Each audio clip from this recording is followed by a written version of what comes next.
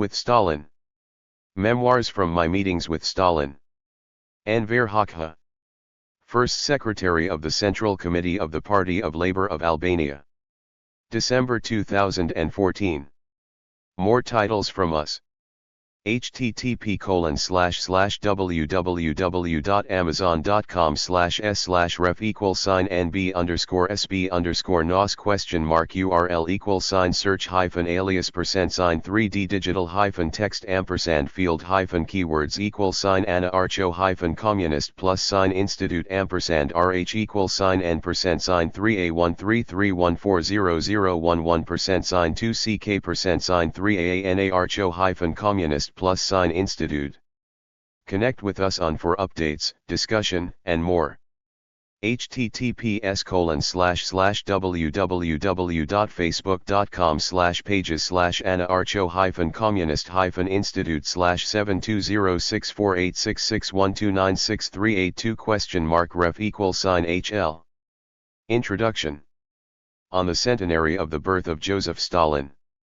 December 21 this year marks the centenary of the birth of Joseph Stalin, the much beloved and outstanding leader of the proletariat of Russia and the world, the loyal friend of the Albanian people, and the dear friend of the oppressed peoples of the whole world fighting for freedom, independence, democracy, and socialism. Stalin's whole life was characterized by an unceasing fierce struggle against Russian capitalism, against world capitalism, against imperialism, and against the anti-Marxist and anti-Leninist currents and trends which had placed themselves in the service of world reaction and capital. Beside Lenin and under his leadership, he was one of the inspirers and leaders of the Great October Socialist Revolution, an unflinching militant of the Bolshevik Party. After the death of Lenin, for 30 years on end, Stalin led the struggle for the triumph and defense of socialism in the Soviet Union. That is why there is great love and respect for Stalin and loyalty to him and his work in the hearts of the proletariat and the peoples of the world. That is also why the capitalist bourgeoisie and world reaction display never-ending hostility towards this loyal discipline and outstanding, resolute co-fighter of V1 Vladimir Ilyich Lenin. Stalin earned his place among the great classics of Marxism-Leninism with his stern and principled struggle for the defense, consistent implementation, and further development of the ideas of Marx, Engels and Lenin. With his keen mind and special ability, he was able to find his bearings even in the most difficult times, when the bourgeoisie and reaction were doing everything in their power to hinder the triumph of the Great October Socialist Revolution. The difficulties facing the Russian proletariat in the realization of its aspirations were immense, because capitalism reigned in Russia and the world. But capitalism had already produced its own gravedigger, the proletariat, the most revolutionary class which was to lead the revolution. This class was to fulfill its historic mission successfully, in merciless struggle against its enemies, and through this struggle, win its rights and freedoms, and take political power into its own hands. On this course, the proletariat was to wrest political and economic power from its oppressors and exploiters, the capitalist bourgeoisie, and build the new world. Marx and Engels created the proletarian science of the revolution and scientific socialism. They founded the International Workingmen's Association, known as the First International. The fundamental principles of this First International Association of Workers were formulated in its constitutional manifesto, which defined the road of the proletariat for the liquidation of private ownership of the means of production, for the creation of the party of the proletariat to seize state power on the revolutionary road, as well as for the struggle the proletariat had to wage against capitalism and opportunism, which presented itself in different theoretical forms in different countries. Vladimir Ilyich Lenin, the brilliant continuer of the work of Karl Marx and Friedrich Engels, basing himself on their major works and defending them with rare mastery, waged the struggle against the trends of revisionists, opportunists, and other renegades. The traitors discarded the great banner of the First International and openly spurned the slogan of the Communist Manifesto, "Workers of all countries, unite." Instead of opposing the imperialist war, these renegades from Marxism voted credits for it. Lenin wrote major works in defense and for the development of Marxism. In particular, he enriched the ideas of Marx and Engels on the construction of socialist and communist society. Always bearing in mind the materialist development of history, as well as the conditions of the country and the epoch in which he was living, Lenin fought for the creation and consolidation of the Bolshevik Party. Vladimir Ilyich, together with the other Bolsheviks, through an intensive revolutionary struggle within Russia and abroad, in the conditions of the decay of Tsarism and its army, prepared and launched the great proletarian socialist revolution. Lenin's plan of genius for the triumph of the revolution was realized. After the Great Revolution, which shook the old world and opened up a new epoch in the history of mankind, the epoch of the liquidation of oppression and exploitation, was crowned with success. Lenin continued the struggle for the construction of the first socialist state. Lenin's devoted collaborator, Joseph Vissarionovich Stalin, fought and worked together with him. It is understandable that the bourgeoisie could not fail to rise against the ideas of Marx, Engels, and Lenin and their correct, resolute and unwavering actions in favor of the working class and the peoples, and it did so, without hesitation, savagely and consistently, never ceasing to aim its various weapons against them.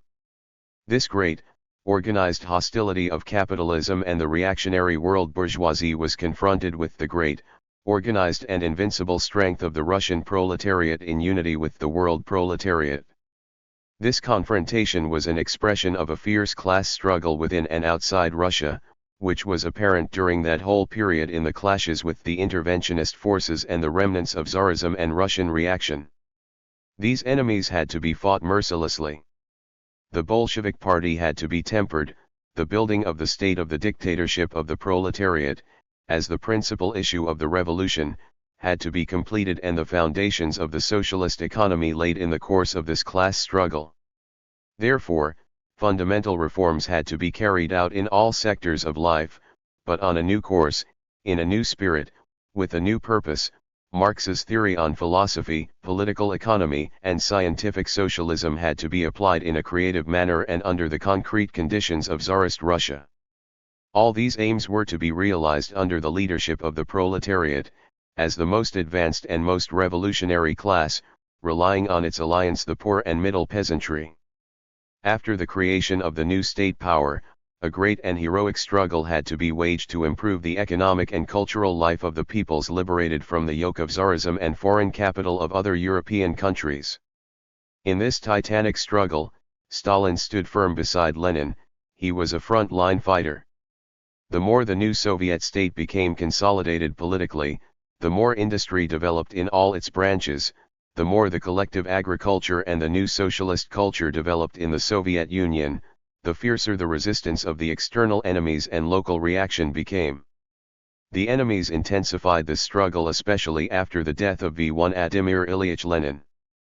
Before the body of Lenin, Stalin pledged that he would loyally follow his teachings, would carry out his behests to keep the lofty title of the communist pure, to safeguard and strengthen the unity of the Bolshevik Party, to preserve and ceaselessly steel the dictatorship of the proletariat, to constantly strengthen the alliance of the working class with the peasantry, to remain loyal to the end to the principles of proletarian internationalism, to defend the first socialist state from the ambitions of the local bourgeois and landowner enemies and the external imperialist enemies, who wanted to destroy it, and to carry the construction of socialism through to the end in 1/6 of the earth.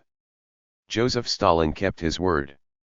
At the head of the Bolshevik Party, he knew how to lead the construction of socialism in the Soviet Union and to make the great homeland of the Russian proletariat and all the peoples of the Soviet Union a colossal base for the world revolution.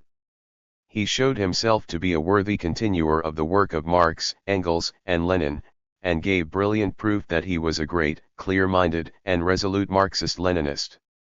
The enemies within the Soviet Union, the Trotskyites, Bukharinites, Zinovievites, and others, were closely linked with foreign capitalists, because they had become their tools. Some of them remained within the ranks of the Bolshevik Party in order to take the citadel from within, to disrupt the correct Marxist-Leninist line of this party with Stalin at the head, while some others operated outside the party but within the state, and in disguise or openly plotted to sabotage the construction of socialism. In these circumstances, Stalin persistently implemented one of Lenin's main instructions about unhesitatingly purging the party of all opportunist elements, of anyone who capitulates to the pressure of the bourgeoisie and imperialism and any view alien to Marxism-Leninism. The struggle Stalin waged at the head of the Bolshevik Party against the Trotskyites and Bukharinites was a direct continuation of the struggle waged by Lenin, a profoundly principled, salutary struggle, without which there would have been neither construction of socialism, nor any possibility of defending it.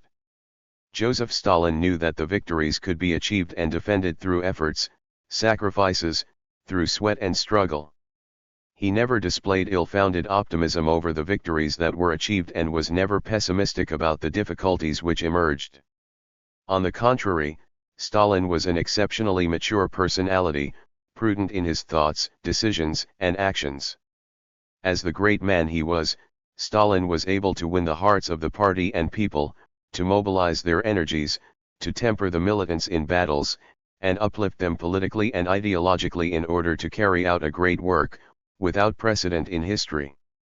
The Stalin five-year plans for the development of the economy and culture transformed the world's first socialist country into a big socialist power. Guided by the teaching of Lenin about giving priority to heavy industry in the socialist industrialization, the Bolshevik Party headed by Stalin equipped the country with a very powerful industry for the production of means of production, with a giant machine-building industry, capable of ensuring the rapid development of the entire people's economy and all the necessary means, as well as an impregnable defense. As Stalin said, the socialist heavy industry was set up relying on the internal forces, without enslaving credits and loans from abroad. Stalin had made it clear that in setting up its heavy industry, the Soviet state could not follow the road which the capitalist countries pursue, by taking loans from other countries or plundering other countries. After the collectivization of agriculture in the Soviet Union, a modern socialist agriculture was built up with the support of a powerful base of agricultural machinery produced by the socialist heavy industry, and thus the problem of grain and other principal agricultural and livestock products was solved. It was Stalin who elaborated Lenin's cooperativist plan more thoroughly, who led the implementation of this plan in fierce struggle with the enemies of socialism, with the kulaks, the Bukharinite traders, with the innumerable difficulties and obstacles which stemmed not only from enemy activity, but also from the lack of experience and from the feeling of private property which had deep roots in the consciousness of the peasants. The build-up of economic and cultural strength helped the consolidation of the state of the dictatorship of the proletariat in the Soviet Union. At the head of the Bolshevik Party, Stalin organized and ran the Soviet state in a masterly way, further perfected its functioning and, always on the Marxist-Leninist course, developed the structure and superstructure of society on the basis of the internal political situation and economic development, while never losing sight of the external situations, that is, the rapacious aims and the sinister intrigues concocted by the bourgeois capitalist states in order to impede the construction of the new state of the proletarians. World capitalism regarded the Soviet Union as its dangerous enemy, therefore from outside it endeavored to isolate it, while it encouraged and organized the plots of renegades, spies, traitors, and rightists from within. The dictatorship of the proletariat struck down these dangerous enemies without mercy. All the traitors were put on public trial. At that time, their guilt was proved most convincingly with incontrovertible evidence. The bourgeois propaganda raised a big fuss about the trials conducted in the Soviet Union on the basis of the revolutionary law against the Trotskyites, Bukharinites, the Rodeks, Zinovievs, Kamenevs, Pyatakhovs, and Takhekevskys. It stepped up and raised to a system its campaign of slander and denigration against the just struggle of the Soviet state, the Bolshevik Party and Stalin that defended the life of their peoples, defended the new socialist system built with the blood and sweat of the workers and peasants, defended the Great October Revolution and the purity of Marxism-Leninism. What slander did the external enemies not invent, especially against Joseph Stalin, the continuer of the work of Marx and Lenin, the talented leader of the Soviet Union, whom they accused of being a bloody tyrant and murderer. All these slanders were remarkable for their cynicism. No, Stalin was no tyrant, no despot. He was a man of principle, he was just, modest and very kindly and considerate towards people, the cadres and his colleagues. That is why his party, the peoples of the Union of Soviet Socialist Republics and the entire world proletariat loved him so much. This is how millions of communists and outstanding personalities, revolutionaries and progressive people throughout the world knew Stalin.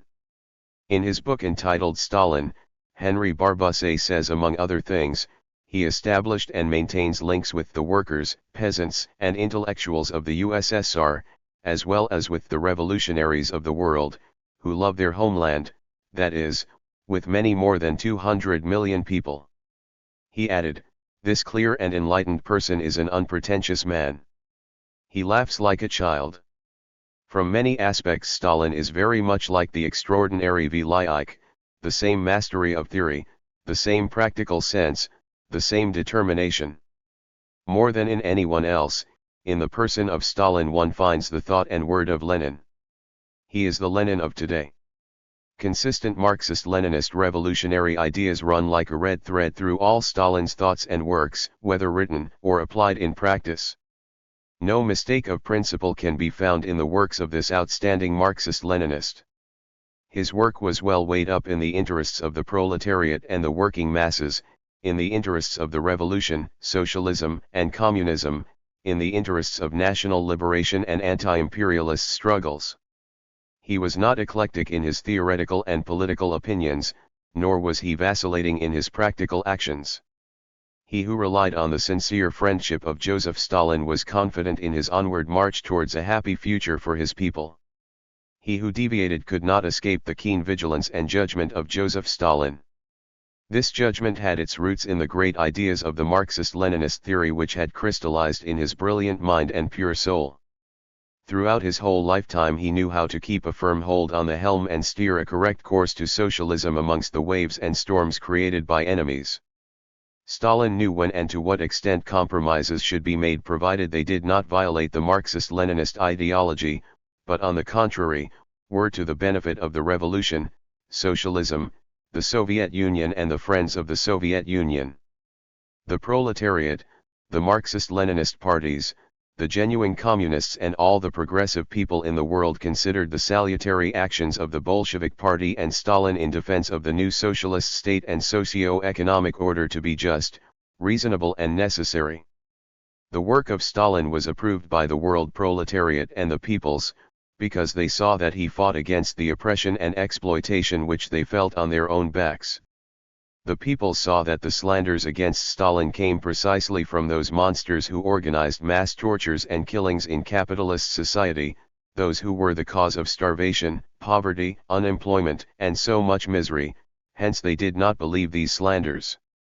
Millions of proletarians throughout the world rose against these enemies in big strikes and powerful demonstrations in the city streets, and attacked the factories and plants of the capitalists. The peoples rose in struggle against the colonizers to win their democratic freedoms and rights. These actions were, at the same time, an all-round international support for the Soviet Union and Stalin, which helped to strengthen the new state of the Soviets and enhance its great authority in the world. All the communists throughout the world who were fighting against world capitalism were called agents of the Soviet Union and Stalin by the bourgeoisie and the renegades from Marxism-Leninism. But the communists were honest people, they were nobody's agents, but were simply loyal supporters of the doctrine of Marx, Engels, Lenin, and Stalin. They supported the Soviet Union because in its policy they saw their great support for the triumph of communist ideas, they saw a clear example of how they should develop their struggle and increase their efforts to win the battles one after the other, to defeat the enemies and rid themselves of the yoke of the power of capital and build the new, socialist social order.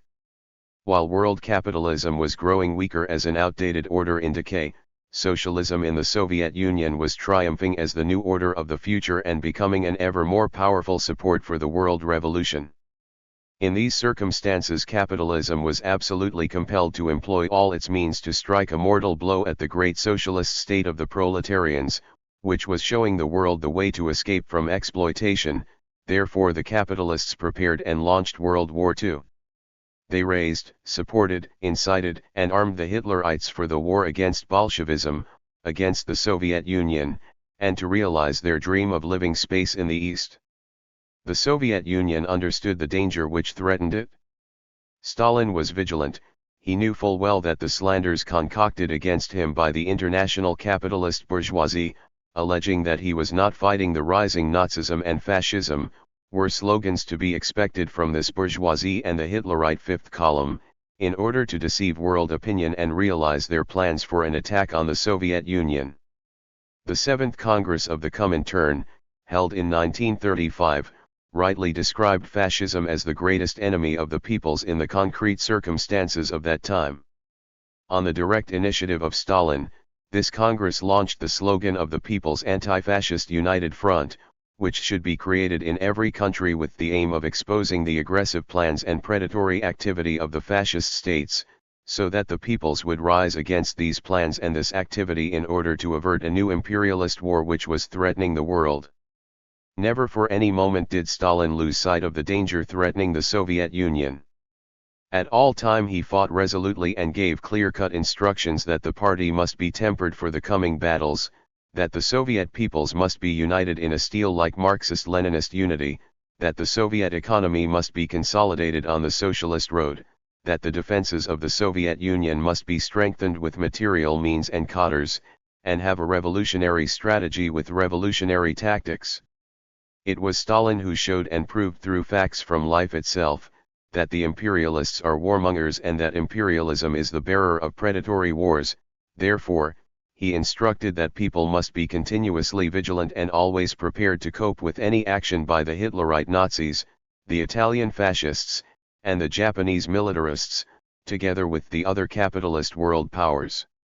Stalin's word was prized above gold. It became a guide for the proletarians and the peoples of the world. Stalin proposed to the governments of the big capitalist powers of Western Europe that an alliance should be formed against the Hitlerite plague, but these governments rejected such a proposal. Indeed, they even violated the alliances they had previously signed with the Soviet Union, because they hoped the Hitlerites would eliminate the seed of Bolshevism and pull the chestnuts out of the fire for them. Faced with such an extremely serious and dangerous situation, and being unable to convince the government officials of the so-called Western democracies to conclude a joint anti-fascist alliance, Stalin considered it appropriate to work so that war against the Soviet Union was postponed, in order to gain time to further strengthen its defenses. To this end, he signed the Non-Aggression Pact with Germany. This pact was to serve as a modus vivendi to stave off the danger temporarily, because Stalin saw the Hitlerite aggressiveness, and had made and was continuing to make preparations against it. Many bourgeois and revisionist politicians and historians allege that the Hitlerite aggression found the Soviet Union unprepared and for this lay the blame on Stalin. But the facts refute the slander. Everyone knows that Hitlerite Germany, as an aggressive state, violating the Non-Aggression Pact in a piratical and perfidious manner, took advantage of strategic surprise and the numerical superiority of the huge force of about 200 divisions of its own and its allies, and threw them into a blitzkrieg by means of which, according to Hitler's plans, the Soviet Union was to be overrun and conquered within not more than 2 months. But everyone knows what happened in reality. The blitzkrieg, which had succeeded everywhere in Western Europe, failed in the East. Being very strong behind the lines, with the support of all the Soviet peoples, in its withdrawal the Red Army exhausted the enemy forces until it pinned them down, then it counterattacked and smashed them with successive blows, until finally it forced Hitlerite Germany to surrender unconditionally. History has already recorded the decisive role of the Soviet Union in the defeat of Hitlerite Germany and the annihilation of fascism in general in World War II. How could Hitler's plan of blitzkrieg against the Soviet Union have been defeated, and how could that country have played such a major role in saving mankind from fascist bondage without all-sided prior preparation for defense, without the steel strength and vitality of the socialist system which withstood its greatest and most difficult test in World War II? How can these victories be separated from the exceptionally great role played by Stalin, both in preparing the country to withstand the imperialist aggression, and in the rout of Hitlerite Germany and in the historic victory over fascism? Any diabolic attempt by the Khrushchevite revisionists to separate Stalin from the party and Soviet people in connection with the decisive role of the socialist state in this victory is smashed to smithereens in the face of the historic reality which no force can refute or diminish, let alone wipe out. The war of the Soviet peoples, with Stalin at the head, led to the liberation of a series of countries and peoples from Nazi bondage, brought about the establishment of people's democracy in several countries of Eastern Europe and gave a powerful impulse to the national liberation, anti-imperialist and anti-colonialist struggles, so that the colonial system disintegrated and collapsed, and this created a new ratio of forces in the world in favor of socialism and the revolution. Khrushchev was so shameless as to accuse Stalin of being a person, shut away from the reality, who allegedly did not know the situation in the Soviet Union and the world, who allegedly did not know where the forces of the Red Army were deployed and commanded them using a school globe as his map. Even such heads of world capitalism as Churchill, Roosevelt, Truman, Eden, Montgomery, Hopkins, and others were obliged to recognize the incontestable merits of Stalin, although at the same time, they made no secret of their hostility towards the Marxist-Leninist policy and ideology and Stalin personally. I have read their memoirs and seen that these heads of capitalism speak with respect about Stalin as a statesman and military strategist, describe him as a great man endowed with a remarkable sense of strategy, with an unrivaled sharpness of mind in the rapid comprehension of problems. Churchill said about Stalin, "I respect this great and brilliant man. Very few people in the world could have understood the problems over which we had been at a loss for months on end, like this, in so few minutes. We had grasped everything in a second." The Khrushchevites wanted to create the illusion that not Stalin, but they, had allegedly led the great patriotic war of the Soviet Union against Nazism. But the whole world knows that during that time they were sheltering under the shadow of Stalin, to whom they sang hypocritical hymns of praise, saying, "We owe all our victories and successes to the great Stalin," etc., etc. At a time when they were preparing to blow up these victories. The genuine hymns, which came from the heart, were sung by the glorious Soviet soldiers who went into the historic battles with the name of Stalin on their lips. Although far from the Soviet Union, the Albanian communists and people felt the great role of Stalin very strongly and intimately, at the gravest moments our country experienced during the Italian and German fascist occupation, when the fate of our homeland, whether it would remain in bondage or emerge into freedom and light, was decided. During the most difficult days of the war, Stalin was always beside us.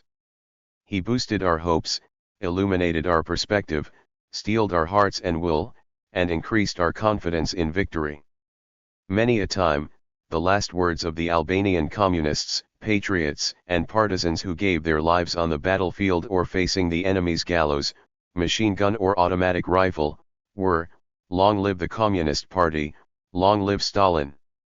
More than once it has occurred that in piercing the hearts of the sons and daughters of our people, the enemy's bullets, at the same time, pierced the works of Stalin which they guarded in their bosoms as a much cherished treasure.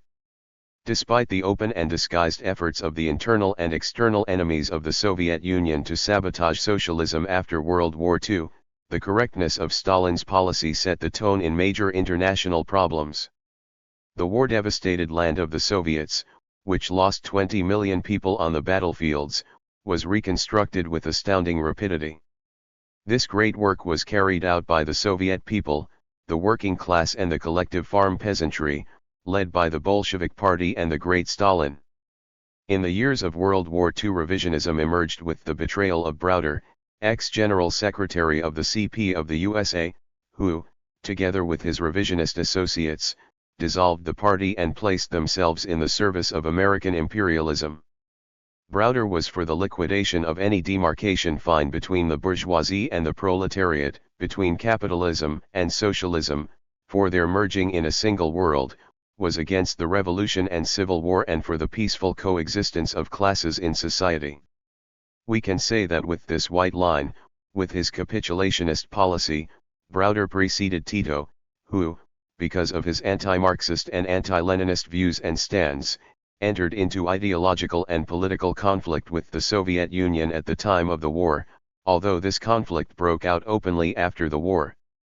After many patient efforts to bring the renegade Tito into line, when they were convinced he was incorrigible, Stalin, the Bolshevik Party and all the other genuine communist parties of the world unanimously condemned him.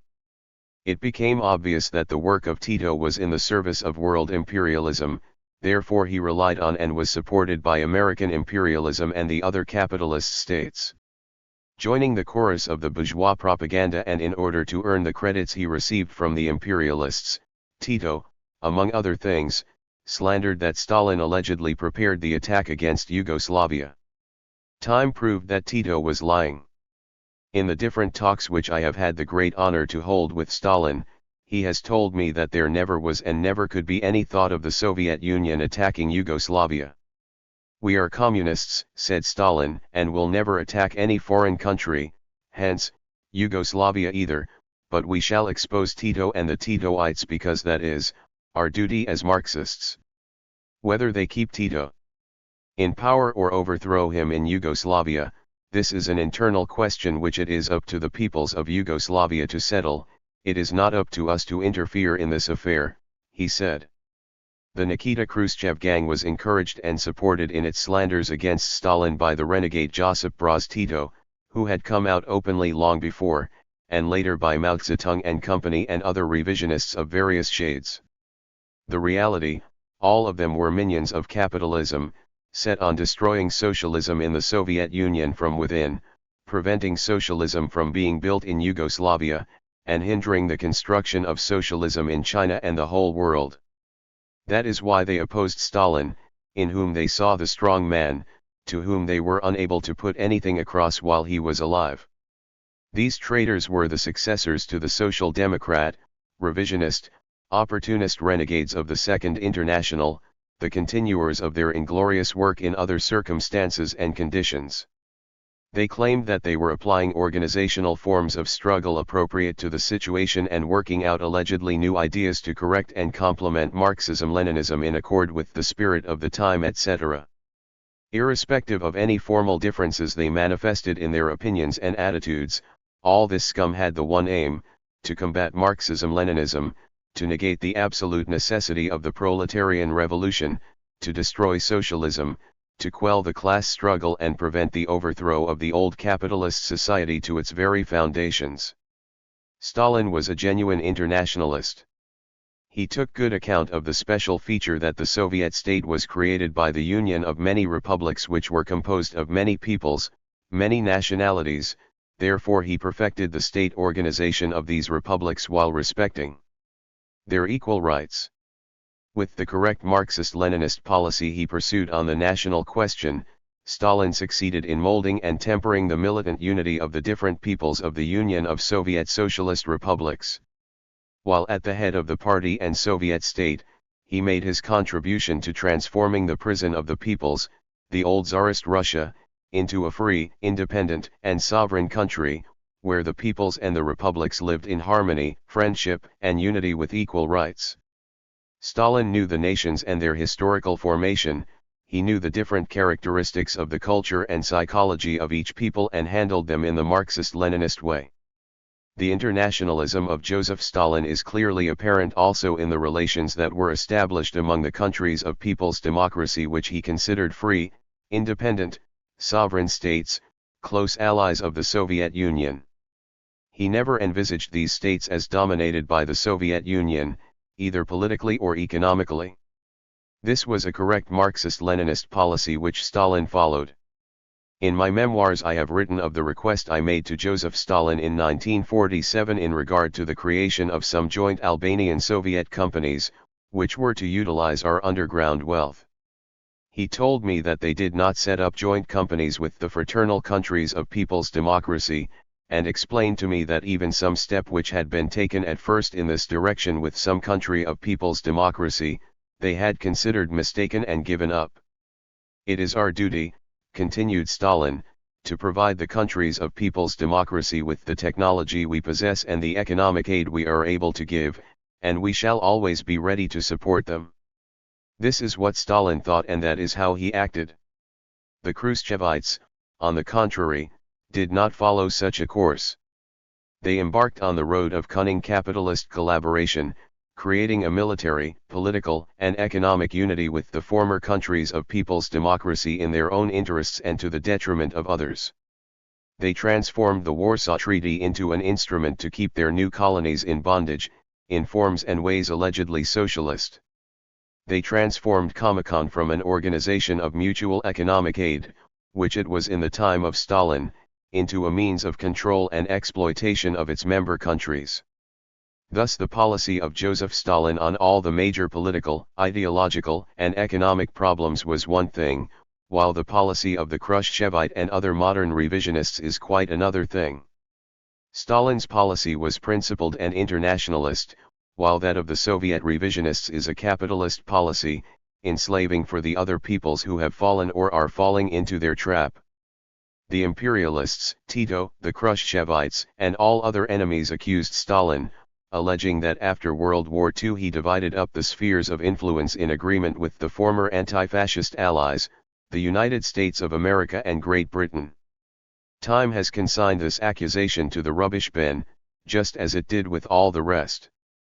After World War II, Stalin defended with exemplary justice the peoples, their national liberation struggle and their national and social rights against the greed of his former allies in the anti-fascist war. The enemies of communism, ranging from international bourgeois reaction down to the Khrushchevites and all the other revisionists, have striven with every means to blacken and distort all the virtues, pure thoughts and just actions of this great Marxist-Leninist, and to discredit the first socialist state set up by Lenin and Stalin. With great cunning the Khrushchevites, these new disciples of Trotsky, Bukharin, Zinoviev and Takayevsky, incited conceit and the feeling of superiority in those who had taken part in the war.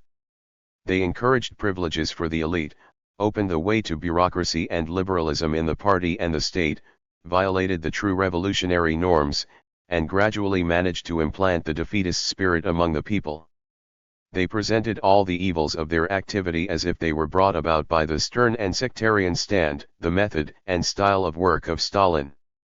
This diabolical deed of those who cast the stone and hid the hand, served to deceive the working class, the collective farm peasantry and the intellectuals and to set in motion all the dissident elements who had remained concealed until that time. Dissident, career-seeking, and degenerate elements were told that the time of genuine freedom had come for them, and this freedom was brought about by Nikita Khrushchev and his group. This is how the ground was prepared for the destruction of socialism in the Soviet Union, for the overthrow of the dictatorship of the proletariat and the establishment of a state of the entire people, which in fact would be nothing but a dictatorial state of the fascist type, as it is now. All this villainy emerged soon after the death, or to be more precise, after the murder of Stalin. I say after the murder of Stalin, because Mikoyan himself told me and Mehmetchihu that they, together with Khrushchev and their associates, had decided to carry out a pocus heni, i.e., to make an attempt on Stalin's life, but later, as Mikoyan told us, they gave up this plan. It is a known fact that the Khrushchevites could hardly wait for Stalin to die. The circumstances of his death are not clear. An unsolved enigma in this direction is the question of the white smocks, the trial conducted against the Kremlin doctors, who, as long as Stalin was alive, were accused of having attempted to kill many leaders of the Soviet Union. After Stalin's death these doctors were rehabilitated and no more was said about this question. But why was this question hushed up? Was the criminal activity of these doctors proved at the time of the trial, or not? The question of the doctors was hushed up, because had it been investigated later, had it been gone into thoroughly, it would have brought to light a great deal of dirty linen, many crimes and plots that the concealed revisionists, with Khrushchev and Mikoyan at the head, had been perpetrating. This could be the explanation also for the sudden deaths within a very short time of Gottwald, Bierut, Foster, Dimitrov, and some others, all from curable illnesses, about which I have written in my unpublished memoirs, The Khrushchevites and Us. This could prove to be the true reason for the sudden death of Stalin, too. In order to attain their vile aims and to carry out their plans for the struggle against Marxism-Leninism and socialism, Khrushchev and his group liquidated many of the main leaders of the Comintern, one after the other, by silent and mysterious methods. Apart from others, they also attacked and discredited Rákóczi, dismissed him from his post and interned him deep in the interior of the steppes of Russia, in this way. In the secret report delivered at their 20th Congress, Nikita Khrushchev and his associates threw mud at Joseph Vissarionovich Stalin and tried to defile him in the filthiest manner, resorting to the most cynical Trotskyite methods. After compromising some of the cadres of the leadership of the Communist Party of the Soviet Union, the Khrushchevites exploited them thoroughly and then kicked them out and liquidated them as anti-party elements. The Khrushchevites headed by Khrushchev, who condemned the cult of Stalin in order to cover up their subsequent crimes against the Soviet Union and socialism, raised the cult of Khrushchev sky high.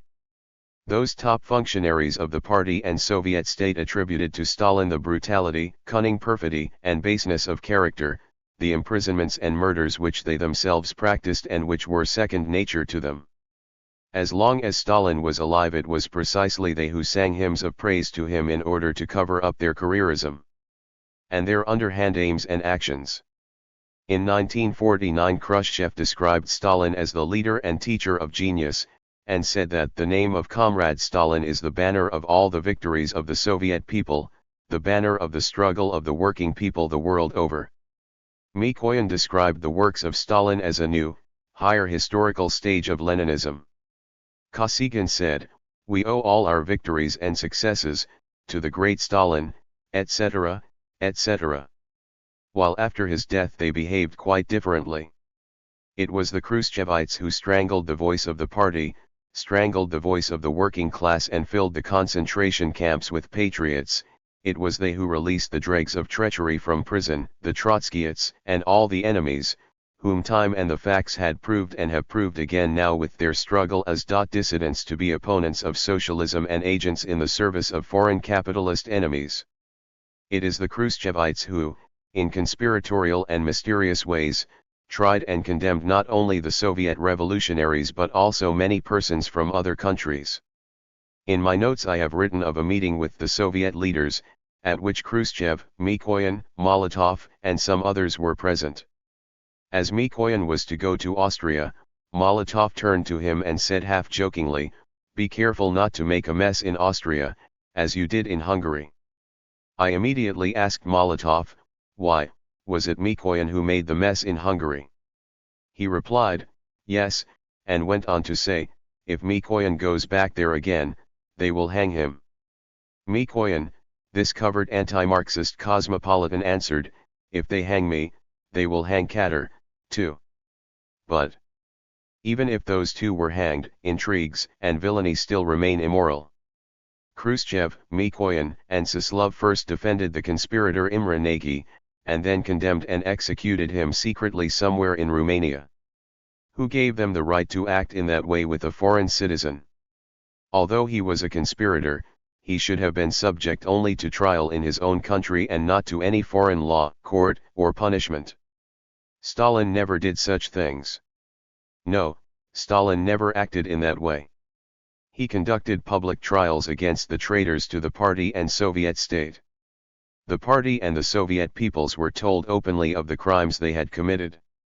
You never find in Stalin's actions such mafia-like methods as you find in the actions of the Soviet revisionist chiefs. The Soviet revisionists have used and are still using such methods against one another in their struggle for power, just as in every capitalist country. Khrushchev seized power through a putsch, and Brezhnev toppled him from the throne with a putsch.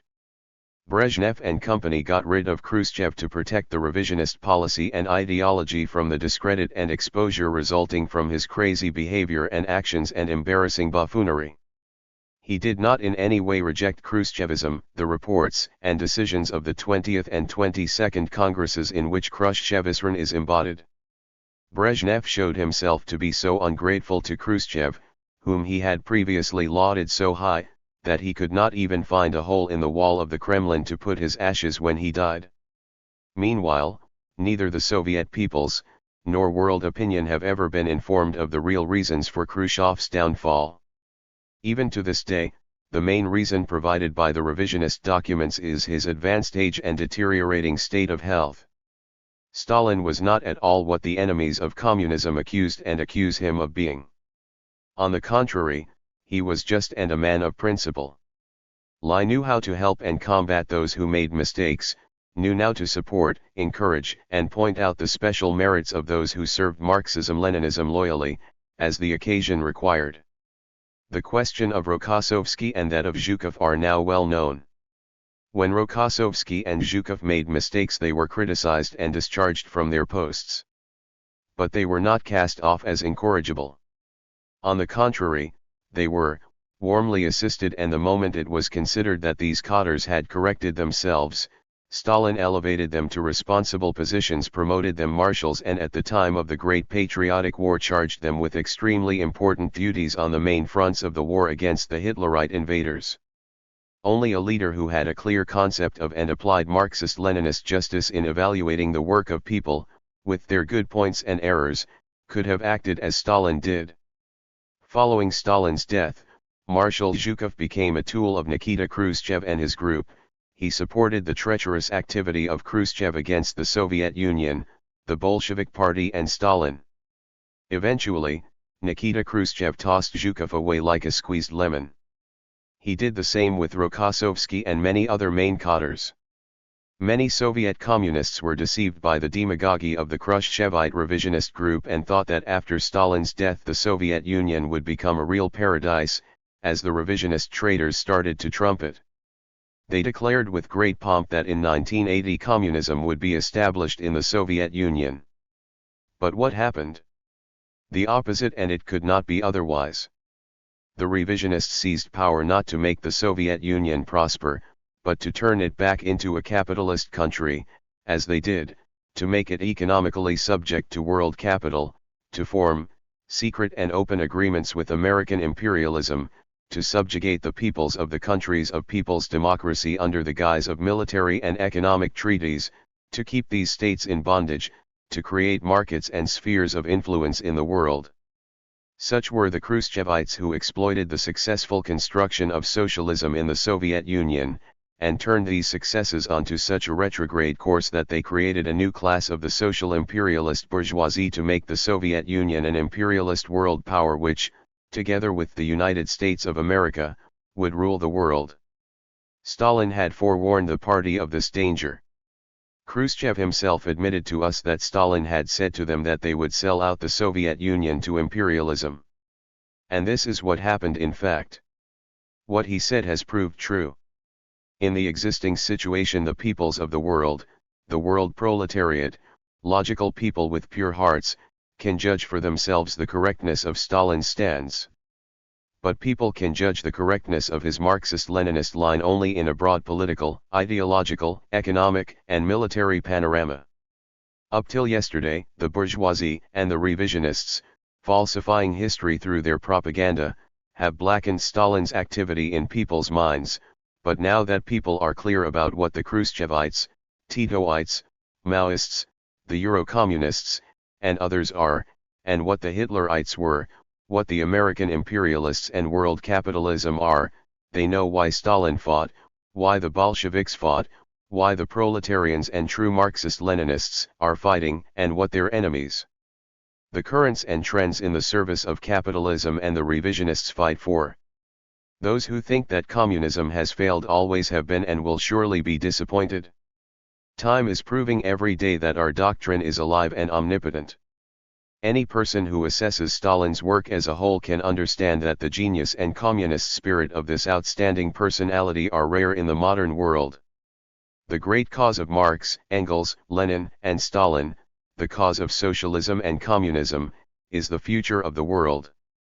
We Albanian communists have successfully applied the teachings of Stalin, in the first place, in order to have a strong steel-like party, always loyal to Marxism-Leninism, stern against the class enemies, and have taken great care to preserve the unity of thought and action in the party and to strengthen the unity of the party with the people. We have followed Stalin's teachings on the construction of socialist industry and the collectivization of agriculture, and have scored major successes. Our party and people will fight for the constant strengthening of the close alliance of the working class with the peasantry under the leadership of the working class. We will never be deceived by the flattery and tricks of enemies, whether internal or external, but will continue the class struggle, both internally and externally, and will always be vigilant towards their evil activity. Otherwise, if we had not proved vigilant, if we had not applied the teachings of Marx, Engels, Lenin, and Stalin faithfully, Albania would have sunk into the mire of modern revisionism, would no longer be independent and socialist, and we would no longer have the dictatorship of the proletariat, but slavery to the imperialist revisionist powers. Our party and people will continue the road of Karl Marx, Frederick Engels, Vladimir Ulyanov Lenin, and Joseph Stalin. The future generations of socialist Albania will loyally follow the line of their beloved party. The Albanians, communists, and non-party patriots, bow in respect to the memory of the glorious teacher, Joseph Stalin. On the occasion of the centenary of his birth, we remember with devotion the man who helped us, who enabled us to multiply the forces of our people, whom the party made the all-powerful masters of their own destiny. For the deed of the liberation and the construction of socialism in our country also we are indebted to the internationalist aid of Stalin. His rich and very valuable experience has guided us on our road and in our activity. In this Jubilee year, our party is engaged in continuous wide-ranging activity to make the glorious life and work of the great Marxist-Leninist Joseph Stalin even better known. All the activity of our party, from its founding to the present day, testifies to its love and respect for and loyalty to the immortal doctrine of our great classics, and hence to the ideas of Joseph Stalin. And so it will be in our country, generation after generation. I, as a militant of the party, as one of its leaders, whom the party has honored by sending me several times to meet Comrade Stalin, to talk with him about our problems, our situation, and to seek his advice and help, have tried to record my recollections of these meetings at the proper time, just as I have felt and seen the behavior of Stalin towards the representative of a small party and people like ours. In making these simple memoirs available for publication, I proceeded from the desire to help our communists, working people, and youth become acquainted with the figure of that great and immortal man. In this glorious anniversary, I bow in devotion and loyalty to the party and the people that gave birth to me, raised me, and tempered me, and to Joseph Stalin, who has given me such valuable advice for the happiness of my people and left indelible memories in my heart and mind. For us Marxist-Leninists and the innumerable sympathizers with the lofty ideals of the working class throughout the world, this centenary must serve to strengthen the fighting unity of our ranks. Now, the commemoration of this great jubilee of Stalin's birth is the time for profound reflection by honest people everywhere in the world to find the correct road, to dispel from their minds the fog created by the capitalist bourgeoisie, the revisionist bourgeoisie, with the aim of paralysing the revolutionary drive and the revolutionary thought of the masses. Revolutionary thought and action will lead the men of goodwill, the just men, he-men of the people, onto the road of their escape from the yoke of capital. In commemorating Stalin and his work on the centenary of his birth, we Marxist-Leninists cannot fail to address ourselves directly to the peoples of the Soviet Union to tell them in the most frank and sincere manner: you, who fought and triumphed over the most dangerous enemies of humanity with the name of Stalin on your lips, what are you going to do? Are you going to remain silent on the occasion of this great jubilee? Since they cannot conceal the name and brilliant work of Stalin, the Khrushchevite revisionists, who left nothing unsaid against him, may write some few feeble words about him. But it is up to you, who carried out the great October Revolution, to remember your brilliant leader with profound respect. You must destroy the dictatorial fascist regime which is hidden behind deceptive slogans. You must know that those who are leading you are fascists, chauvinists, and imperialists. They are preparing you as cannon fodder for a fierce imperialist war, to kill the peoples and burn and devastate countries which had great hopes in the homeland of Lenin and Stalin. This is not what the peoples of the world want you to be. If you go on like this, they can no longer respect you, but will hate you. The peoples of the world hate your present counter-revolutionary leading, because the atomic weapons they are producing, the parades in Red Square and the military maneuvers they are organizing, have become threatening to the peoples and their freedom, just like those of American imperialism and world capitalism. The weapons and the army in the Soviet Union are no longer in the hands of the Soviet peoples and do not serve the liberation of the world proletariat. On the contrary, they are intended to oppress the Wet and other peoples. You must understand and realize that the enemies have long since turned you from the road of the revolution. The Khrushchevite revisionists are seeking to arouse in you feelings of superiority and domination over others. They claim they are using your great strength allegedly to combat American imperialism and world capitalism, but this is false. Your rulers are in contradiction and alliance with American imperialism and world capitalism, not in the interests of the revolution, but because of their imperialist ambitions and greed for the division of spheres of influence and domination over the peoples. The peoples of the world are worried whether you, the sons, grandsons and great-grandsons of those glorious fighters who carried out the great October Socialist Revolution, you, the Soviet proletarians, collective farmers, soldiers, and intellectuals, will proceed on this course hostile to the peoples, onto which those who rule you have led you, or will rise and fight on the revolutionary road with the names of Lenin and Stalin on your lips. The hope and desire of the world is that you will take the road of the revolution and march forward, shouting like your forebears, Zia Lenina, Zia Stalina, for genuine socialism and against imperialism, social imperialism, and revisionism. The traitor leadership does not inform you correctly about the sufferings of other peoples who are being killed in the streets in demonstrations against the bloodthirsty capitalists and imperialists. They do not tell you the truth about why the people in Iran, thirsting for freedom and independence, rise to their feet and topple the tyrannical Shah, the tool of the American imperialists. The Khrushchevite revisionist clique keep you in the dark about the sufferings of the Arab peoples, the peoples of the American continent and all the continents of the world, because it is imperialism and your treacherous leaders who inflict these sufferings on them. They tell you nothing about how they oppress the peoples of Africa. Using your men and their vassals, you do not know about the intrigues the new czars of the Kremlin hatch up in the world. You are not told that the friends of the Khrushchevites, the friends of your leadership to whom Nikita Khrushchev and his followers, headed by Brezhnev, opened the road of betrayal, are making common cause with the capitalists to the detriment of the working class and the interests of their peoples. You don't know many things about the sufferings and persecution of honest people in your country, because the present gang which oppresses you is silent about such things. You must know that the peoples have risen in revolution, that they are fighting heroically, while you, who constitute a great force, allow your traitor leaders to oppress you, delude you, and put you to sleep. A gang of overlords has turned your country into a social imperialist power. The road to salvation is that of the revolution which Marx, Engels, Lenin, and Stalin have taught us.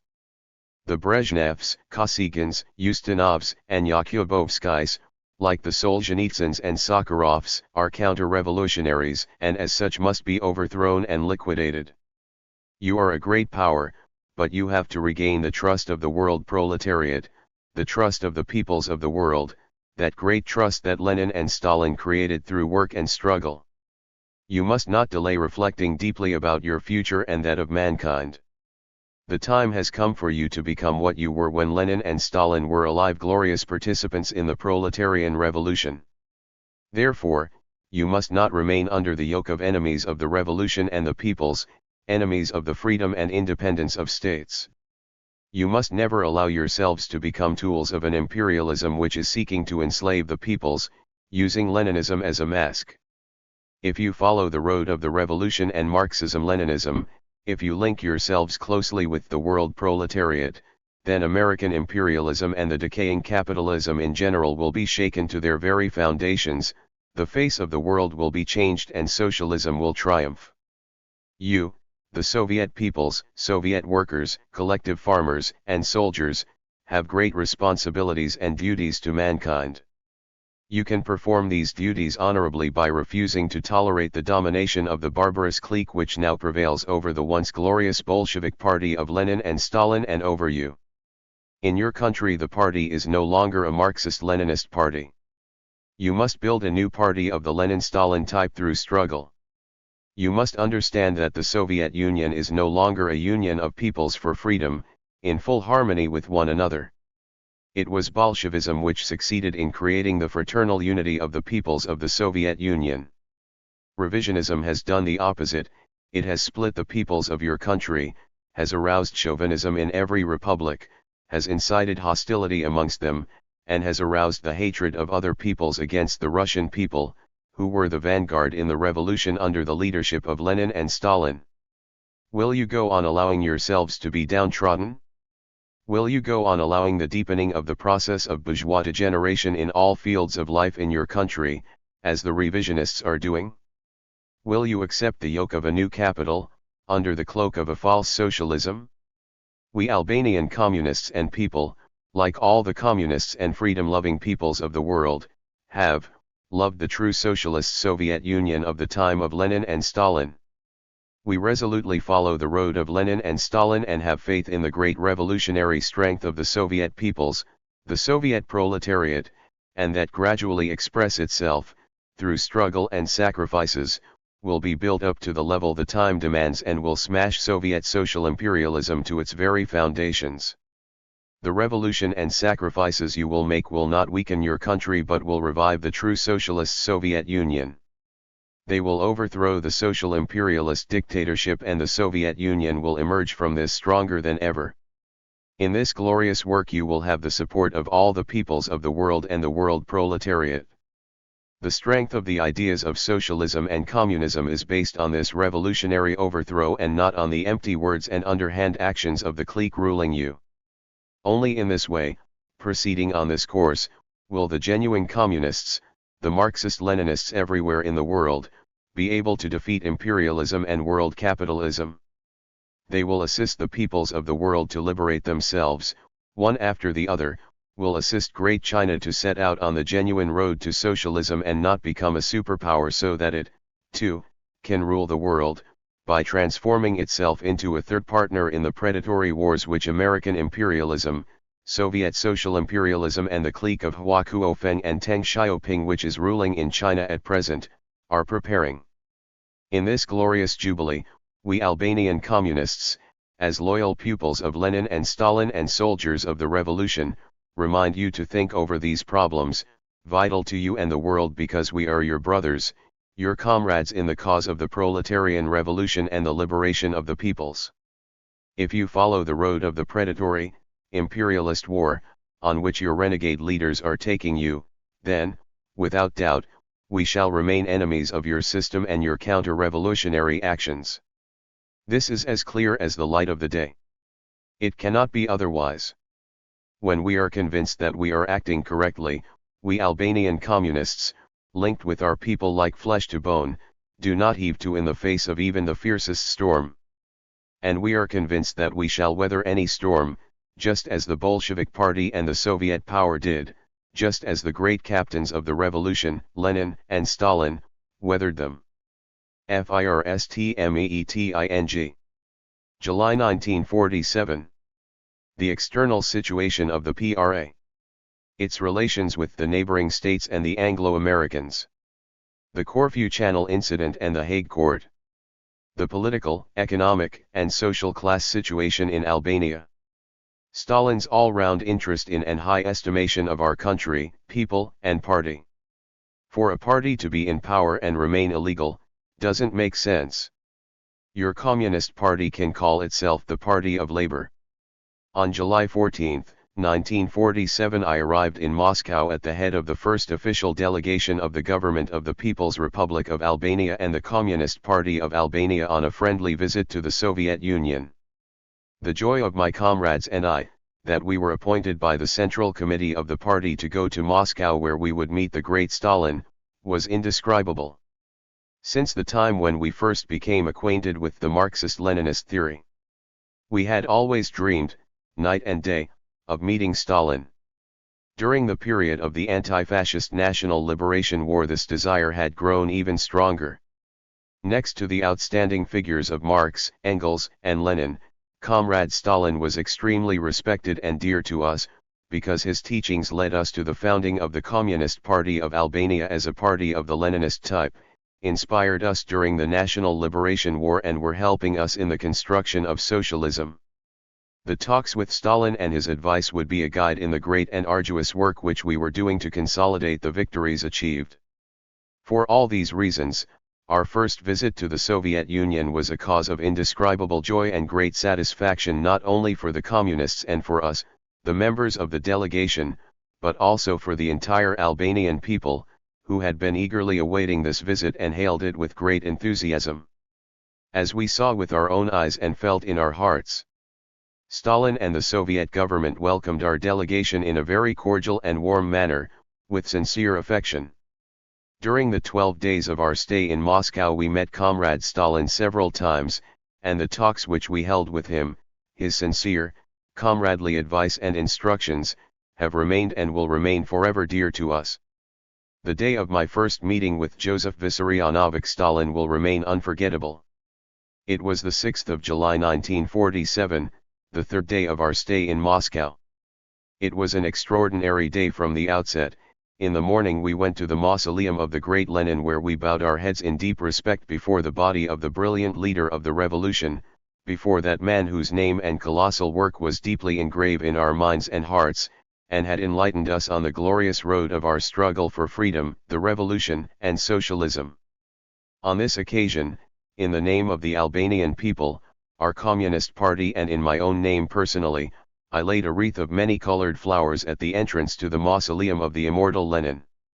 From there, after visiting the graves of the valiant fighters of the October Socialist Revolution, the outstanding militants of the Bolshevik Party and the Soviet state, buried in the walls of the Kremlin, we went to the Central Museum of Vladimir Ilyich Lenin. For more than 2 hours we went from one hall to the other, acquainting ourselves at first hand with documents and exhibits which reflected in detail the life and outstanding work of the great Lenin. Before we left, in the visitor's book of the museum, among others, I also wrote these words: "The cause of Lenin will live on forever in the future generations. The memory of him will live forever in the hearts of the Albanian people." That same day, full of indelible impressions and emotions, we were received by the disciple and loyal continuer of the work of Lenin, Joseph Vissarionovich Stalin, who talked with us at length.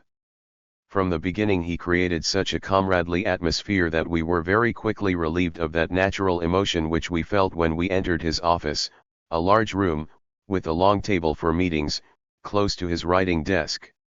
Only a few minutes after exchanging the initial courtesies, we felt as though we were not talking to the great Stalin, but sitting with a comrade, whom we had met before and with whom we had talked many times. I was still young then, and the representative of a small party and country, therefore, in order to create the warmest and most comradely atmosphere for me, Stalin cracked some jokes and then began to speak with affection and great respect about our people, about their militant traditions of the past and their heroism in the National Liberation War. He spoke quietly, calmly, and with characteristic warmth which put me at ease. Among other things, Comrade Stalin told us that he felt deep admiration for our people as a very ancient people of the Balkan region and with a long and valorous history. I have acquainted myself, especially, with the heroism displayed by the Albanian people during the anti-fascist National Liberation War, he continued, but, of course, this knowledge of mine cannot be broad and deep enough. Therefore, I would like you to tell us a little about your country, your people, and the problems which are worrying you today. After this, I began to speak and gave Comrade Stalin a description of the long and glorious historic road of our people, of their ceaseless wars for freedom and independence.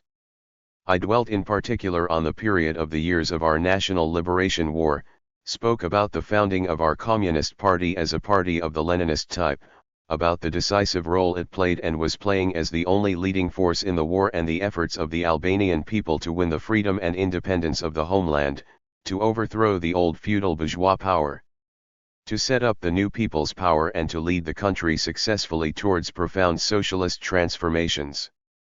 Availing myself of this opportunity, one thanked Comrade Stalin once again and expressed to him the deep gratitude of the Albanian Communists and the entire Albanian people for the ardent support which the Communist Party of the Soviet Union, the Soviet government and he personally had given our people and party during the years of the war and were giving after the liberation of the homeland. I went on to describe to Comrade Stalin the deep-going political, economic, and social transformations which had been carried out and were being consolidated, step by step, in Albania in the first years of the people's power. The internal political and economic situation of Albania, I told him, among other things, has improved appreciably. These improvements have their base in the correct understanding of the need to overcome the difficulties and in the great efforts of the people and the party to overcome these difficulties with toil and sweat. Our people are convinced of the correctness of their road and have unshakable confidence in the Communist Party, the government of our People's Republic, in their own constructive forces, and in their sincere friends, and day by day are carrying out the tasks set to them, with a high level of mobilization, self-denial, and enthusiasm. Comrade Stalin expressed his joy over the successes of our people and party in their work of construction and was interested to learn something more about the situation of classes in our country. He was especially interested in our working class and peasantry. He asked a lot of questions about these two classes of our society, about which we exchanged many ideas that were to serve us later in organizing a sound work in the ranks of the working class and the poor and middle peasantry, and were to help us, also, in defining the stands that should be maintained towards the wealthy elements of the city and the kulaks in the countryside. The overwhelming majority of our people, I told Comrade Stalin, among other things, in reply to his questions, is comprised of poor peasants, and next come the middle peasants. We have a working class small in numbers, and then we have quite a large number of craftsmen and townspeople engaged in petty commerce, and a minority of intellectuals. All these masses of working people responded to the call of our Communist Party, were mobilized in the war for the liberation of the homeland, and now are closely linked with the party and the people's power.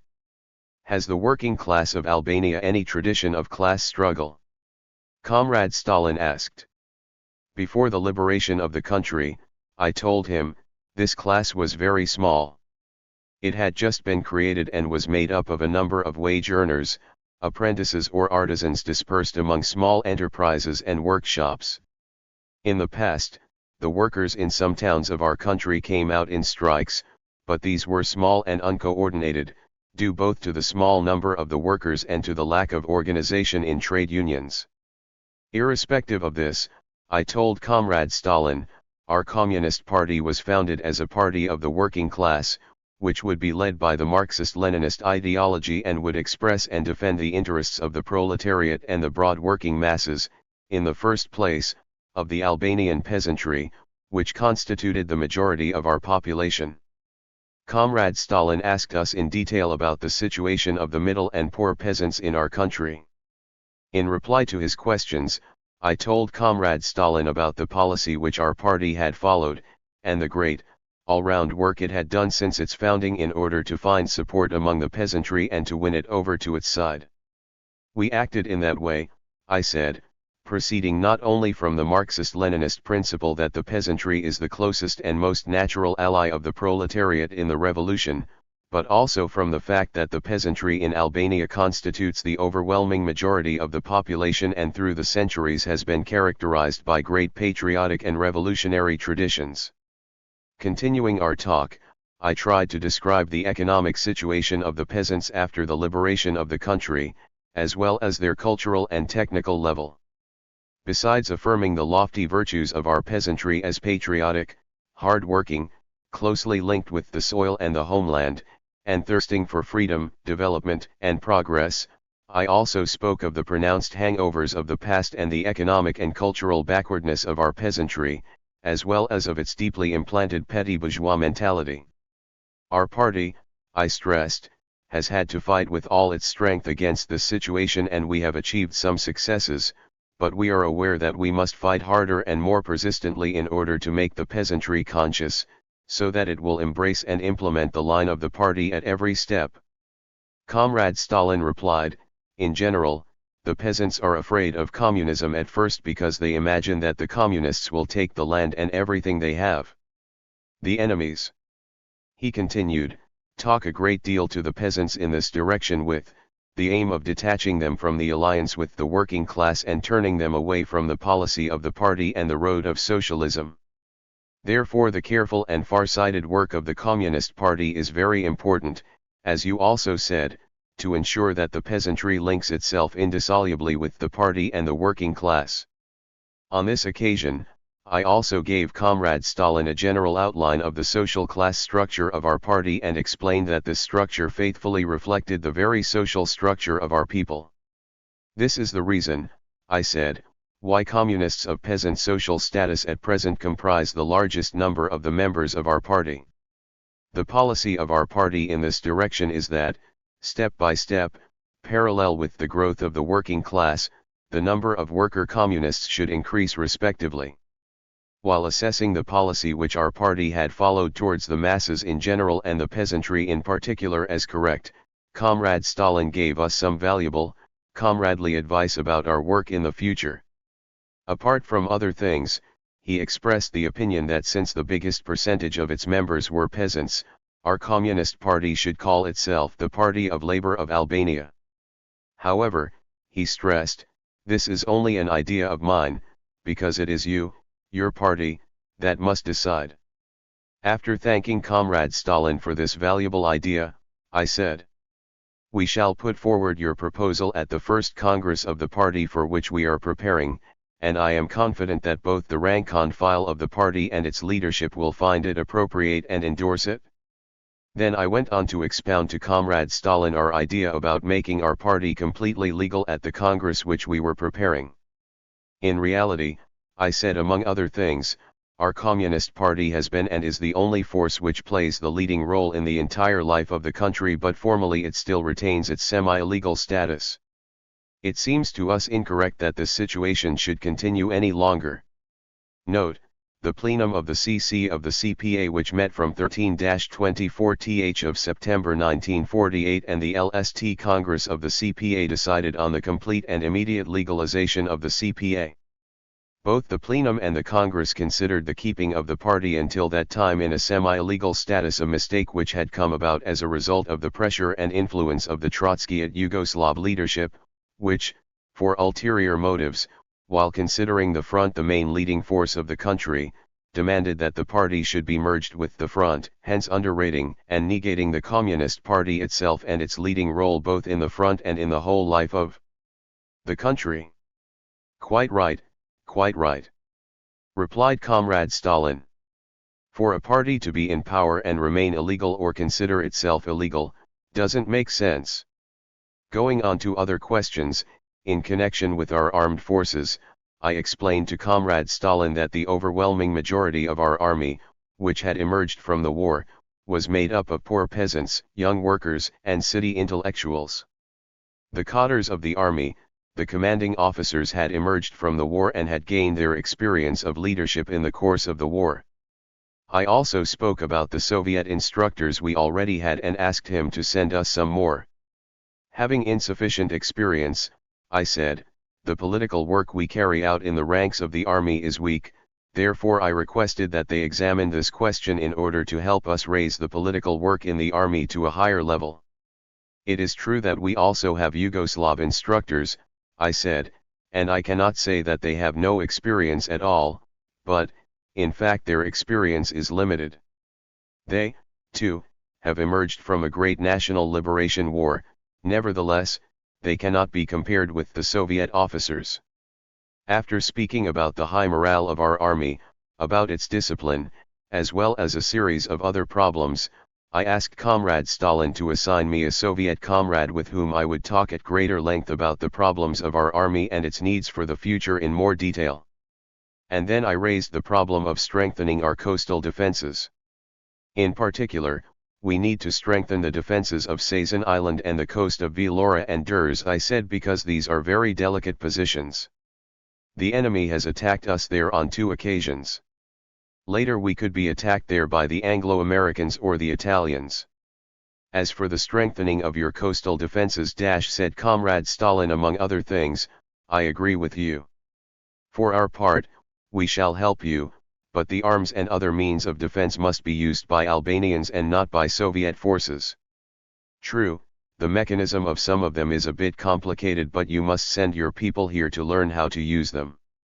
In connection with my request about sending political instructors for the army to Albania, Comrade Stalin said that they could not send us any more, because in order to work well, they must know the Albanian language and should also have a good knowledge of the situation and life of the Albanian people.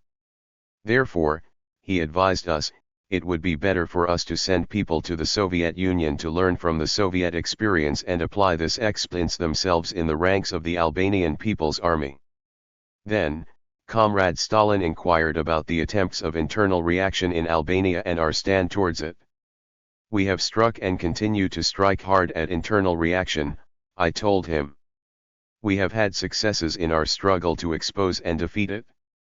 As for the physical liquidation of enemies, this has been done either in the direct clashes of our forces with the bands of armed criminals, or according to verdicts of people's courts in the trials of traitors and the closest collaborators of the occupiers. Despite the successes achieved, we still cannot say that internal reaction is no longer active. It is not capable of organizing any really dangerous attack upon us, but still it is making propaganda against us. The external enemy supports the internal enemy for its own purposes. External reaction tries to assist, encourage, and organize the internal enemy by means of agents, whom it has sent in by land or by air. Faced with the endeavors of the enemy, we have raised the revolutionary vigilance of the working masses. The people have captured these agents and a number of trials have been held against them. The public trials and sentences have had a great educational effect among the people and have aroused their confidence in the strength of our people's state power, and their respect for its justice. At the same time, these trials have exposed and demoralized the reactionary forces, both internal and external. In the talks that followed with Comrade Stalin, we devoted an important place to problems of the external situation, especially the relations of our state with the neighboring countries. First, I outlined the situation on our borders, spoke of the good relations we had with the Federal People's Republic of Yugoslavia, while I dwelt in particular on our relations with Greece, in order to explain the situation on our southern border. I stressed that the Greek monarcho-fascists, who failed to realize their dream of Greater Greece, that is, of seizing southern Albania, were still committing innumerable border provocations. Their aim, I told Comrade Stalin, is to create a conflagration on our border, and in the wake of the war, to create a tense situation in the relations between Greece and us. I explained that we were trying, as far as we were able, to avert the provocations of the Greek monarcho-fascists, and not respond to them. Only when they go too far from time to time and kill our people, I went on, we take retaliatory measures to make the monarcho-fascists understand that Albania and its borders are inviolable. If they think of embarking on dangerous activities against the independence of Albania, they must know that we are in a position to defend our homeland. All the aims of the monarcho-fascists and their efforts to blame Albania for the civil war which has broken out in Greece, in order to discredit our people's power at the meetings of the Security Council and at all international meetings, are instigated and supported by the imperialist powers. After dwelling extensively and at length on this situation, I gave Comrade Stalin a general outline of what stands we maintained at the investigating commission and the sub-commissions which had been created to clear up the tense situation in the relations between Albania and Greece. I told Comrade Stalin everything we knew about the situation of the Greek Democrats and also spoke of the support we gave their just struggle. I did not fail to inform him openly also of our opinion in connection with a series of views of the comrades of the Greek Communist Party which seemed to us to be wrong. Likewise, I also expressed my own opinion on the prospects of the struggle of the Greek Democrats. Although Comrade Stalin must undoubtedly have been informed by Comrades Molotov, Vyshinsky, and others, I mentioned the savage and despicable stands of the British and American imperialists towards Albania, stressing the brutal, unscrupulous, and hostile stands they maintained towards us at the Paris Conference. I emphasized also that the situation between us and the Anglo-Americans had not altered in the least, that we considered their stand a constant threat. Not only were the Anglo-Americans continuing their very hostile propaganda against Albania in the international arena, but via Italy and Greece, they were committing land and air provocations, using as their subversive agents Albanian fugitives, Zogites, Ballists, and fascists, whom they had assembled, organized, and trained against us in the concentration camps which they had set up in Italy and elsewhere. Likewise, I spoke about the British imperialists raising the so-called Corfu Channel incident at the Security Council of the UNO and its investigation by the International Court at The Hague. The Corfu Channel incident, I told Comrade Stalin, is a concoction of the British from start to finish in order to provoke our country and to find a pretext for military intervention in the town of Saranda. We have never planted mines in the Ionian Sea. The mines that exploded had either been laid by the Germans in the time of war, or were deliberately laid by the British, later, so that they could explode them when some ships of theirs were in our territorial waters heading for Saranda. There was no reason for these ships to be sailing along our coast, they had not notified us about such a movement. After the mines went off, the British claimed that they had suffered material damage and loss of life. They wanted to enlarge the incident. We do not know the British suffered the damage they claimed and do not believe that they did. However, even if they did, we are in no way to blame. We are defending our rights at the International Court at The Hague, but this court is being manipulated by the Anglo-American imperialists, who are trumping up all sorts of charges in order to cover up their provocation and force us pay the British an indemnity. I spoke with Comrade Stalin also about the Moscow Conference argued in support of our opinion about the Truman Doctrine in connection with Greece and the interference of the Anglo-Americans in the internal affairs of the People's Republic of Albania and explained our stand towards the Marshall Plan, saying that we would not accept aid under this ill-famed plan. I also discussed with Comrade Stalin the problem of the extradition of war criminals who had fled our country. In all justice, we demanded that the governments of the countries which had given asylum to the war criminals should hand them over to us, to render account for their crimes before the people, though we knew that they would not do this because they were contingents of the Anglo-Americans and fascism in general. I also put forward to Comrade Stalin the opinion of our party about our relations with Italy. Italy had attacked us twice. It had burned our homes and killed our citizens, but we were Marxists, internationalists, and wanted to have friendly relations with the Italian people. The present government of Italy, I told Comrade Stalin, maintains a reactionary stand towards us. Its aims towards our country are no different from those of former Italian governments. This government, under the influence of the Anglo-Americans, wants Albania to be dependent on it in one way or another, a thing which will never occur. To this end, I continued, the Anglo-Americans, together with the government in Rome, are maintaining and training on Italian soil contingents of fugitives whom they parachute into Albania as wreckers. They are making many attempts against our country, casting the stone and hiding the hand, but we are aware of all their aims. We want to have a diplomatic relations with Italy, but the mentality of the Italian statesman is negative in this direction. After listening to me attentively, Stalin said, despite all the difficulties and obstacles they are creating for you, the Americans and the British cannot attack you in this situation. Faced with your resolute stand, they cannot land on your territory, therefore do not worry. However, you must defend your homeland, must take all measures to strengthen your army and your borders, because the danger of war from the imperialists exists. The Greek monarcho-fascists, Stalin continued, abetted and supported by the American and British imperialists, will continue to provoke you just to harass you and to disturb your peace. The men in the government in Athens today have trouble on their hand, he said, because the civil war, which has broken out there, is directed against them and their patrons, the British and the Americans. As for Italy, Comrade Stalin continued, the question is as you present it. The Anglo-Americans will try to create bases there, to organize reaction and strengthen the de Gasperi government. In this direction you must be vigilant and watch what the Albanian fugitives are up to there. Since the treaties have not been concluded, said Comrade Stalin, the situation cannot be regarded as normalized. I think that, for the time being, you cannot establish relations with that country, therefore don't rush things. We agree, I said to Comrade Stalin, that we should not be hasty in our relations with Italy, and in general we shall take measures to strengthen our borders. We have proposed to the Yugoslavs, I continued my exposition to Comrade Stalin, that we establish contacts with each other and collaborate on the future defense of our borders from some eventual attack from Greece and Italy, but they have not replied to our proposal, claiming that they can discuss the matter with us only after studying the question.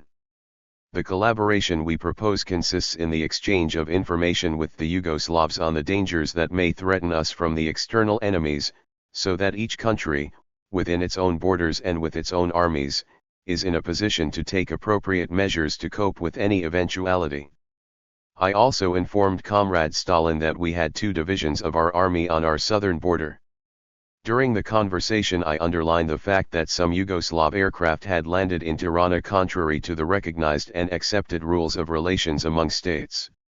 From time to time, I said, without informing us, the Yugoslav comrades do some condemnable things, as in this concrete case.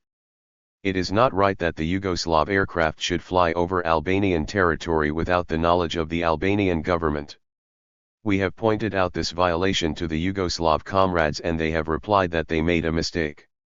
Although we are friends, we cannot permit them to infringe our territorial integrity.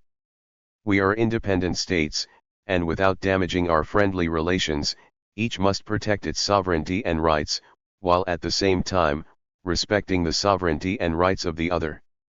Are your people not happy about the relations with Yugoslavia? Comrade Stalin asked me, and added, it is a very good thing that you have friendly Yugoslavia on your border, because Albania is a small country and as such needs strong support from its friends. I replied that it was true that every country, small or big, needed friends and allies and that we considered Yugoslavia a friendly country. With Comrade Stalin and Comrade Molotov we talked in detail about the problems of the reconstruction of our country ravaged by the war and the construction of the new Albania. I gave them a description of the state of our economy, the first socialist transformations in the economy and the great prospects which were opening up to us, the successes which we had achieved and the problems and great difficulties we were facing. Stalin expressed his satisfaction over the victories we had achieved and, time after time, put various questions to me. He was particularly interested in the state of our agriculture, the climatic conditions in Albania, the agricultural crops traditional to our people, etc. What cereals do you cultivate most? He asked me among other things. Maize, first of all, I said. Then wheat, rye. Isn't the maize worried by drought? It is true, I said, that drought often causes us great damage, but because of the very backward state of our agriculture and the great needs we have for bread grain, our peasant has learned to get a bit more from maize than from wheat. Meanwhile we are working to set up a drainage and irrigation system, to drain the marshes and swamps. He listened to my answers, asked for more detail and often spoke himself giving very valuable advice. I recall that during those talks, Stalin inquired about the basis on which the land reform had been carried out in Albania, about the percentage of the land distributed to the poor and middle peasants, whether this reform had affected the religious institutions, etc., etc. Speaking of the assistance that the state of people's democracy gave the peasantry and the links of the working class with the peasantry, Stalin asked us about tractors, wanted to know whether we had machine and tractor stations in Albania and how we had organized them. After listening to my answer, he began to speak about this question and gave us a whole lot of valuable advice. You must set up the machine and tractor stations, he said among other things, and strengthen them so that they work the land well, both for the state and the cooperatives and for the individual peasants. The tractor drivers must always be in the service of the peasantry, must know all about agriculture, the crops, the soils, and must apply all this knowledge in practice to ensure that production increases without fail.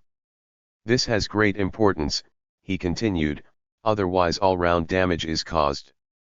When we set up the first machine and tractor stations, it often occurred that we tilled the fields of the peasants, but production did not increase.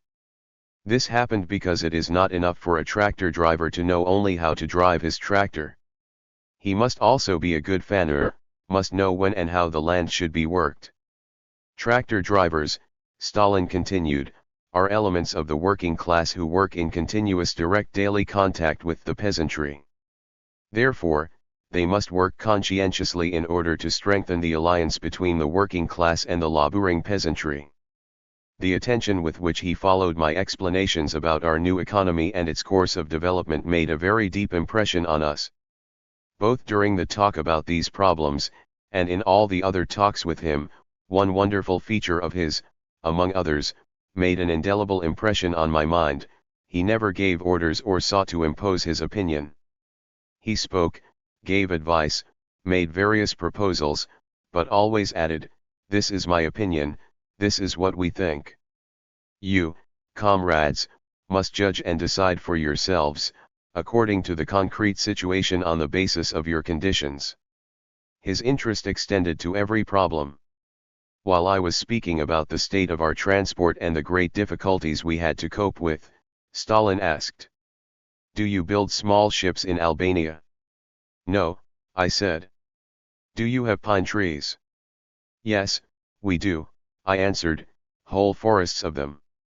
"Then you have a good basis," he said, "for building simple means of sea transport in the future." In the course of our talk he asked me about the situation of railway transport in Albania, what currency we had, what mines we had, and whether the Albanian mines had been exploited by the Italians, etc. I answered the questions Comrade Stalin asked. Concluding the talk, he said, "At present, the Albanian economy is in a backward state. You comrades are starting everything from scratch. Therefore, besides your own struggle and efforts, we, too, will help you, to the best of our ability, to restore your economy and strengthen your army. We have studied your requests for aid," Comrade Stalin told me, "and we have agreed to fulfill all of them. We shall help you to equip your industry and agriculture with the necessary machinery, to strengthen your army and to develop education and culture. The factories and other machinery we shall supply on credits, and you will pay for them when you can, while the armaments will be given to you gratis. You'll never have to pay for them. We know that you need even more, but for the time being this is all we can do, as we ourselves are still poor, because the war caused us great destruction." At the same time, Comrade Stalin continued, "We shall help you with specialists in order to speed up the process of the development of the Albanian economy and culture. As for oil, one think we'll send you Azerbaijani specialists, because they are masters of their profession. For its part, Albania should send the sons and daughters of workers and peasants to the Soviet Union, to learn and develop, so that they can help the advancement of their homeland." During the days we stayed in Moscow, after each meeting and talk with Comrade Stalin, we had an even clearer and more intimate view of the real man, the modest, kindly, wise man, in this outstanding revolutionary, in this great Marxist. He loved the Soviet people wholeheartedly. To them, he had dedicated all his strength and energies, his heart and mind worked for them. And in every talk with him, in every activity he carried out, from the most important down to the most ordinary, these qualities distinguished him. A few days after our arrival in Moscow, together with Comrade Stalin and other leaders of the party and Soviet state, I attended an all-Soviet physical culture display at the Central Stadium of Moscow. With what keen interest Stalin watched this activity. For over 2 hours he followed the activities of the participants with rapt attention, and although it began to rain near the end of the display and Molotov entreated him several times to leave the stadium, he continued to watch the activities attentively to the end, to make jokes, to wave his hand. I remember that a mass race had been organized as the final exercise. The runners made several circuits of the stadium. At the finish, a very tall, thin runner who had lagged behind, appeared before the tribune. He could hardly drag one leg after the other and his arms were flapping aimlessly, nevertheless he was trying to run. He was drenched by the rain. Stalin was watching this runner from a distance with a smile which expressed both pity and fatherly affection. "Mili moy," he said as if talking to himself, go home, have a little rest, have something to eat and come back again. There will be other races to run.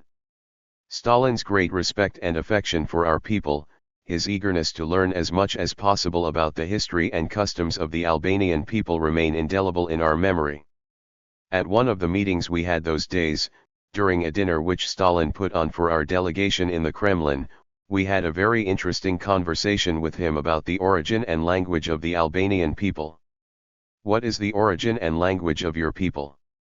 He asked me, among other things, are your people akin to the Basques? And he continued, I do not believe that the Albanian people came from the interior of Asia, nor are they of Turkish origin, because the Albanians are of a more ancient stock than the Turks. Perhaps, your people have common roots with those Etruscans who remained in your mountains, because the rest went to Italy, some were assimilated by the Romans and some crossed over to the Iberian Peninsula.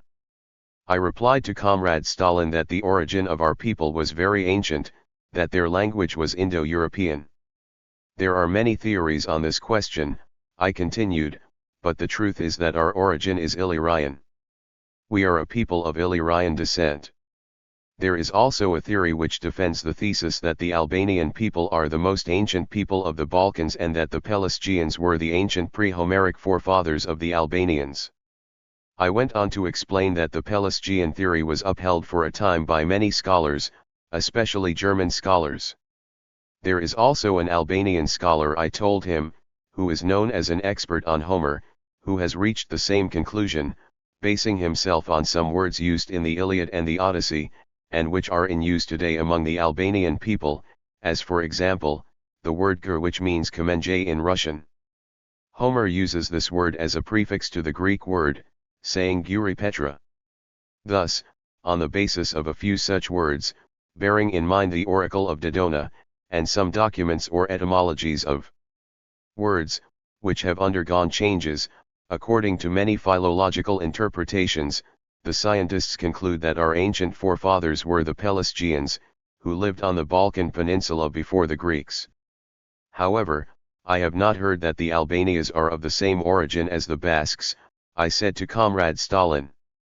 Such a theory may well exist, like the theory you mentioned, that some of the Etruscans remained in Albania, while the rest branched off to settle in Italy, with some of them crossing over to the Iberian Peninsula, to Spain.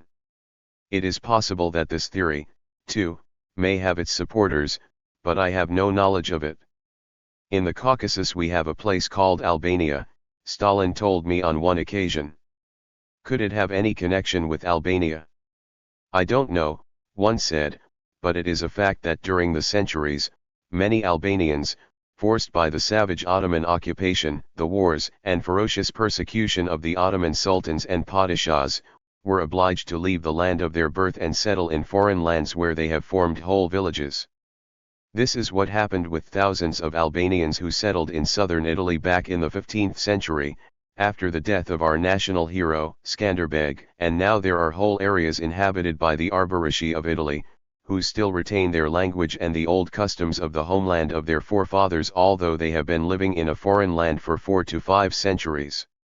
Likewise, I told Comrade Stalin, many Albanians settled in Greece, where entire regions are inhabited by the Arborishi of Greece, others settled in Turkey, Romania, Bulgaria, America, and elsewhere.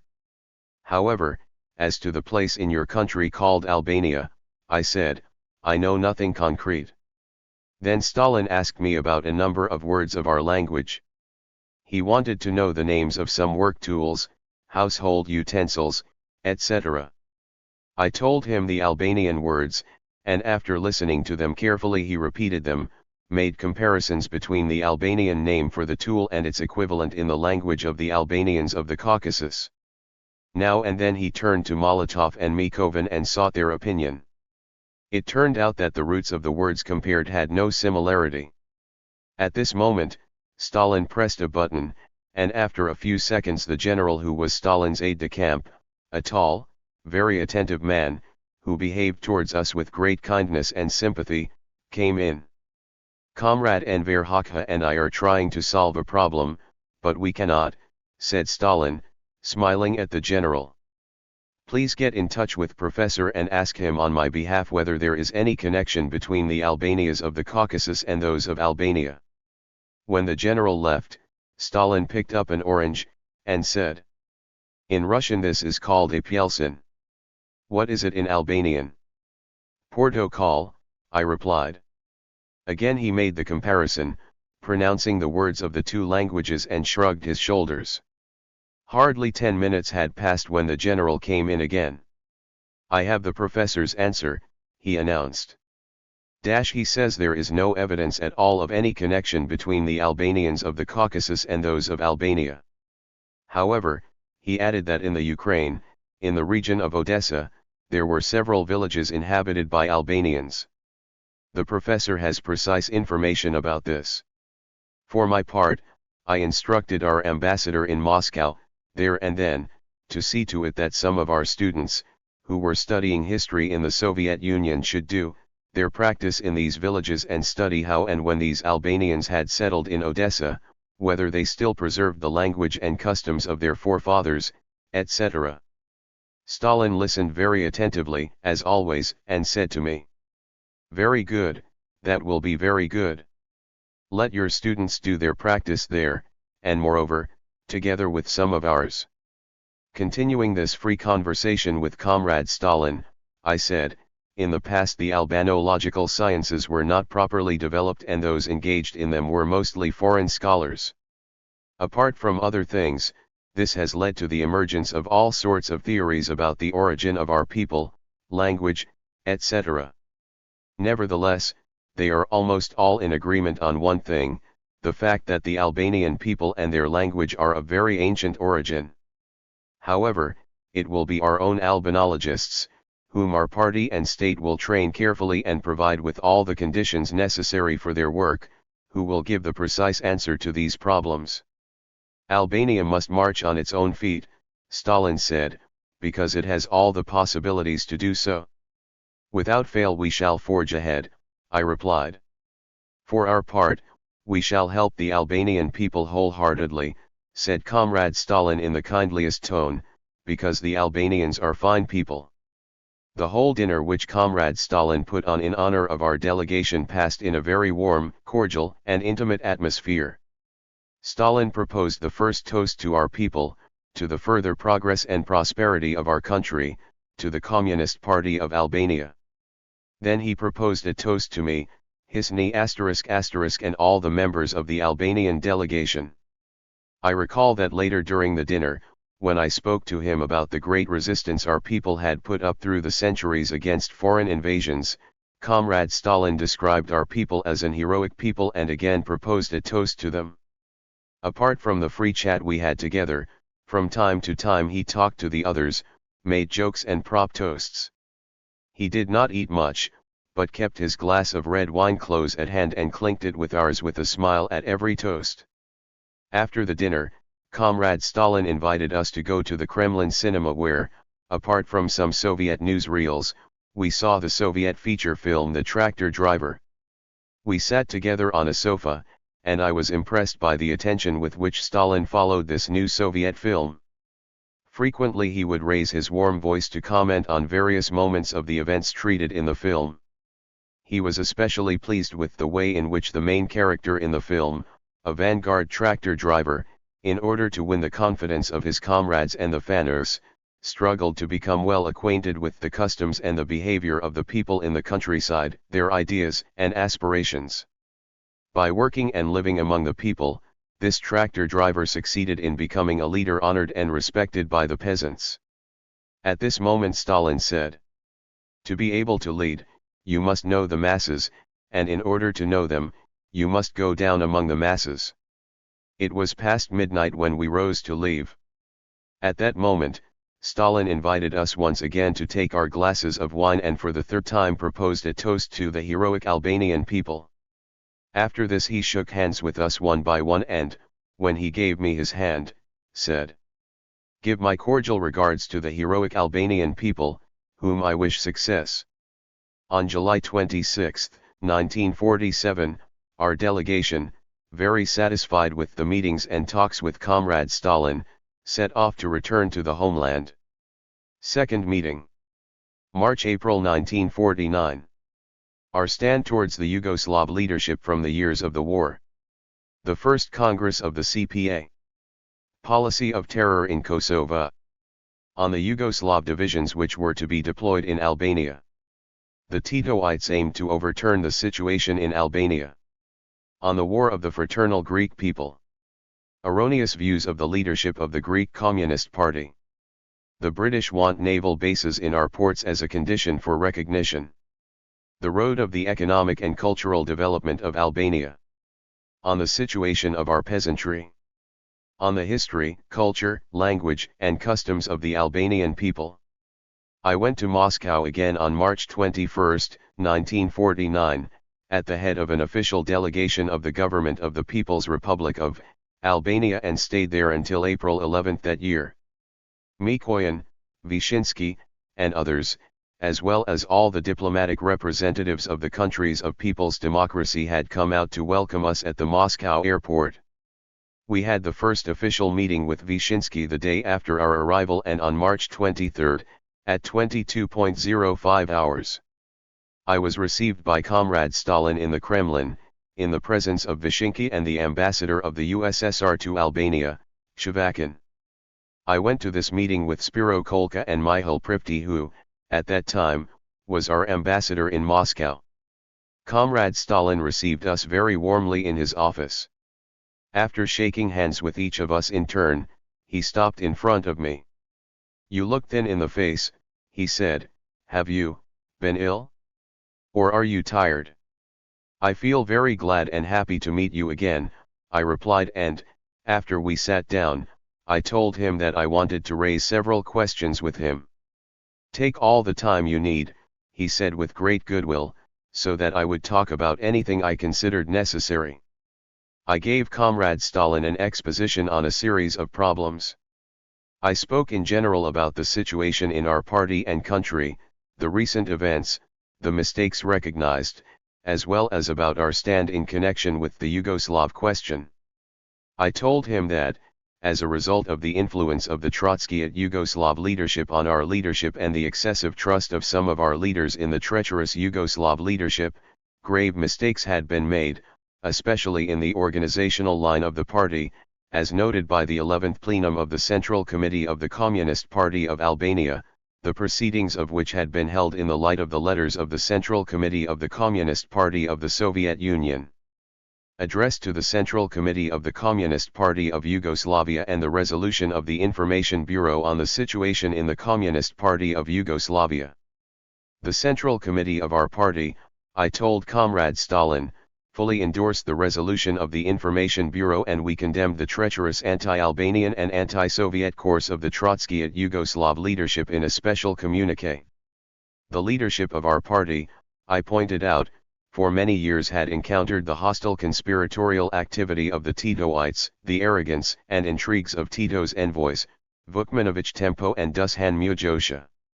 Among other things, I mentioned that on the eve of the liberation of Albania, Tito, seeking to achieve his anti-Albanian and anti-Marxist aims, sent us a delegation of the Central Committee of the Communist Party of Yugoslavia, headed by its special envoy, Velimir Stojnić. At Berat, he and his secret collaborators, the traitors Sejfjolo Maleshova, Kosi Cox, Pundi Christo, and others, behind the scenes, prepared their reprehensible and dangerous moves which constituted a serious plot against the correct line followed by the party during the whole period of the war, against the independence of the party and our country, against the General Secretary of the party personally, etc. Although it knew nothing about the plot that was being concocted, the healthy section of the leadership of our party there and then energetically opposed the accusations made against it and the line followed during the war. Convinced that grave anti-Marxist mistakes had been made at Berat, among other things, I subsequently presented to our political bureau the theses for the re-examination of the Berat plenum, but, as a result of the feverish subversive activity of the Yugoslav leadership and its agents in our ranks, these theses were not accepted. The further development of events, the letters of the Central Committee of your party as well as the resolution of the Information Bureau, I told Comrade Stalin, made the situation completely clear to us, The hostile activity of the Yugoslav leadership with Tito at the head was uncovered and proved, and the plotters in the ranks of our party were thoroughly exposed at the 11th plenum of the CC of the party. The first Congress of the OPA endorsed the turn taken by the 11th plenum of the Central Committee and made it more thoroughgoing. It appraised the political line followed by the party since its founding as correct, and found that the peculiar distortions which became apparent after liberation, especially in the organizational line of the party, were the result of the Yugoslav interference and the treacherous Trotskyite activity of Kosi Cox, Pundi Christo, and Christo the Melko. I mentioned that both Kosi Cox and Pundi Christo were dangerous agents of the Yugoslav Trotskyites in the ranks of the leadership of our party, that with the guidance, support, and backing of the Yugoslav Titoites they had made every effort to usurp the key positions in our party and our state of people's democracy. In all their treacherous activity they had put themselves in the service of the national chauvinist and colonialist policy of the Trotskyite Yugoslav leadership towards the People's Republic of Albania. I added that Christo the Melko was one of those most influenced by the Trotskyite Yugoslav leadership and had implemented its directives in the sector of the army unreservedly. However, I went on, after the betrayal of the Yugoslav leadership was fully uncovered, he admitted his mistakes and made self-criticism before the party. Stalin, who was listening attentively, asked, "What are these three? Are they Slavs, Albanians, or what are they?" "Christo the Melko," I said, "is of Macedonian origin, whereas Kosi Cox is of Albanian origin, although his parents lived in Macedonia." I went on to tell him about the exceptionally great importance which the letters of the Central Committee of the Communist Party of the Soviet Union addressed to the Yugoslav leadership and the resolution of the Information Bureau had for our party. In the light of these documents, which came out at very crucial moments for our party and people, I told Comrade Stalin, the character and the aims of Yugoslav interference in Albania became completely clear to the Central Committee of our party. After giving a general outline of the many radical measures our party had taken to put an end to the ferocious anti-Marxist and anti-Albanian activity of these agents, I told him that, although we encountered and opposed their crooked activities as early as the warriors, still we were conscious of our responsibility, because we should have proved more vigilant. Here Comrade Stalin interrupted me with these words. "Our letters addressed to the Yugoslav leadership do not contain everything, because there are many matters that emerged later. We did not know that the Yugoslavs, under the pretext of defending your country against an attack from the Greek fascists, wanted to bring units of their army into the PRA. They tried to do this in a very secret manner. In reality, their aim in this direction was utterly hostile, for they intended to overturn the situation in Albania. Your report to us on this question was of value, otherwise we would have known nothing about these divisions which they wanted to station on your territory. They implied that they were taking this action allegedly with the approval of the Soviet Union. As for what you said, that you ought to have shown greater vigilance, the truth is that in the relations with Yugoslavia there has been lack of vigilance not only by you but also by others." Continuing my discourse, I told Comrade Stalin that the difficult moments created by the Titoites and by the monarcho-fascists who were acting against our country under orders of the American and British imperialists, were overcome successfully thanks to the correct line of the party, the patriotism of our people and the assistance of the CP of the Soviet Union. This was a major test from which we learned a great deal to correct our mistakes, to consolidate the victories achieved up till now, and to fight to strengthen and develop them further. Our army accomplished its tasks with courage and lofty patriotism. During the difficult period we went through, the patriotism of the masses was very great. Their trust in our party, in its correct line and in the Soviet Union was unshakable. The activity of the internal enemy was short-lived. I told Comrade Stalin that we had neutralized the hostile activity of those who had put themselves in the service of the Trotskyite Yugoslav leadership. We adopted differentiated stands towards those who, in one way or another, were implicated in the anti-Albanian activity of the Trotskyite Yugoslav leadership. Some of them made self-criticism over the mistakes they had committed in good faith, while those who were gravely compromised were already rendering account before the People's Court. Protect your homeland and the party, Comrade Stalin said. The enemy must be exposed thoroughly, with convincing arguments, so that the people can see what this enemy has done and be convinced of the menace he represents. Even if such an enemy, utterly discredited in the eyes of the people, is not shot, he is automatically shot, morally and politically, because without the people he can do nothing at all. The trial which is now going on in Tirana, I told Comrade Stalin, is being held with open doors and everything that is said in the courtroom is published in the newspapers.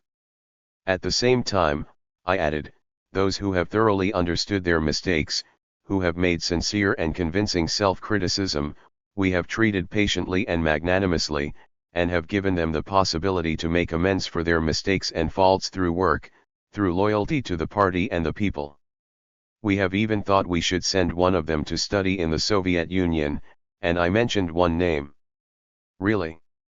Stalin asked me and looked me right in the eye. Have you requested that this person should come here to study? Do you still have political trust in him? We do, I said. His self-criticism has become more and more profound and we hope that he will correct himself. But does he want to come here? He has expressed the wish to come, I said. At this point Chavakin added some explanations in support of my opinion. Well, then, since you have weighed this matter well, Comrade Enver, let him come. Continuing the conversation, I told Comrade Stalin that during the same period the Americans, from Italy had parachuted groups of saboteurs into the south and north of Albania. We killed some of these saboteurs and captured the remainder.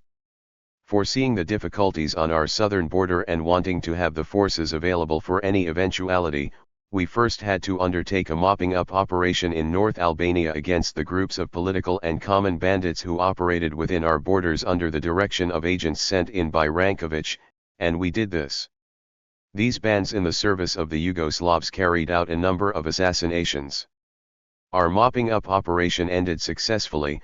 We wiped out some of them and all the others crossed over into Yugoslav territory, where they remain to this day. Do they continue to send in other saboteurs? Stalin asked. We think that they have not given up.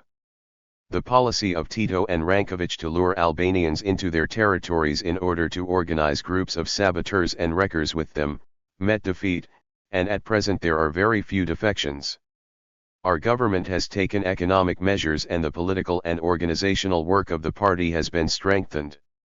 The imperialists are training groups of wreckers abroad, just as the monarcho-fascists and the Titoites are doing on their part. The Italians are not lagging behind.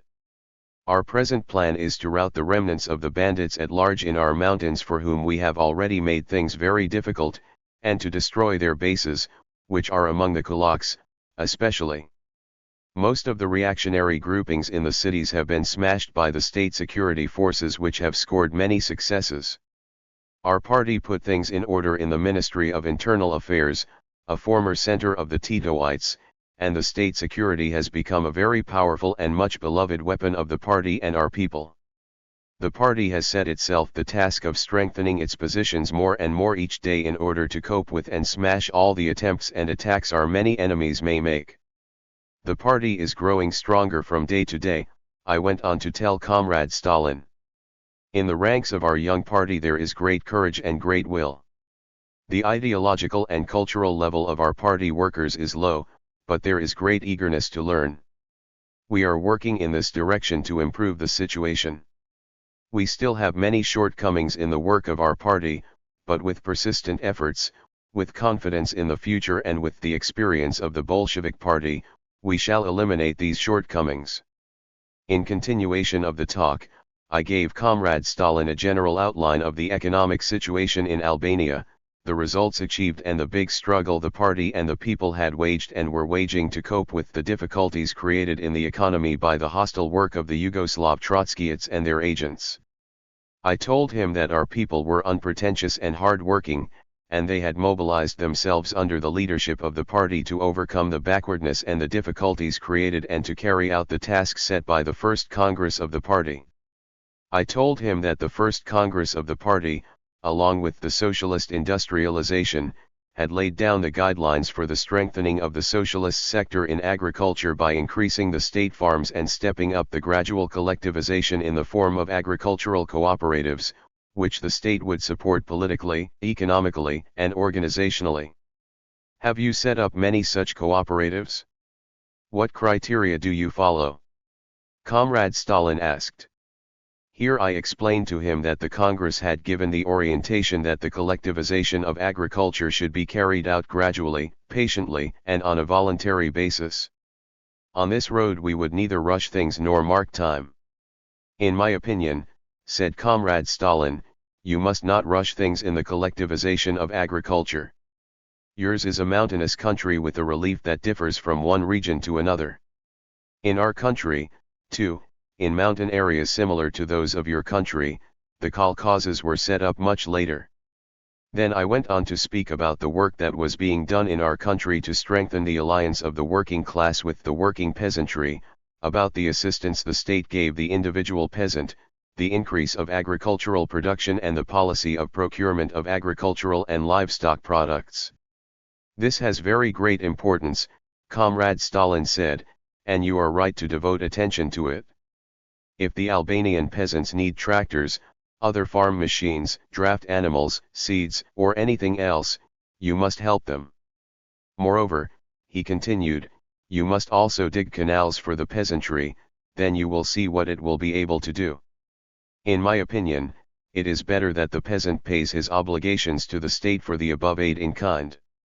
The state must set up machine and tractor stations, continued Comrade Stalin. You should not give the tractors to the cooperatives, but the state should help the individual peasants plow their land, too, if they seek this help. Thus, little by little, the poor peasant will begin to feel the need for the collectivization. As for surpluses of agricultural products, Comrade Stalin went on, these the peasants must dispose of as they like, for, if you act otherwise, the peasants will not collaborate with the government. If the peasantry does not see the aid of the state concretely, it will not assist the state. I do not know the history and characteristics of the bourgeoisie of your country, said Comrade Stalin, and then asked, have you had a merchant bourgeoisie? We have had a merchant bourgeoisie in the process of formation, I said, but now it has no power. Have you expropriated it entirely? He asked me. In answering this question, I told Comrade Stalin about the policy the party had followed as early as the war years in regard to the well-to-do classes, about the great differentiation which had taken place as a result of the stand of the elements of these classes towards the foreign invaders, about the fact that most of them had become collaborators with fascism and, after staining their hands with the blood of the people, had either fled together with the invaders or, those who did not manage to get away, had been captured by the people and handed over to the court. In regard to those elements, mainly of the patriotic middle and petty bourgeoisie, who were linked with the people during the war and opposed the foreign invaders, I went on, the party supported them, kept close to them and showed them the true road to serve the development of the country and the strengthening of the independence of the homeland. As a result of the hostile activity of Kosi Hawks and Company, unjust stands and harsh measures were taken in the recent years towards some of these elements, as well as towards some patriotic intellectuals, I told Comrade Stalin, but the party has now forcefully denounced these errors and will not allow them to occur again. Comrade Stalin said that on this, as on any other problem, everything depended on the concrete conditions and situations of each country. But I think, he stressed, that in the first phase of the revolution, the policy followed towards the patriotic bourgeoisie which truly wants the independence of its country should be such as to enable it to help in this phase with the means and assets it possesses. Lenin teaches us, he continued, that in the first period of the revolution, where this revolution has an anti-imperialist character, the communists can use the assistance of the patriotic bourgeoisie. Of course, this depends on the concrete conditions, on the stand of this bourgeoisie towards the most acute problems the country is faced with, etc. In the countries of people's democracy, for example, the big bourgeoisie had compromised itself with the German invaders and had assisted them. When the Soviet army liberated these countries, the sold-out bourgeoisie took the road of exile. He thought for a moment and added, "It seems to me the Soviet army did not come to help in Albania. But did the Yugoslav army come to help your country during the National Liberation War?" "No," I replied. "Our National Liberation Army, with 2 partisan divisions, went and fought in Yugoslav territory to assist in the liberation of the peoples of Yugoslavia." Continuing his theme, Comrade Stalin emphasized that every communist party and socialist state should be particularly careful also in their relations with the intellectuals. A great deal of careful far-sighted work must be done with them with the aim of bringing the honest, patriotic intellectuals as close as possible to the people's power. Mentioning some specific features of the Russian Revolution, Comrade Stalin stressed that at that time, Russia had not been under the yoke of any foreign imperialist power, hence they had risen only against the exploiters within the country, and the Russian national bourgeoisie, as the exploiter it was, had not reconciled itself to the revolution. A fierce struggle had been waged for several years in that country and the Russian bourgeoisie had sought the aid and intervention of the imperialists. Hence, there is a clear difference between the Russian Revolution and the struggle that is going on in those countries which have fallen victims to imperialist aggressors. I mention this, Stalin continued, to show how important it is to bear in mind the concrete conditions of each country, because the conditions of one country are not always identical with those of other countries. That is why no one should copy our experience or that of others, but should only study it and profit from it by applying it according to the concrete conditions of his own country. Time had slipped away unnoticed during this meeting with Stalin. I took up the thread of my discourse again and began to expound the problems of the plan for strengthening the defenses and developing the economy and culture in the PRA. "The chief of your general staff, Comrade Stalin told me, has sent us some requests for your army. We ordered that all of them should be met. Have you received what you wanted?" "We have not yet received any information about this," I said. At this moment Stalin called in a general and charged him with gathering precise information about this question. After a few minutes the telephone rang. Stalin took up the receiver and, after listening to what was said, informed me that the materiel was en route. "Did you get the rails?" he asked. "Is the railway completed?" "We got them," I told him, "and we have inaugurated the railway, and continued to outline the main tasks of the plan for the economic and cultural development of the country and the strengthening of its defenses. On this occasion I also presented our requests for aid from the Soviet Union. Just as previously, Comrade Stalin received our requests sympathetically and said to us quite openly, 'Comrades, we are a big country, but you know that we have not yet eliminated all the grave consequences of the war. However, we shall help you today and in the future, perhaps not all that much, but with those possibilities we have. We understand that you have to set up and develop the sector of socialist industry, and in this direction we agree to fulfill all the requests you have presented to us, as well as those for agriculture.' Then, smiling, he added, 'But will the Albanians themselves work?' I understood why he asked me this question. It was the result of the evil intended information of the Armenian huckster, Mikoyan, who, at a meeting I had with him, not only spoke to me in a language quite unlike that of Stalin, but also used harsh terms in his criticisms about the realization of plans in our country, alleging that our people did not work, etc. His intention was to reduce the rate and amount of aid. This was always Mikoyan's stand. But Stalin accorded us everything we sought. 'We shall also send you the cotters you asked for,' he said, 'and they will spare no effort to help you, but, of course, they will not stay in Albania forever. Therefore, comrades, you must train your own cotters, your own specialists, to replace ours. This is an important matter. However many foreign cotters come to your country, you will still need your own cotters. Therefore, comrades,' he advised us, 'you must open your university, which will be a great center for training your future cotters.' We have opened the first institutes," I told Comrade Stalin, "and work is going ahead in them, but we are still only at the beginning. Apart from experience and textbooks, we also lack the cadres necessary for opening the university. The important thing is to get started, he said. Then step by step, everything will be achieved. For our part, we shall assist you both with literature and with specialists, in order to help increase the number of higher institutes which are the basis for the creation of the university in the future. The Soviet specialists, Comrade Stalin went on, will be paid by the Albanian government the same salaries as the Albanian specialists. Don't grant them any favor more than your specialists enjoy. The Soviet specialists come from far away, I replied, and we cannot treat them the same as ours. Comrade Stalin objected at once. No, whether they come from Azerbaijan or any other part of the Soviet Union, we have our rules for the treatment of the specialists we send to the assistance of the fraternal peoples.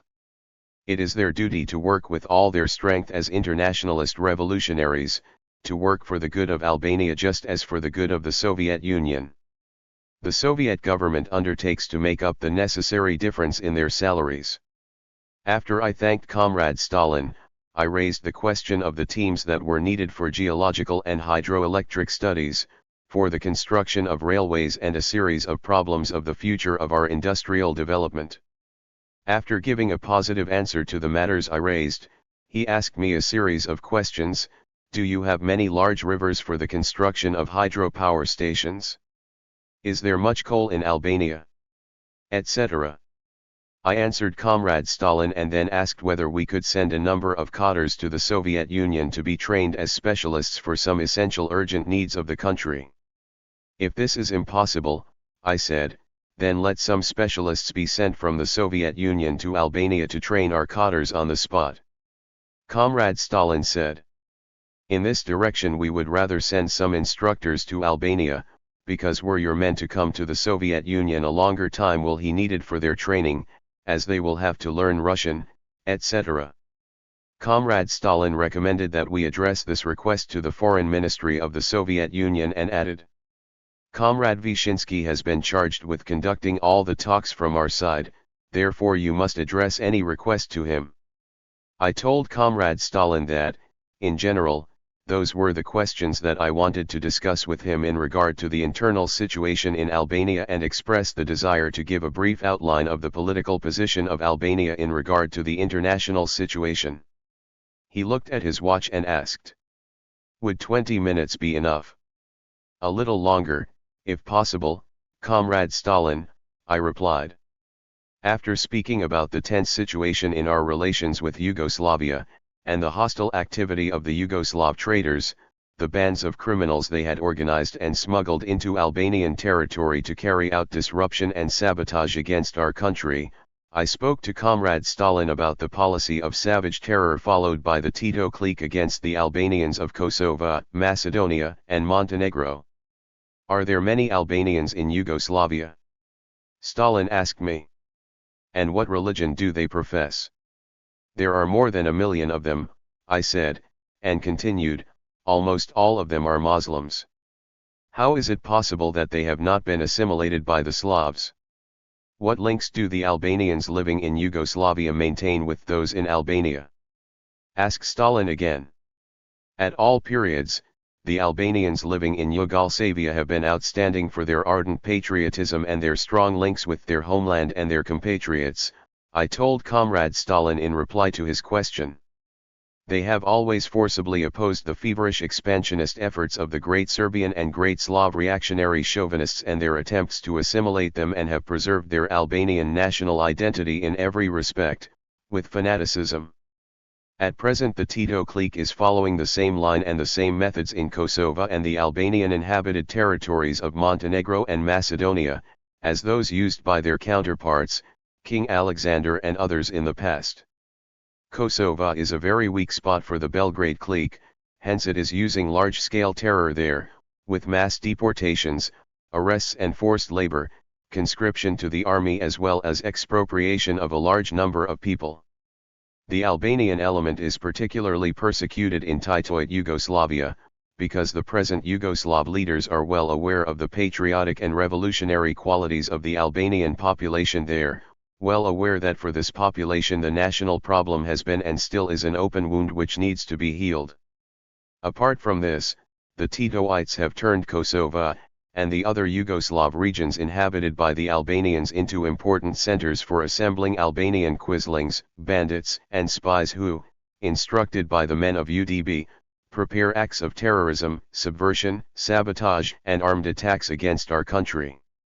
The Belgrade clique has set in motion former Serbian, British and American agents, as well as Italian and German agents, in order to mobilize the Albanian reaction of Kosovo and, from this reaction, to organize detachments, which, together with the other Albanian bandits, enter our territory and cause disturbances.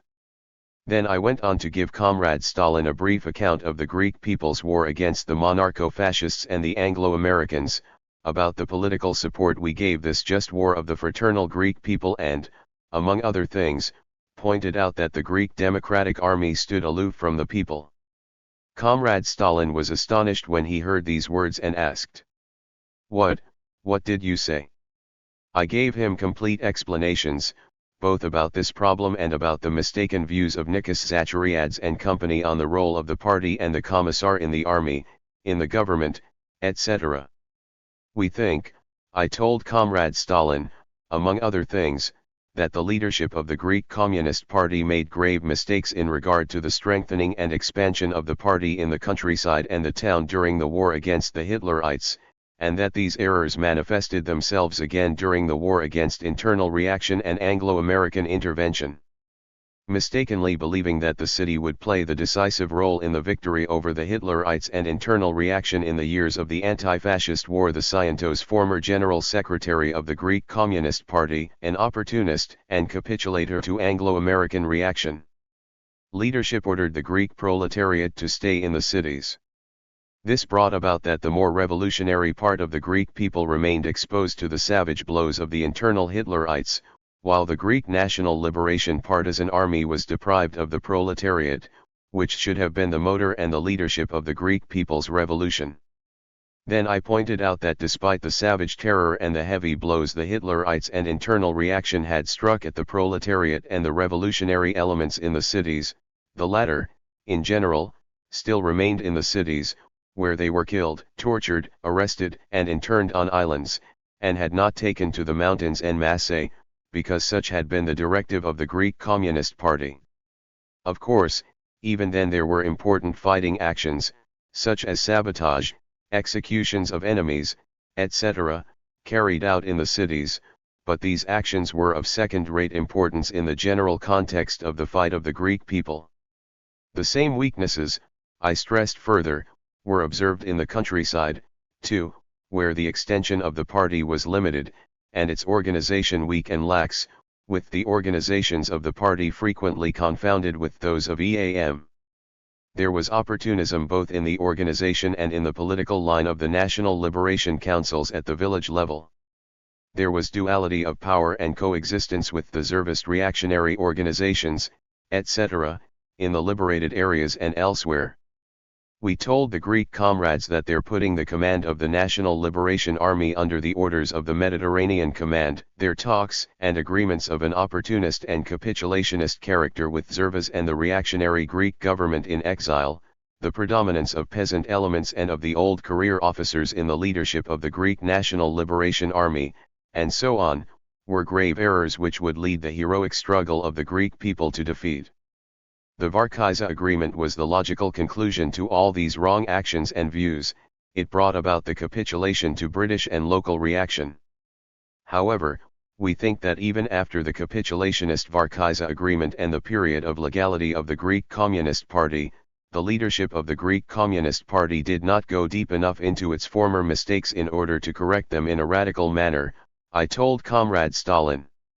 The strengthening of the party in the city and the countryside, sound links with the broad masses of the people should have been the prime concern of the leadership of the Greek Communist Party, for it was in this that it made some of its gravest errors in the past. It did not do this, because it did not have a correct appreciation of the new situation created after the defeat of fascism, underrated the internal enemy and Anglo-American reaction and was unable to foresee the great danger that would threaten it from these forces of reaction, as it should have done. It had great hopes in legal activity and parliamentarianism. As a result, the party was disarmed before the enemy, lost its sound ties with the people. The people's revolution in Greece went through a grave crisis, and the people were given the impression that the revolution would triumph on the parliamentary road and through elections, and when reaction struck, the people were confused, taken by surprise, and in despair. The Greek people fought heroically against the Hitlerites to win their freedom, but the victory slipped from their hands because of the mistakes of the leadership of the Greek Communist Party. All these mistakes had grave consequences in the subsequent development of events, when any illusion about victory on the legal road was over, and the party had to go underground and decided to resume the war. It is a fact, I told Comrade Stalin, that before it went underground the party managed to regroup part of the partisan forces, sent them to the mountains and recommenced the war. This was a very good thing. But we think that precisely at this point, the mistaken views of the comrades of the Greek leadership on the strategy and tactics they had to employ, the organization of the party in the city and the countryside, the organization of the party in the army, and in the first place, the links with the masses and the leading role of the party, crop up again. The comrades of the leadership of the Greek Communist Party underestimated the strength of the enemy and thought that they would easily seize power, that they would easily liberate Greece from the Anglo-Americans and the monarcho-fascists. The result of this mistaken view was that they failed to prepare themselves for a protracted, difficult war, underrated the partisan war and described the partisan forces they succeeded in regrouping as a regular army. They pinned all their hopes of victory on this regular army, in this way neglecting the main factor, the people, and the Marxist-Leninist principle that the army and the people are one. The comrades of the Greek leadership did not make a correct appraisal of the moments Greece was passing through. As a result of the defeat, the revolutionary enthusiasm of the masses had been dampened, hence this revolutionary enthusiasm had to be revived by reorganizing the party and making it strong both in the city and in the countryside, while radically correcting the old errors, and extending the partisan war over the whole of the country. Monarcho-fascism was terrified of two things, its great enemy the people and the partisan war. I went on with the exposition of my idea. Both these factors were underrated by the leadership of the Greek Communist Party and the enemy was able to profit from this mistake. The enemy was afraid of a partisan war, which would be extended from day to day, would gradually draw in the masses of the people of city and countryside and would assume ever larger proportions up to the general armed uprising and the seizure of power. The enemy was spared this because of the wrong tactic of the Greek leadership which thought and still thinks that it should always station its main forces facing the enemy in a frontal war and a passive defense. That was precisely what the enemy wanted, to nail down the main forces of the Greek Democratic Army at a few points and to smash and annihilate them there by means of its superiority in men and armaments. Taking advantage of this grave error of the leadership of the Greek Communist Party, the monarcho-fascists deprived the Greek Democratic Army of the support of the people, parted the Greek Communist Party from its mother base. With terror and killings, monarcho-fascism drove the population from all the areas where the major and the more active part of the Greek Democratic Army was stationed, not for attack, but to defend itself. We consider this a fatal mistake. In our country, too, I told Comrade Stalin, during the National Liberation War, fascism killed and massacred the population, and put entire regions to the torch.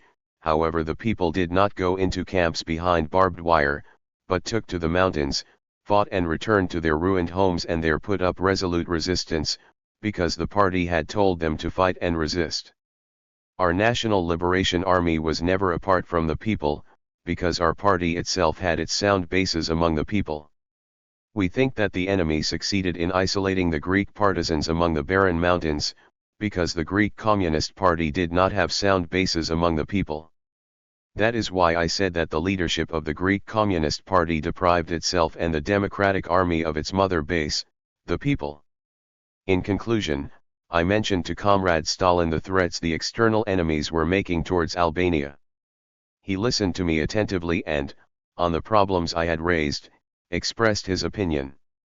As for the Greek People's War, he said among other things, we, too, have always considered it a just war, have supported and backed it wholeheartedly. Any people's war is not waged by the communists alone, but by the people, and the important thing is that the communists should lead it. Things are not going well for Chalderas and he is trying to save himself by means of the Anglo-Americans. As for the screams of the external enemies about partitioning Albania, he went on, they are just to intimidate you, because I do not think there is any danger in this direction at present. This comes about not from the goodwill of the enemies, but for a whole series of reasons. In the first place, Albania is a free and independent country, the people have seized power there and they will know how to defend their independence, just as they knew how to win it. Second, the external enemies themselves have contradictions with one another over Albania. None of them wants Albania to belong only to the one or the other. If Greece wants to have Albania for itself, this would not be advantageous to Italy or Yugoslavia, which would raise obstacles to this, and so on in turn. On the other hand, Comrade Stalin pointed out, the independence of Albania has been recognized and confirmed by the declaration of the Big Three, the Soviet Union, Britain, and the United States of America. This declaration may be violated, but that is not so easy to do. Hence, come what may, Albania has its independence protected. Comrade Stalin repeated several times that if the Albanian government pursued a cautious, intelligent, and far-sighted policy, then its affairs would go well. Continuing, Comrade Stalin advised me. You must consider the possibilities of establishing relations with Italy, because it is your neighbor, but first you should take measures to protect yourselves against the activity of the Italian fascists. Speaking of the importance of the recognition of our country in the international arena, he asked, which other state is knocking at your door in order to establish diplomatic relations with you? How are your relations with the French? With the French, I explained, we have diplomatic relations. They have their representatives in Tirana and we have ours in Paris. And what about with the United States of America and Britain? We have no diplomatic relations with them, I replied. The United States of America, in 1945, made the establishment of relations with us conditional on our recognition of the validity of all the agreements it had signed with the anti-popular government of Zog. We cannot accept these agreements as lawful, because they have an enslaving character, and because the Congress of Pirmay has explicitly prohibited this. For their part, I went on, the British want naval bases in our ports, and only then will they recognize us. They have long been trying to realize these aims. At the time when we had wiped out the Nazi forces and liberated almost the entire country, the British, through some military missions they had in our country and under the guise of allies in the anti-fascist war, insistently demanded that as allies, we, together with one of their commandos, should wipe out a German garrison that remained in Saranda, our southernmost port. We accepted their request on condition that, once the operation was over, they should return immediately to where they had come from, to the sea.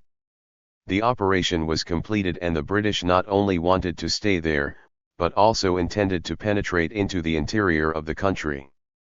The General Staff of the National Liberation Army presented them with an ultimatum, which demanded their immediate withdrawal, otherwise we would fight and drive them into the sea. After our ultimatum the British boarded their ships and returned to Greece. But they have not given up their aims. You must see what is best in the interests of your country, Comrade Stalin said, and he added. As for the bases the British want to have in your ports, in no way should you agree to this. Guard your ports well. We will never relinquish them to anybody. I said. If the worst comes to the worst we shall die rather than relinquish them. You must guard them and not die, said Comrade Stalin, laughing. Here diplomacy is needed. Then he rose, shook hands with each of us in turn and went away. We met again some days later at a dinner, which was put on in the Kremlin in honor of our delegation. Comrade Stalin, I and the others were seated round the table.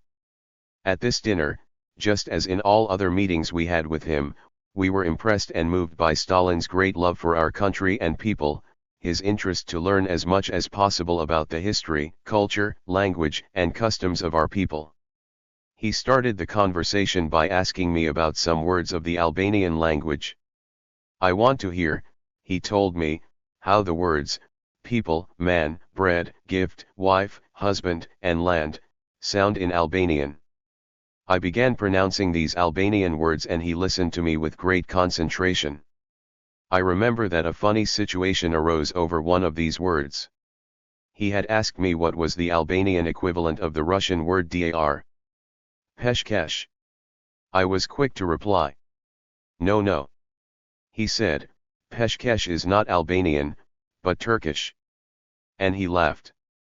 He had a very frank and sincere laugh, a laugh which came straight from the heart. Listening to my pronunciation of Albanian words, Comrade Stalin said, "Your language is very old and has been handed down in spoken form from one generation to the other. This, too, is a fact which proves the endurance of your people, the great strength of their resistance to assimilation despite the storms that have swept over them." In connection with these problems, he asked me, "What is the national composition of the Albanian people? Are there Serbian or Croatian national minorities in Albania?" "The overwhelming majority of our people," I told him, "is made up of Albanians, but there is a Greek national minority and a very few Macedonians, while there are no Serbs or Croats." "How many religious beliefs are there in Albania?" Comrade Stalin inquired, "and what language is spoken?" "In Albania," I replied, "there are 3 religions, Muslim, Orthodox, and Catholic. The population which professes these 3 faiths is of the same nationality, Albanian, therefore the only language used is Albanian, with the exception of the Greek national minority which speak their mother tongue." From time to time, while I was speaking, Stalin took out his pipe and filled it with tobacco. I noticed that he did not use any special tobacco, but took Kazbek cigarettes, tore them open, discarded the paper and filled his pipe with the tobacco. After listening to my answer, he said, "You are a separate people, just like the Persians and the Arabs, who have the same religion as the Turks. Your ancestors existed before the Romans and the Turks. Religion has nothing to do with nationality and statehood." And in the course of our conversation, he asked me, "Do you eat pork, Comrade Enver?" "Yes, I do," I said. "The Muslim religion prohibits this among its believers," he said. "This is an old, outdated custom. Nevertheless," he went on, "the question of religious beliefs must be kept well in mind, must be handled with great care, because the religious feelings of the people must not be offended. These feelings have been cultivated in the people for many centuries, and great patience is called for on this question, because the stand towards it is important for the compactness and unity of the people." The dinner passed in a very warm and comradely atmosphere. After proposing a toast to the Albanian army and the Soviet army, Comrade Stalin again mentioned the question of the struggle of the Greek people. He spoke with deep sympathy about the brave and freedom-loving Greek people, about their heroism, their sacrifices and the blood they had shed in their just war. "Both we and you, all the revolutionaries and peoples are with the just struggle of the Greek people, with their demands for freedom and democracy. They will never lack our ideological and political support and backing," said Comrade Stalin among other things. "You," he went on, "who border on Greece, must be particularly careful and vigilant in order to cope with any provocation of the monarcho-fascists against your country." In the course of the dinner toasts were drunk to all the comrades in turn. A toast was drunk to Omer Nishani, at that time president of the Presidium of People's Assembly of the PRA, too. Raising his glass time and again, Molotov urged me to drink more and, when he saw that I was not fulfilling his desire, asked, "Why so little? Last night you drank more." "Ah, last night? Last night was another matter," I said, laughing. Then Molotov turned to Comrade Stalin. "Last night," he said, I dined with Comrade Enver at Vyshinsky's. The news reached us that yesterday, March 31st, a son was born to Enver Hoxha in Tirana. In our rejoicing, we drank a bit more. Congratulations, said Stalin immediately, raising his glass to me. Let us drink this to the health of your little son and your wife. I thanked Comrade Stalin, wishing him good health and a long life for the good of the Bolshevik Party and the Soviet state, for the good of the revolution and Marxism-Leninism. Several hours passed in this warm and friendly homely atmosphere. Both my comrades and I retain indelible memories of the behavior and features of the glorious Stalin, of that man whose name and work struck terror into the hearts of the enemies, imperialists, fascists, Trotskyists, and reactionaries of every hue, while they aroused joy and enthusiasm in the hearts of the communists, proletarians, and peoples, and gave them added strength and confidence in the future. All through the dinner he was in the best of spirits, happy, laughing, extremely attentive in the conversation between us, and trying to make all present feel completely at ease.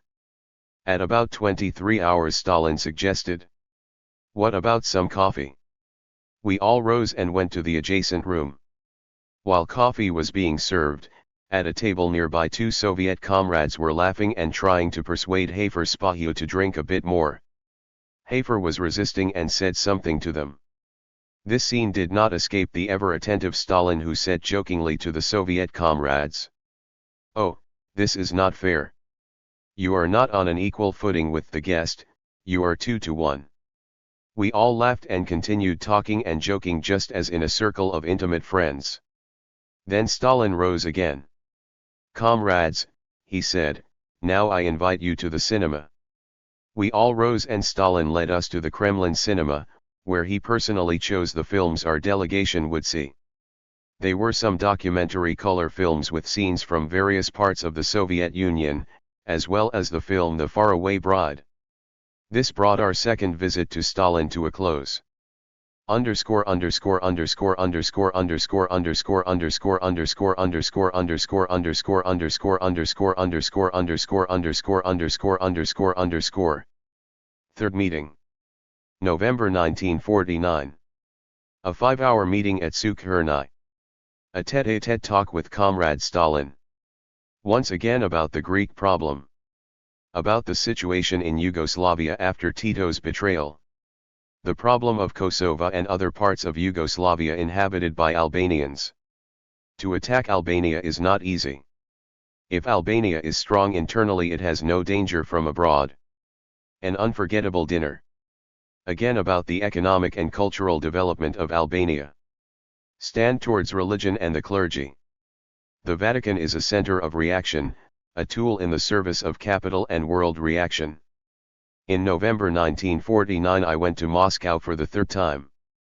On the way to the Soviet Union I stopped over at Budapest, where I met Rákosi, who welcomed me very warmly and wanted to know about the economic situation of Albania, about the hostile work of the Titoites and the war of the Greek democratic forces. We had a comradely talk, exchanged a series of opinions and, as I recall, he informed me about the situation in Hungary. Before I reached Moscow, I stopped briefly at Kiev. There I received an exceptionally warm welcome. At Moscow Lavrentiev, Marshal Sokolovsky, Orlov and other military and civilian personalities had come out to meet me.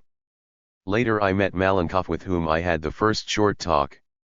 Malenkov suggested to me that if I wished and had the possibility, I should write out the questions which I had in mind to raise in the talk so that it would be easier for him to transmit them to Comrade Stalin. Then, he told me, we shall await Comrade Stalin's reply whether you, Comrade Enver, are to go to talk personally with him in the city of Sukhumi, where he is on holiday, or are to talk with some other comrade of the Soviet leadership whom Joseph Vissarionovic will recommend. That evening I wrote out the questions we intended to discuss and handed them to Malenkov. After he was informed about this, Stalin instructed that I should go to Sukhumi so that we could talk together. And this is what we did. I met Comrade Stalin in the garden of the house where he was spending his holidays, a marvelous garden full of trees and beds of multicolored flowers bordering the roads and paths. I saw him from a distance strolling at his usual slow pace, a little bent and with his hands behind his back. As always he welcomed me very warmly and behaved in a very comradely way. He seemed to be in very good health. I stay outside all day, he told me, and only go inside to eat. Very happy to see him again and to find him so well, I wished him. May you live another 100 years, Comrade Stalin. 100? He said with a laugh, narrowing his eyes a little. That's not much. In Georgia we've old people of 145 years of age and still going strong.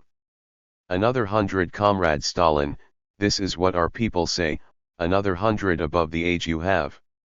I told him. Tak harasho. He said in the best of humor. That's fine, I agree.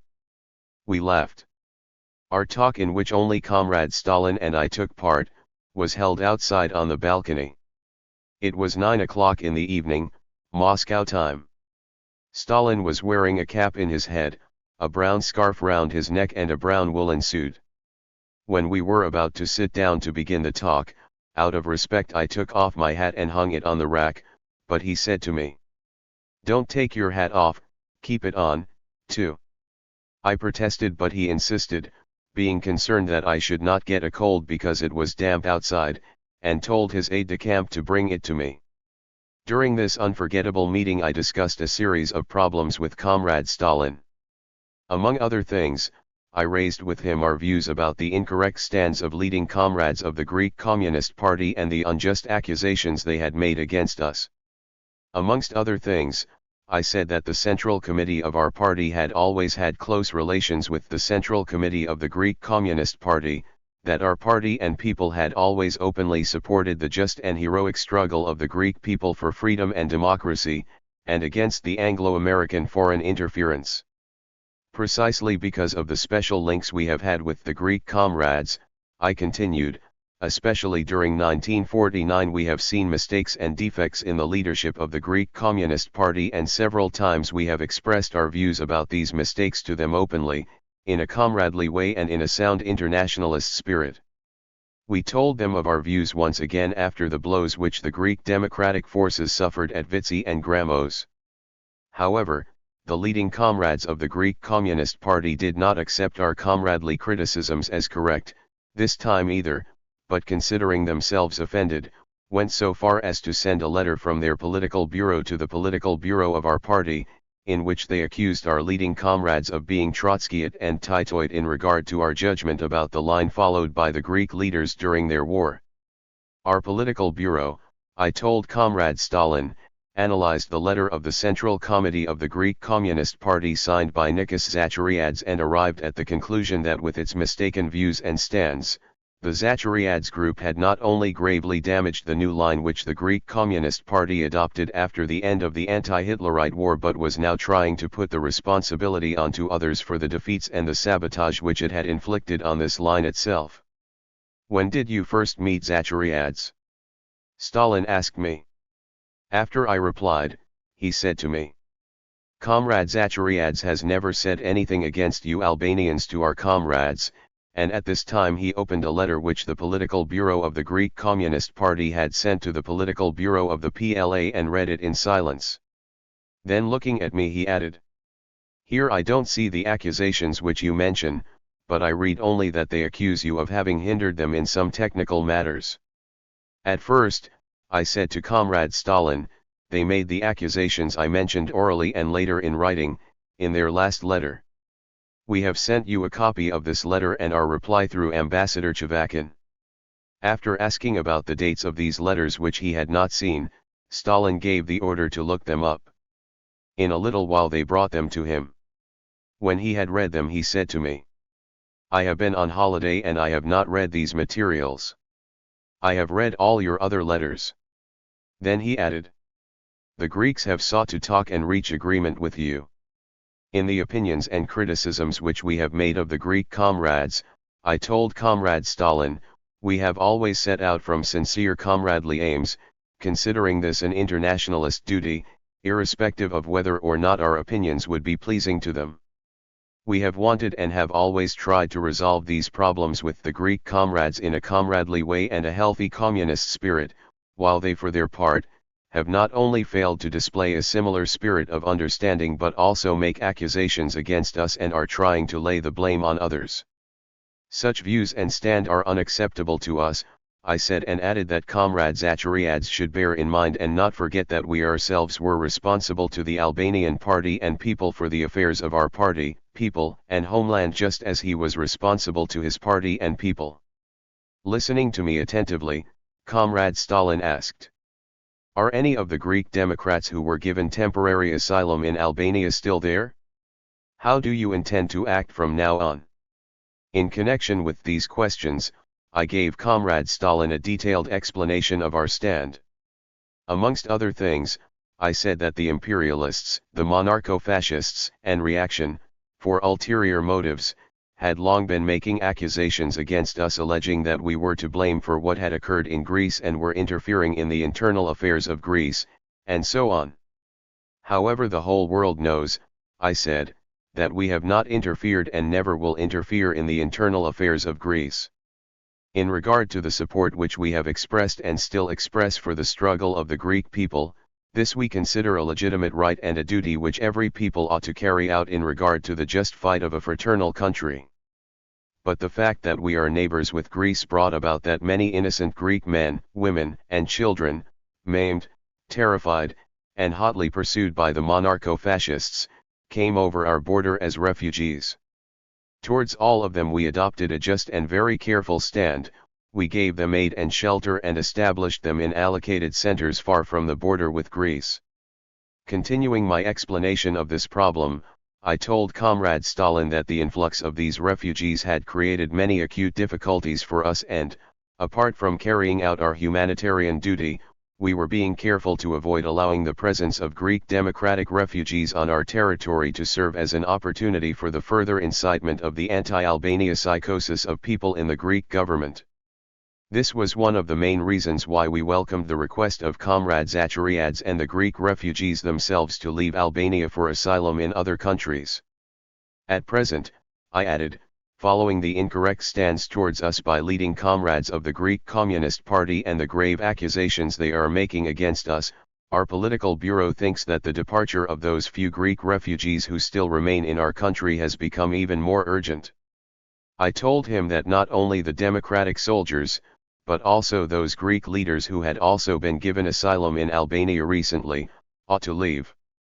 Continuing my presentation of our views in connection with the Greek problem, I also told Comrade Stalin about some other mistakes of the Greek comrades, such as their underestimating of protracted partisan war spread over the whole country and their reliance solely on frontal war with the regular army, their elimination of the role of the political commissar in the partisan units, etc. The pressure of mistaken, petty bourgeois views of career officers who did not want or tolerate trusted party people beside them, I told Comrade Stalin, brought about that the role of the commissar in command in the Greek Democratic Army was diminished, considered of second-rate importance, and even totally eliminated. These and other such mistakes make us think that there is confusion, opportunism, and false modesty in the leadership of the Greek Communist Party and hiding of the leading role of the party. After listening attentively to all I put forward, Comrade Stalin, amongst other things, said to me, "Like you, we too, agreed to the request of Zachariadze for the departure of the Greek democratic refugees from Albania and have interested ourselves in assisting them to be settled where they wanted to go. We did this because such a stand is humanitarian. Aid for this number of people was a burden even for us, but they had to go somewhere, because they could not stay in a country bordering on Greece. The stand which you have adopted towards the democratic soldiers who crossed your border seems to me correct," added Comrade Stalin. "As for their weapons which have been left in Albania, I am of the opinion that you Albanians should keep them, because you deserve them. It appears," continued Comrade Stalin, "that the leaders of the Greek Communist Party have not evaluated the situation properly. They have underestimated the strength of the enemy, thinking they had to do only with Tsaldaris and not with the British and Americans. As to the final withdrawal by the Greek comrades, there are people who say that they should not have retreated, but I think that, after what had occurred, the democratic soldiers absolutely had to retreat, otherwise they would have all been wiped out. On the other questions the Greek comrades are not right. They could not wage a frontal war with the regular army, because they did not have either an army capable of this kind of war, or a sufficient breadth of territory for this. Overestimating their strength and possibilities, they did everything openly, making it possible for the enemy to discover all their positions and their arsenal. Nevertheless, I think you should reach agreement with the Greek comrades. This is my view. What they say about you Albanians having adopted a Trotskyite and Titoid stand towards them are baseless accusations. At dinner Stalin asked me where and when I thought we could meet together with the Greek leaders to clear up the disagreements over principles which had arisen between us. We are ready to meet whenever you like, I said. Possibly even in January next year, and we should hold the meeting in Moscow.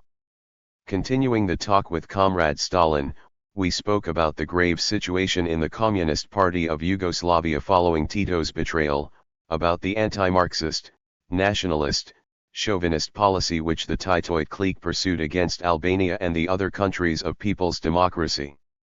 In particular, I spoke about the situation of the Albanian population in Kosovo and some other parts of Yugoslavia. The line of the Communist Party of Yugoslavia in regard to Kosovo and other regions in Yugoslavia with an Albanian population, I told Comrade Stalin, from the beginning of the anti-fascist war to liberation, and even more after liberation, was and is chauvinist and nationalist. If it were in a sound Marxist-Leninist position, the Communist Party of Yugoslavia should have devoted special attention during the anti-fascist national liberation war to the question of the Albanian population in Yugoslavia, because it is a minority large in numbers and right on the Albanian border. In the first years of the war, our view was that the question of the future of Kosovo and other Albanian regions in Yugoslavia should not be raised during the war, but the Albanians of Kosovo and other Albanian regions should fight against fascism within the framework of Yugoslavia, and this problem would be resolved by the two sister parties, by the people's democratic regimes which would be established in Albania and Yugoslavia, and by the Albanian population there itself, after the war. The main question was that the Albanians of Kosovo and other parts of Yugoslavia had to be persuaded and convinced that by fighting fascism, shoulder to shoulder with the peoples of Yugoslavia, after the victory they would be free and the possibilities would be provided for them to decide their future for themselves, that is, that they themselves would decide whether they would be united with Albania or remain within the framework of Yugoslavia as an entity with a special status. A correct and principled policy in this direction would have brought about that the Albanian population of Kosovo and of other regions would have been mobilized with all their strength in the great anti-fascist war, irrespective of the savage reaction and the demagogic fascist propaganda. Right from the start of the war we told the Yugoslav leaders of our opinion that they should mobilize the Albanian population in a patriotic spirit, should allow them to fly the Albanian flag along with the Yugoslav flag, should think about the participation of a bigger number from the Albanian element in the new state power to be created in the course of the war, should support and develop among the Albanians both the feeling of great love for Albania, their homeland, and the feeling of fraternity in the just war of the peoples of Yugoslavia. That very close collaboration should be created and strengthened between the Albanian fighting units of Kosovo and the national liberation war of our country, while these fighting units of Kosovo and other regions should be linked with and guided by the General Staff of the National Liberation Army of Yugoslavia, etc. But, as the reality showed, I continued presenting my ideas to Comrade Stalin. These just and essential demands were not to the liking of the Yugoslav leadership, therefore, not only was it obscure on statements of principle, but Tito made accusations of nationalist deviations against us and those Yugoslav comrades who considered these demands correct. The nationalist and chauvinist policy on the part of the Yugoslav leadership in Kosovo and the other regions inhabited by Albanians was further intensified after the war, irrespective of the demagogy and some partial measures which the Tito Rankovic clique took at first, such as the opening of an occasional Albanian school. Nevertheless, In the first post-war years we still considered the Communist Party of Yugoslavia a sister party and hoped that the question of Kosovo and the other Albanian regions would be resolved correctly as soon as the appropriate moment arrived. We thought that this moment had been reached at the time of the signing of the treaty with Yugoslavia, and I raised this problem with Tito then. Tito asked me what I thought about Kosovo. Kosovo and the other regions of Yugoslavia with an Albanian population, I replied, are Albanian territory which the great powers unjustly tore away from Albania. They belong to Albania and should be returned to Albania. Now that we are two socialist countries, the conditions exist for this problem to be solved correctly. Tito said to me, I agree, this is what we desire, but for the moment we are unable to do anything because the Serbs do not understand such a thing. If they don't understand it today, I said, they will have to understand it tomorrow. At this moment Comrade Stalin asked me when I first met Tito and the other Yugoslav leaders. After telling him that I met them after the war, on the first visit I made to Belgrade in 1946, I continued. The problem of Kosovo and of the Albanian population living in other regions of Yugoslavia, and its future, remains a problem which is up to the people of Kosovo and the other regions to decide for themselves. However, we for our part, without ever interfering in the internal affairs of Yugoslavia, will never cease supporting the rights of our brothers of the one blood, living in Yugoslavia, and will raise our voice against the terror, the policy of extermination, which the Tito Rankovic clique is pursuing towards them. Finally, I told Comrade Stalin that we had written him a letter about this problem. I have read your letter, Comrade Stalin replied. I agree with you that the people of Kosovo themselves should decide the question of their future. Apart from the anti-Marxist policy Tito has pursued towards Kosovo, Stalin continued, he also wanted to annex Albania itself. This became obvious when Tito tried to send his divisions into Albania. We prevented such an action.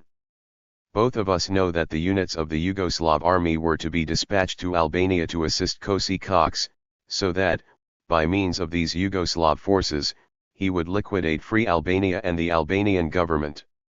Tito, I said, took advantage of the fact that Greece at that period was committing provocations on our borders at every opportunity, and he hatched up the intrigue that we would allegedly be subjected to a large-scale attack from Greece, that the attack was imminent and constituted a threat to Albania, etc.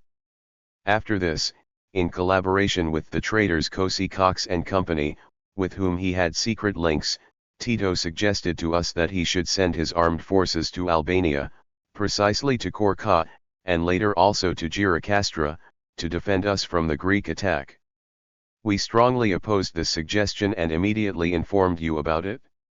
We were convinced that under cover of these divisions to help us, he aimed to occupy Albania, and this was also the view expressed in the reply you sent us in connection with our report. With a chuckle expressing both anger and deep irony, Stalin said. And now Tito is accusing us, the Soviets, of allegedly interfering in the internal affairs of Yugoslavia, of allegedly wanting to attack Yugoslavia. No, we have never wanted to do such a thing, and it has never even crossed our minds, because we are Marxist-Leninists, we are a socialist country, and we cannot act as Tito thinks and acts. I think, continued Comrade Stalin, that as Marxist-Leninists, in the future too, we must attack the anti-Marxist views and actions of Tito and the Yugoslav leadership, but I stress that in no way should we ever interfere in their internal affairs. That would not be Marxist. The Yugoslav communists and the Yugoslav people must attend to that matter. It is up to them to solve the problems of the present and the future of their country. It is in this context, also, that I see the problem of Kosovo and the Albanian population living in other parts of Yugoslavia. We must not leave any way for the Titoid enemy to accuse us later of allegedly waging our fight to break up the Yugoslav Federation. This is a delicate moment and needs very careful handling, because by saying, see, they want to break up Yugoslavia, Tito not only gathers reaction around him, but also tries to win the patriotic elements over to his side. As for Albania's international position, Comrade Stalin went on, This has been defined by the meeting of the three foreign ministers of the United States of America, Great Britain, and the Soviet Union. You know of the declarations of Hull, Eaton, and Molotov on this question. A big noise is being made alleging that Yugoslavia, Greece, etc., are going to attack Albania, but this is no light matter, either for them or for any other enemy, said Comrade Stalin, and he asked me, are the Greeks continuing their provocations on the border? After the lessons we have given them, especially this summer, they have ceased their armed attacks, I said. Nevertheless we are always vigilant and remain on the alert. Stalin is very busy with his internal troubles, Comrade Stalin went on. He has no time now to engage in provocations, as the monarcho-fascists are quarreling amongst themselves. I think also, that the Anglo-Americans cannot attack you from outside, but will try to attack you from within, by attempting to organize insurrections and movements, by infiltrating agents and assassins to kill the Albanian leaders, etc. The enemies will try to stir up troubles and conflicts inside Albania, but if Albania is strong internally, it need fear no danger from abroad. This is the main thing. If Albania pursues a wise and principled policy, it has no reason to fear anything. As for the documents of the three foreign ministers, Comrade Stalin said, these you should keep in mind, and from time to time, at opportune moments, you should mention them to remind the friends of them. However, the internal situation must be strengthened continuously in all directions, it must always be strengthened. This is the main thing, he said, and asked me, do you have defense forces under the Ministry of Internal Affairs to attack the counter-revolutionary bands and put down the attempts of internal reaction? Yes, I said. These forces, made up of the sons of the people, have done a commendable job, especially in the early years, in clearing the country of the gangs of criminals, enemies hiding in the mountains, and agents smuggled in from abroad. In close collaboration with the people, our military forces are ever better fulfilling their tasks, and the party and our state power have always seen to it that they are very well trained and equipped. You must keep these forces in constant readiness to settle accounts with the counter-revolutionary groups, as well as with the possible bandits, Comrade Stalin advised me in connection with the situation in Albania and asked me, did Tito denounce the Treaty of Friendship and Mutual Collaboration with Albania? Yes, I said. And the way Tito denounced the treaty was typically Titoid. On November 2 this year the Yugoslav leaders sent us an official note full of slanders and base accusations, in which they called on us, in the form of an ultimatum, to abandon our road and take their road of betrayal. Then, on November 12, without waiting for a reply to their first note, they sent us their second note in which they denounced the treaty. However, we gave them our reply to both their notes, just as they deserved, and we are still living very well, even without their treaty of friendship. This meeting passed in a warm, happy, and very intimate atmosphere. After the tete-a-tete talk I had with Comrade Stalin, we went into the house for dinner. At the entrance to the dining room there was a kind of an anteroom where we hung our coats and hats. In the dining room itself, which was half-paneled in timber, there was a long table, and here and there other tables for serving dishes and drinks. Also present at the dinner were two Soviet generals, the one Stalin's aide-de-camp and the other my escort during my visit. Stalin talked, asked questions, cracked jokes with us and the two generals. When we sat at the table he made jokes about the dishes. The way the dinner was served was very interesting. There was no waiter to serve us. A girl brought in all the food in dishes covered to keep them hot, she put the dishes on the table and left. Stalin got up, took the dish himself and, standing there, carved the chicken, then sat down and resumed his jokes. Let us begin, he said addressing me. What are you waiting for? Do you think the waiters will come to serve us? There you have the dishes, take them, lift the lids and start eating, or you'll go supperless. He laughed again heartily, that exhilarating laugh of his that went right to one's heart. From time to time he raised his glass and drank a toast. At one moment, Stalin's aide-de-camp, seeing that Stalin was taking another kind of drink from the table, made an attempt to stop him and told him not to mix his drinks. He did so as it was his duty to take care of Stalin. Stalin laughed and said that it would do no harm. But when the general insisted, Stalin replied to him in a tone half angry, half in fun. "Leave me in peace, don't pester me like Tito." And looked me right in the eye, laughing. We all laughed. By the end of the dinner he showed me a fruit and said, "Have you ever tasted this kind of fruit?" "No," I said, "I've never seen it." "How is it eaten?" He told me its name. It was an Indian or tropical fruit. He took it, peeled it, and gave it to me.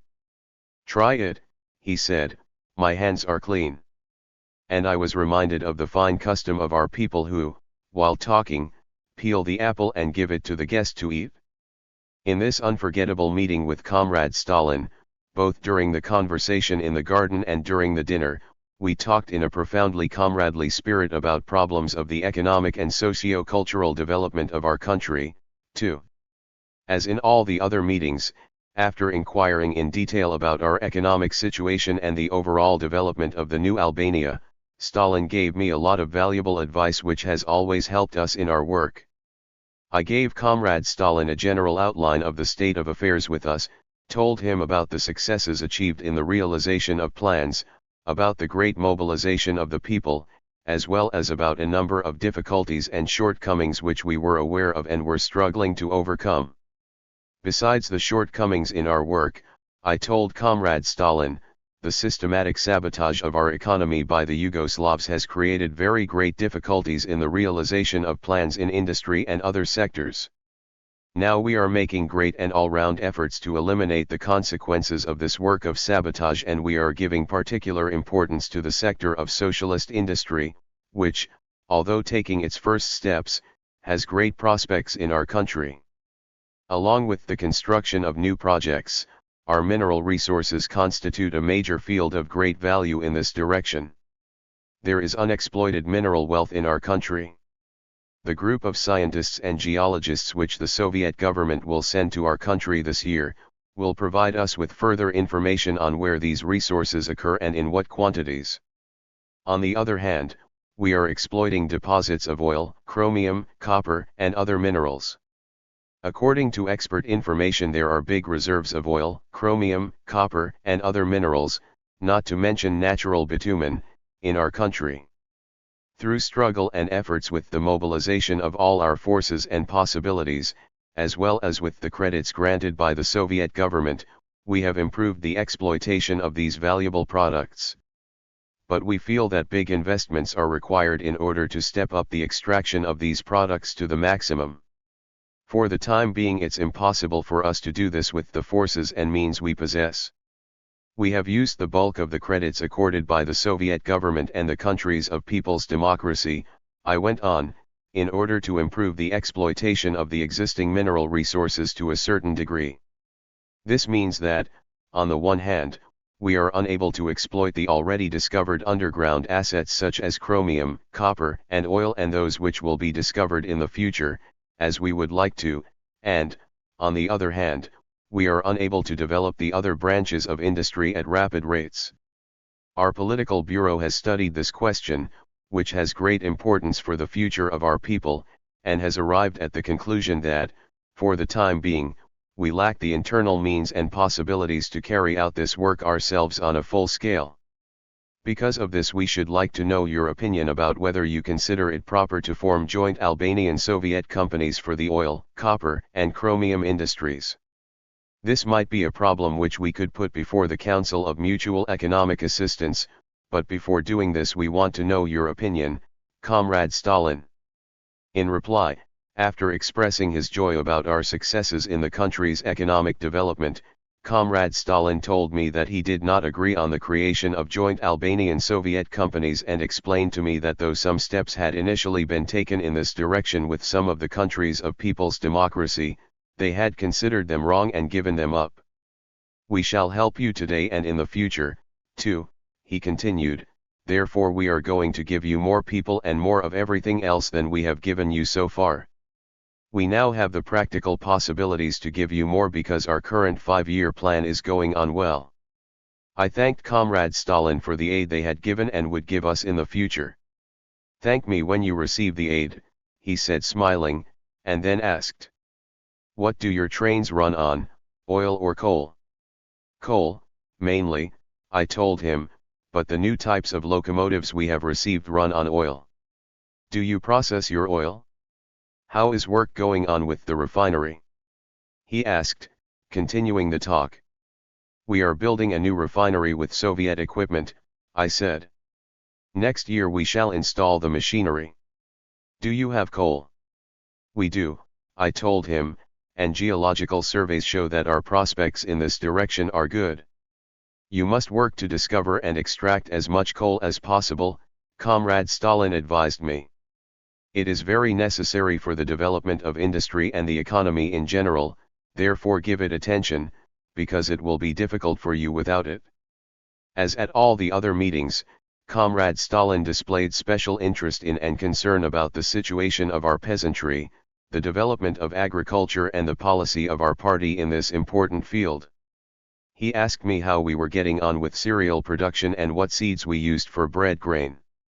I told Comrade Stalin that we had tried to increase the production of grain from year to year, because this was a major problem of vital importance to our country, that we had achieved a number of successes in this direction, but that we had to do still more work and make even greater efforts to ensure the bread for our people. Your government must work with might and main for the development of agriculture, Comrade Stalin told me, among other things, must assist the peasantry so that the peasant sees concretely that the government is taking an interest in him and in the continuous improvement of his life. Then he asked. You have a good climate, don't you? Yes, we do, I told him. Yes, he said. Everything can be planted and grown in your country. But the important thing is what you sell. You must select good seeds, he advised me, and for this you should seek our assistance.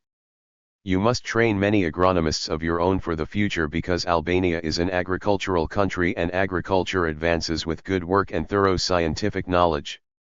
Send an agronomist here to select seeds, he added. Then he asked me. What about cotton? Is the peasant interested in cultivating it? I told Comrade Stalin that in the past we had no tradition in the cultivation of this crop, but now we were increasing the area planted to cotton from year to year. This was essential, because apart from anything else, the textile combine which we were building would be based on our own cotton. You must encourage the peasant to produce, Comrade Stalin advised me, by paying him higher prices for cotton. When the socialist ideology is still not implanted in his consciousness, the peasant does not readily give you anything without first looking to his own interest. Further on, he asked me. You still have virgin and unused lands? Yes, we have, said I, both in the hills and mountains and on the plain. The swamps, and marshes, in particular, have been a plague both for our agriculture and the health of the people. I added that in the years of People's Power we were carrying out a great deal of work to drain marshes and swamps, and had achieved a number of successes, but we had big plans for this sector and we should realize them step by step. The peasantry, Comrade Stalin told me, must not leave an inch of land untilled. The peasants must be persuaded to increase the area of arable land.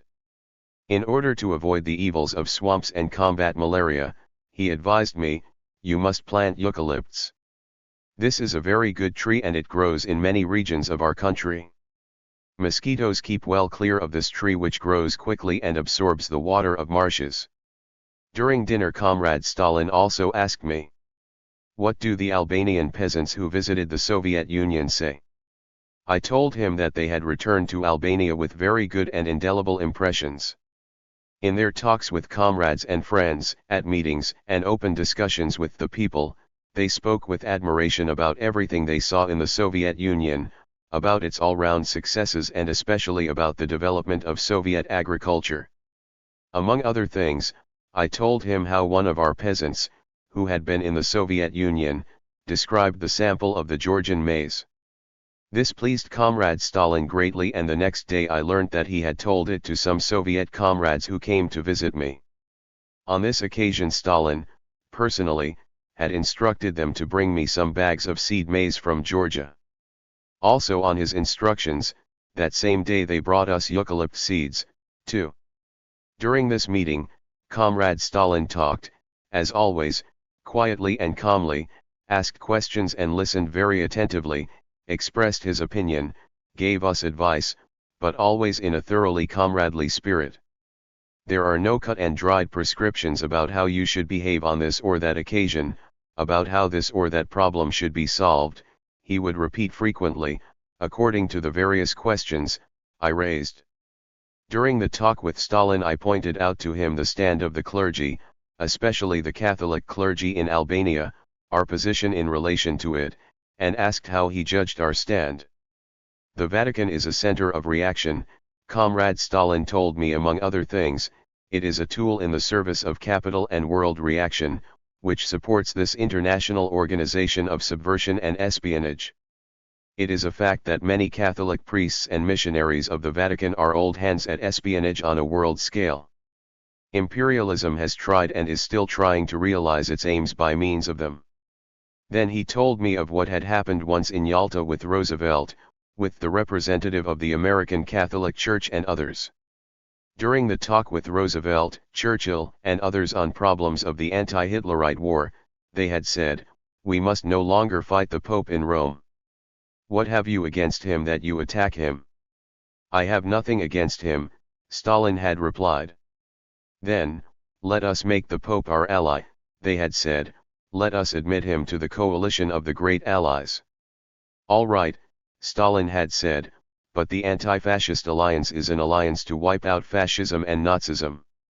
As you know, gentlemen, this war is waged with soldiers, artillery, machine guns, tanks, aircraft. If the Pope or you can tell us what armies, artillery, machine guns, tanks, and other weapons of war he possesses, let him become our ally. We don't need an ally for talk and incense." After that, they had made no further mention of the question of the Pope and the Vatican. Were there Catholic priests in Albania who betrayed the people? Comrade Stalin asked me then. Yes, I told him.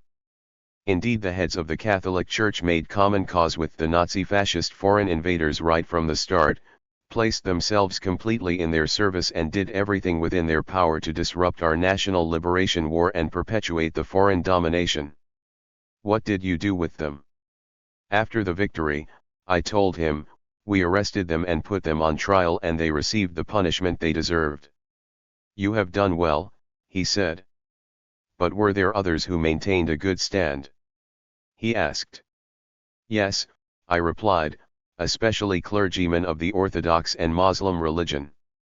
What have you done with them? He asked me. We have kept them close to us. In its first resolution our party called on all the masses, including the clergymen, to unite for the sake of the great national cause, in the great war for freedom and independence. Many of them joined us, threw themselves into the war and made a valuable contribution to the liberation of the homeland. After liberation they embraced the policy of our party and continued the work for the reconstruction of the country. We have always valued and honored such clergymen, and some of them have now been elected deputies to the People's Assembly or promoted to senior ranks in our army. In another case, a former clergyman linked himself so closely with the National Liberation Movement and the party that in the course of the war he saw the futility of the religious dogma, abandoned his religion, embraced the communist ideology, and thanks to his struggle, work, and conviction we have admitted him to the ranks of the party. Very good, Stalin said to me. What more could I add? If you are clear about the fact that religion is opium for the people and that the Vatican is a center of obscurantism, espionage, and subversion against the cause of the peoples, then you know that you should act precisely as you have done. You should never put the struggle against the clergy, who carry out espionage and disruptive activities, on the religious plane, Stalin said, but always on the political plane. The clergy must obey the laws of the state, because these laws express the will of the working class and the working people. You must make the people quite clear about these laws and the hostility of the reactionary clergymen, so that even that part of the population which believes in religion will clearly see that, under the guise of religion, the clergymen carry out activities hostile to the homeland and the people themselves. Hence the people, convinced through facts and arguments, together with the government, should struggle against the hostile clergy. You should isolate and condemn only those clergymen who do not obey the government and commit grave crimes against the state. But, I insist, the people must be convinced about the crimes of these clergymen, and should also be convinced about the futility of the religious ideology and the evils that result from it. I remember that at the end of this unforgettable meeting Comrade Stalin gave us a piece of general advice: strengthen the internal situation well, strengthen the political work with the masses. Stalin kept me a full 5 hours at this meeting. We had come at 9 o'clock in the evening and left at 2 after midnight. After we rose from the table, Stalin said to me, "Go and put on your coat." We came out with the two generals and I was waiting to return to the room where we had our meeting in order to thank him for the warm reception and to say goodbye. We waited a little, looked into the room, but he was not there. One of the generals told us, "No doubt he has gone out into the garden." True enough, there we found him modest, smiling, with his cap on his head and his brown scarf round his neck. He accompanied us to the car. I thanked him. "Don't mention it," he replied. "I shall phone you tomorrow. We may have another meeting. You must stay another couple of days here to visit Sukhumi." Next evening, on November 25th, I was waiting impatiently for the telephone to ring, but unfortunately, I did not meet Comrade Stalin again. At 1 a.m. of the 26th he had arrived in Sochi and sent to me his regards through the general who accompanied me. From Sukhumi, on the 25th of November 1949, I sent the comrades in Tirana this telegram: "Finished work yesterday. They will help us in everything. All I requested was agreed to with very great cordiality. I am well. Can hardly be there for the celebrations. My best greetings for the celebrations. I leave by the first means available." On 25th of November we visited the town of Sukhumi, which had 60,000 inhabitants.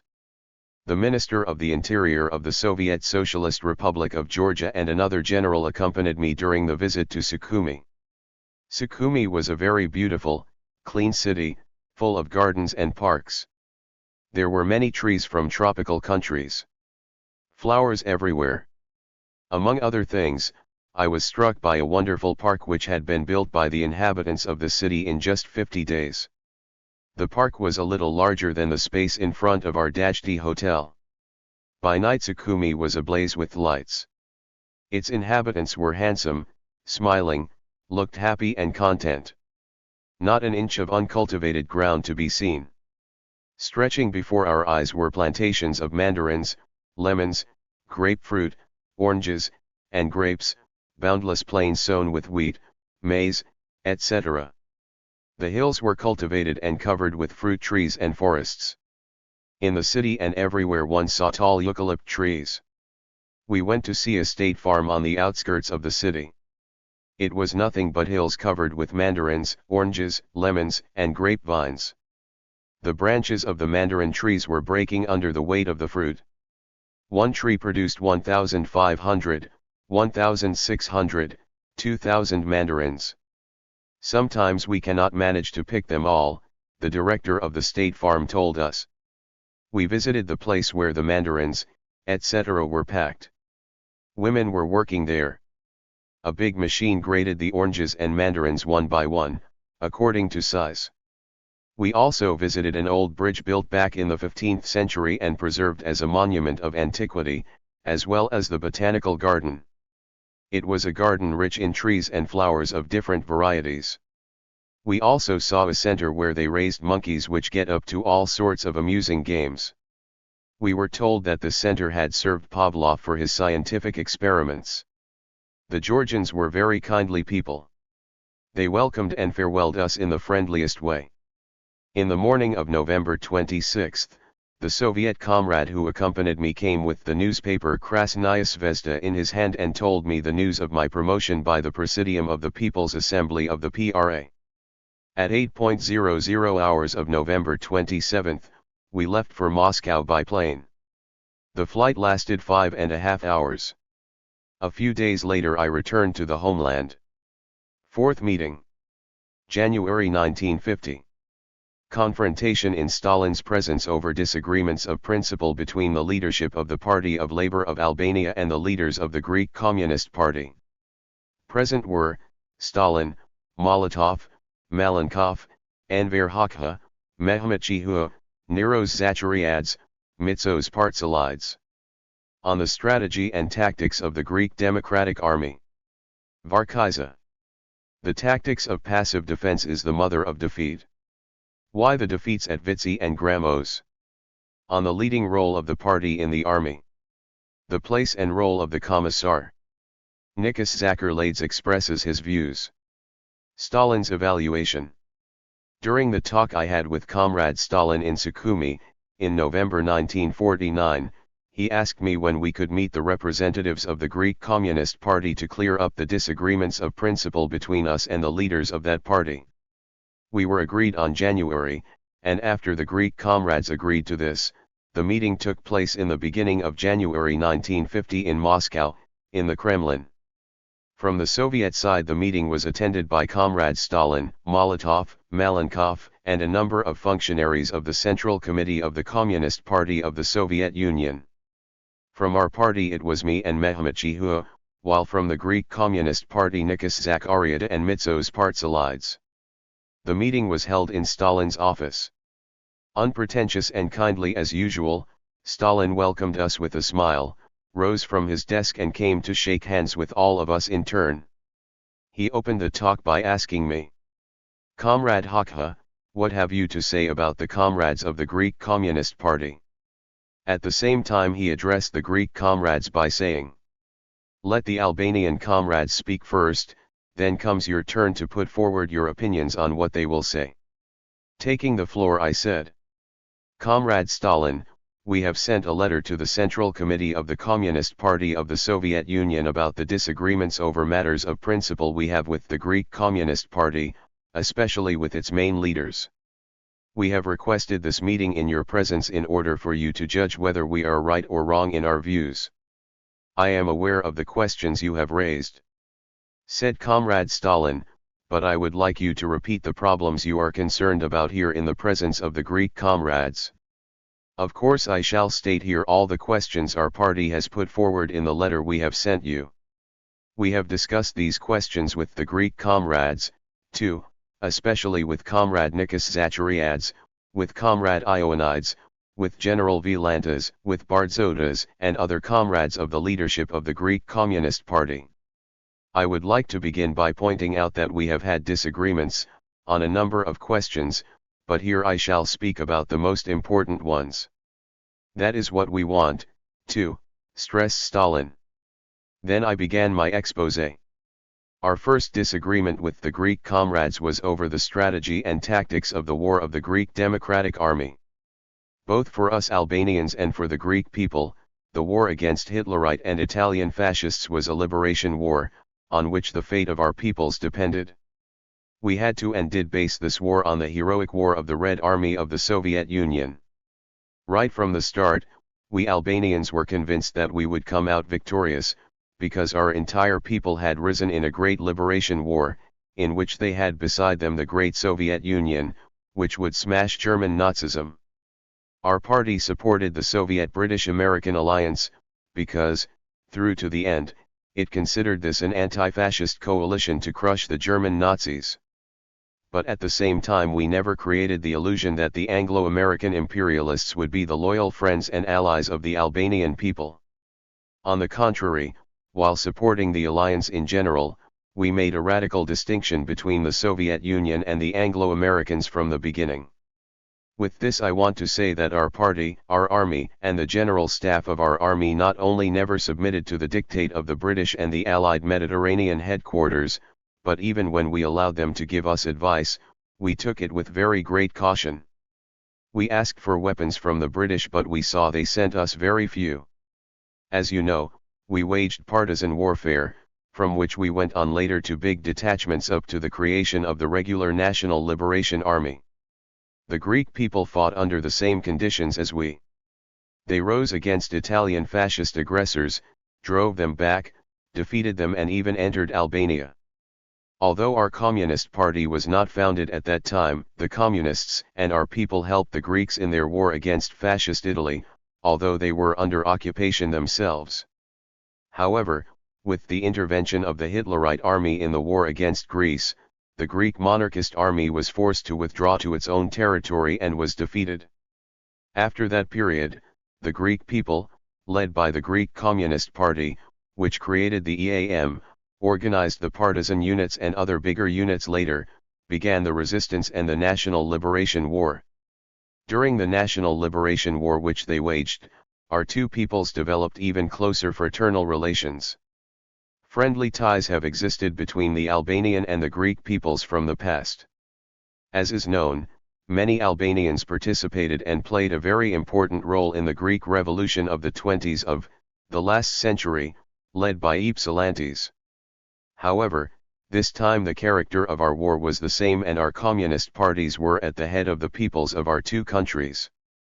We established relations between ourselves, and even undertook military operations with combined fighting units against the German armies on Greek territory.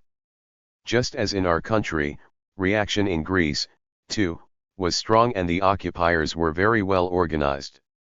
This, too, was a phenomenon in common. On our part, we made efforts and achieved some results in isolating the heads of reaction and in winning over elements that had made mistakes from its ranks. I cannot say with precision how they acted in Greece, but we have criticized the comrades of the leadership of the Greek Communist Party because the EAM and they themselves committed a major political mistake of principle in subordinating the National Liberation War of the Greek people to the Anglo-American strategy and placing it virtually under the direction of the British and the Mediterranean headquarters. We addressed our criticism to Comrade Nikos Zachariadis personally. The person mainly to blame for this situation was Scientos, who in the absence of Zachariadis at that time imprisoned in German concentration camps, was acting General Secretary of the Greek Communist Party. When we pointed out this matter to Comrade Zachariadis later, he did not give me a clear answer, and leaned more to the view that mistakes had not been made. I persisted in the opinion of our party, and in the end, I told Comrade Zachariadis that Scientos was a provocateur, an agent of the British. Had Scientos been in our country, I told Comrade Zachariadis, our party would have put him on trial, and sentenced him to the punishment he deserved, while you did not act that way. Of course, that is your business, but this is our opinion on this matter. As a conclusion, Comrade Nikos Zachariadis agreed that Scientos should not have acted as he did, that the comrades had criticized him for this, however, they did not put him on trial, but only expelled him from the party, he said in the end. Pursuing this matter, I would like to point out that we have had a series of political, ideological, and military talks with leading comrades of the Greek Communist Party, and this is understandable, because we were two communist parties and had the one strategic aim, the liberation of our countries from the Nazi-fascist occupiers and the reactionary bourgeoisie of each country. We saw that, despite the outstanding bravery of the Greek partisans and their commanders, after Comrade Nikos Zachariadis was released from the Hitlerite concentration camps, he occupied a leading position in liberated Greece with the British army stationed there on the basis of the agreements signed earlier at Caserta and Cairo by representatives of the EAM, agreements which, in the end, led to the Varkiza Agreement. Our party did not agree with these actions of the Greek Communist Party, and considered them as a subordination of the Greek Democratic War, as a failure of its policy of liberation, and capitulation to Anglo-American reaction. What is more, at a mass rally in the Athens Stadium, at which the chiefs of the Greek bourgeois parties spoke in turn, Comrade Nikos Zachariadis spoke, too, as leader of the Greek Communist Party, and declared among other things, if the other Greek democratic parties demand the autonomy of Voreo Epirus, the Greek Communist Party will associate itself with them. Our party immediately protested publicly and warned that it would combat such views mercilessly. Following this event, we invited Comrade Nikos Zachariadis to a meeting, at which I criticized him severely, describing his statement as an anti-Marxist and anti-Albanian stand, and I made it very clear to him that Voreo Epirus, which was Albanian territory, would never become Greek territory. I want to say on this occasion that Comrade Nikos Zachariadis acknowledged his mistake, admitted to us that he had made a grave error in this direction and promised to correct the mistake he had made. We may be wrong, but our opinion is that Marcos Vafiadis, whom they eliminated later, was a good communist and an able commander. Naturally, however, this is only an opinion of ours, which may be right or may be wrong, therefore we do not pretend to judge this, because, in the final analysis, this is a question which is not up to us, but to the Greek Communist Party, to judge. Our opposition to the leadership of the Greek Communist Party, with Comrade Zachariadis at the head, is based, in the first place, on Varkiza, where the Greek Communist Party and the EAM signed the agreement, which is nothing but a capitulation, a surrender of their arms. The Party of Labour of Albania described this act as a betrayal committed against the Greek Communist Party and the fraternal Greek people. Not only should Varkiza never have come to pass, but it should be sternly condemned. I have expressed this view long ago to Comrades Nikos Zachariadis and Mitsos Partsalides, who was one of those who signed the agreement. We have respect for these two Greek leading comrades, Zachariadis and Partsalides, but this action, inspired and carried out by them, was absolutely wrong and caused the Greek people great harm. Nikos Zachariadis has defended a thesis which is the opposite of ours on Varkiza. He has always insisted that it was not at all a capitulation, or a betrayal, but an act which had to be done in order to gain time and allow them to seize power. In connection with Varkiza, I asked Comrade Nikos Zachariadis to explain the reasons for the condemnation and murder of Aris Velichiotes, who, after the signing of the said agreement, set out to come to Albania in order to make contact with the Central Committee of our party. Nikos Zachariadis replied, although Aris Velichiotes was a courageous general, he was a rebel, an anarchist, who did not accept the decision of the Central Committee of the Greek Communist Party on Varkiza, therefore we merely expelled him from the Central Committee of the party.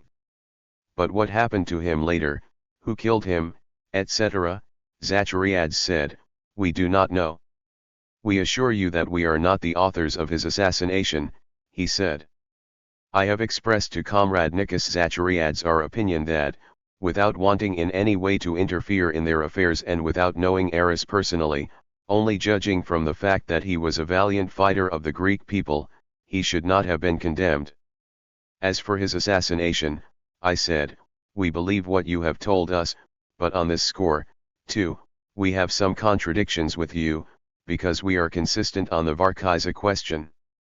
As Marxist-Leninists, we were very sorry for the Greek people, with whom we had collaborated during the anti-fascist National Liberation War, therefore, later, at the moments when they were again faced with the question of liberation or slavery, we wanted to continue this collaboration.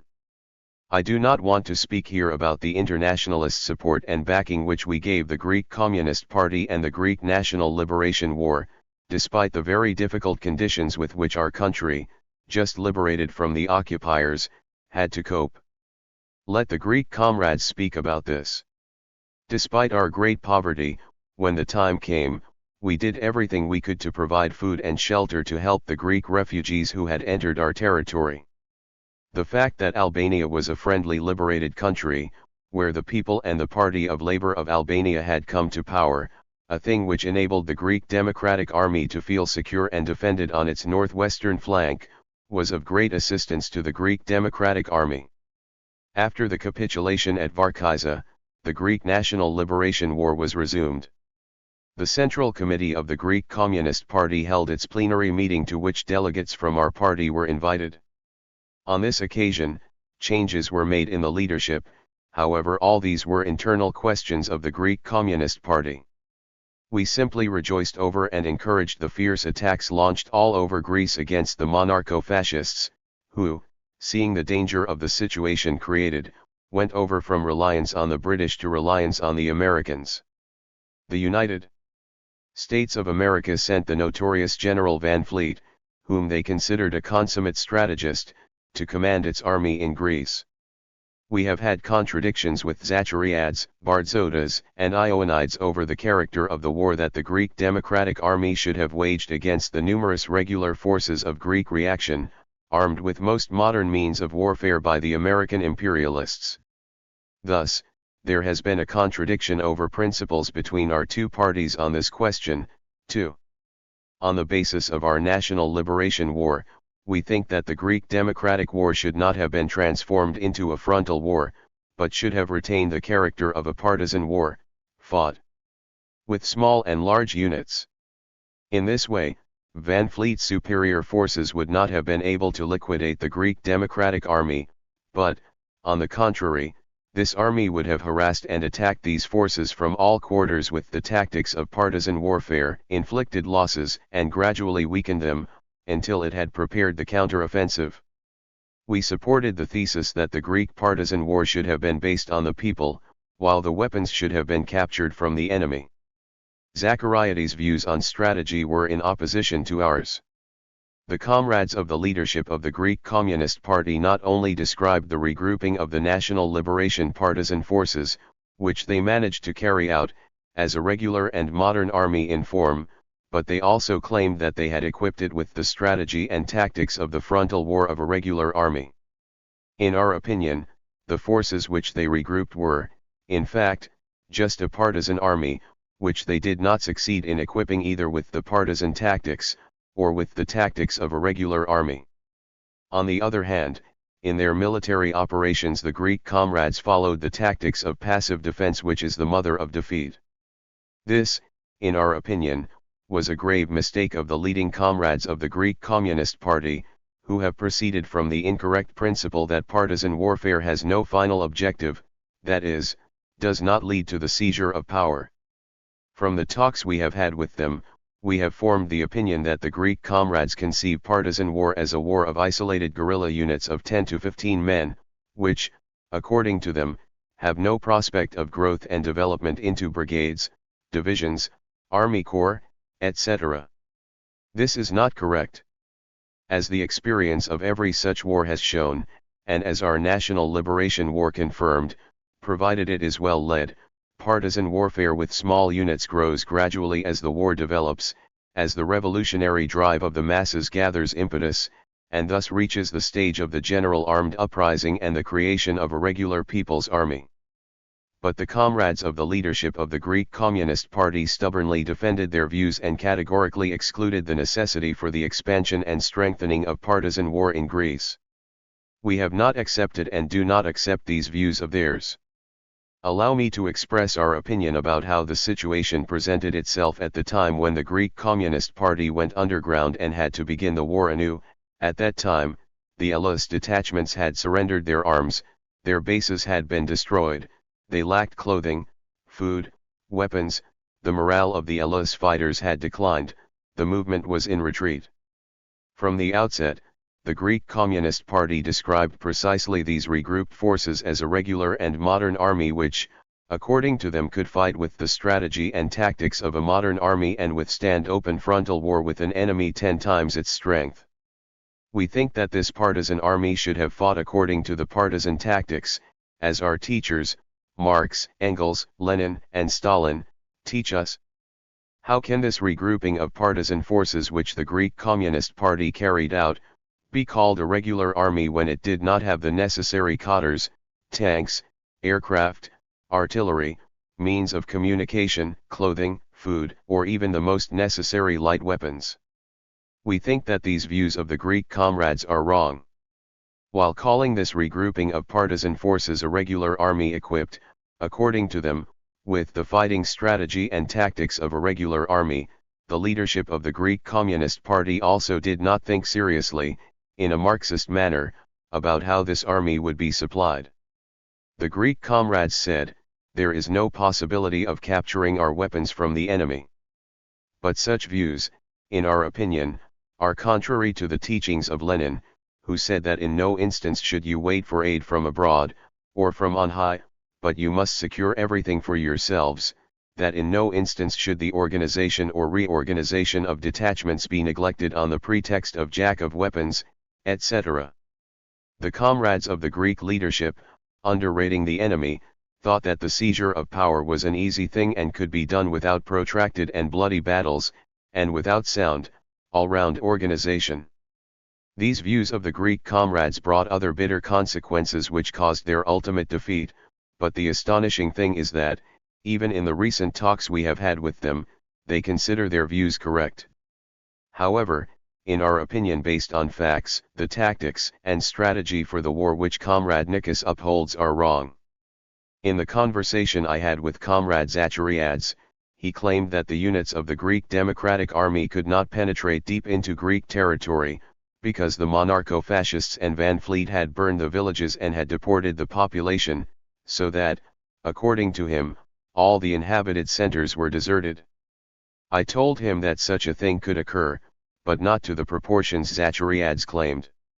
This was my opinion based on the logic of facts, because obviously, the monarcho-fascists and the American army could not possibly clear the population from all the inhabited areas of Greece.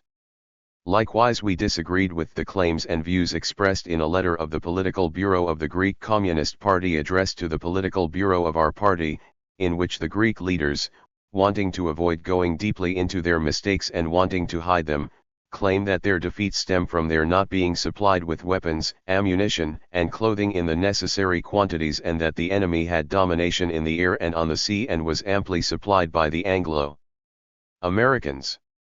The truth is that the enemy was much better supplied and had superior strength in men and materiel. However, in such a case, when you are conducting a war against internal reaction and foreign military intervention, the best course is that the enemy should become the greatest source of supplies. The Greek Democratic Army ought to have captured its weapons from the enemy, but these weapons could not be captured by following the tactic of defensive warfare, of passive defense. Nevertheless, we think that the basic question is not one of supplies. We think that, in rejecting the tactics of partisan warfare and its development to the general armed uprising and the seizure of power, the leadership of the Greek Communist Party has applied a defensive and passive tactic which is unacceptable either in a partisan war or in a frontal war with regular armies.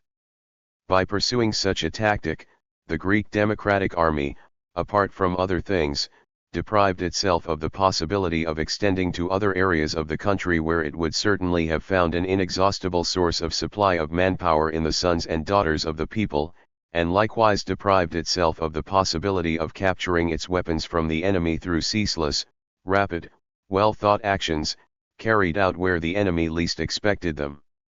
Marxism-Leninism teaches us that there must be no playing at armed insurrection, and the history of so many wars has confirmed that the defensive spells death for any armed uprising.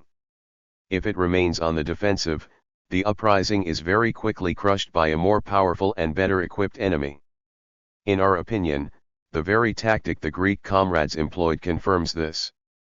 The biggest active forces of the Greek Democratic Army were kept permanently within the fortified sectors of Vitsi and Gramos.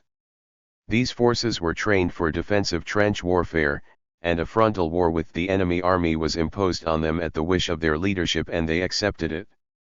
The Greek comrades thought they would take power by means of defensive and passive war. In our opinion, power could not be taken by defending yourselves at Gramos. The only maneuver the Greek Communist Party made was that in the battle at Gramos in 1948, where the truly heroic Greek partisans resisted for 70 days on end, inflicted losses in men on the enemy, but in the end, in order to escape encirclement and annihilation, broke out from Gramos and went over to Vitsi. However, this was still far from the seizure of power. The Greek Democratic Army should have carried out attacks to capture cities. This was not achieved. At that time, too, the Greek comrades claimed that they lacked the forces. This may be true, but why did they lack forces and where should they have found them? The Greek comrades did not analyze this problem deeply and did not solve it, either at that time, or later, in the proper Marxist-Leninist way. The tactics of the Greek comrades, as they put the 10th letter of their political bureau addressed to our political bureau, was to hold Vitzi and Grammos at any cost, as their base for the further development of the war, and they made success in war dependent exclusively on supplies, but without ever finding the correct way to secure those supplies by fighting. Thus, suffering defeat after defeat, the Greek Democratic Army was forced to retreat and entrenched itself again in the zones of Vitzi and Grammos. This was a very critical phase, both for the Greek Democratic Army and for our country. During this period we followed the activities of the Greek comrades with great attention. Before the final offensive of the monarcho-fascists against the Greek Democratic Army, the comrades of the Greek leadership were of the opinion that their political and military situation was absolutely excellent, whereas that of the enemy, according to them, was utterly desperate. According to them, Vitzi is extremely well fortified and impregnable to the enemy. If the enemy attacks Vitzi, it has signed its death warrant. Vitzi will become the graveyard of the monarcho-fascists. The enemy has to launch this offensive because it has no other way out, it is on the brink of disaster. Let the monarcho-fascist army and the army of Van Fleet attack whenever they like, we shall smash them. Comrade Violantas held that the enemy would direct the main blow against Grammos and not against Vitzi, because Grammos is less fortified, as it is situated on the border with Albania, and the enemy, after defeating us there, will turn back to attack us at Vitzi, because it thinks it can annihilate us there, since it borders on Yugoslavia. After fighting at Grammos and inflicting great losses on the enemy, we shall maneuver with our forces from Grammos in order to attack the enemy forces at Vitzi from the rear. But a little before the final attack, we informed the Greek comrades that the enemy would launch their attack on the 10th of August on Vitzi and not on Grammos.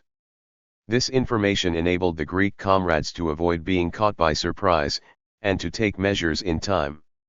However, even after this, they still believed that the main blow would be directed against Grammos.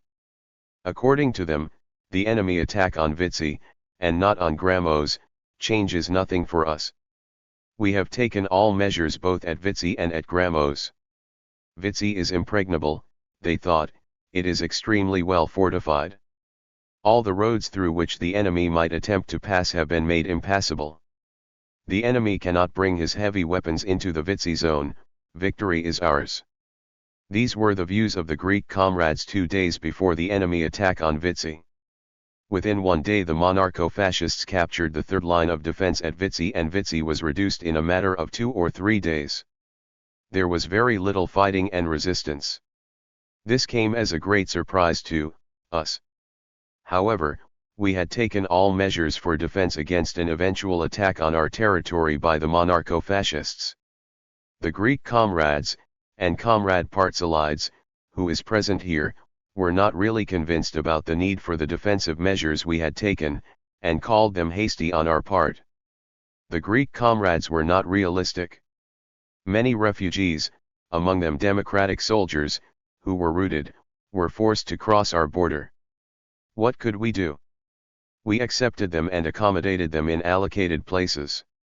The analysis which the political bureau of the Greek Communist Party made of the defeat at Vitzi did not satisfy us. We think that a thorough analysis was required, because grave mistakes were made there. After the retreat from Vitzi, Comrade Zachariadze based the prospect of victory on Grammos. Grammos, he said, is more favorable to us than Vitzi. The tanks, which were the decisive factor in the victory of the monarcho-fascists at Vitzi, cannot maneuver at Grammos, etc. It must be said that at that time Tito's betrayal had become known. Later Zachariadze claimed, the only ones who gave the Greek refugees asylum were the Albanians. The Yugoslavs not only did not permit the refugees to cross into their territory, but even opened fire on them from behind. Possibly this may have been so, we cannot say anything about it. In a talk with Comrade Zachariadze about the retreat from Vitzi, I again raised the question of their mistakes and the inability of the Greek Communist Party, and in particular, of the commander of Vitzi, General Violantas, to form an objective picture of the situation. His ideas, I said to Nikos, have been proved wrong.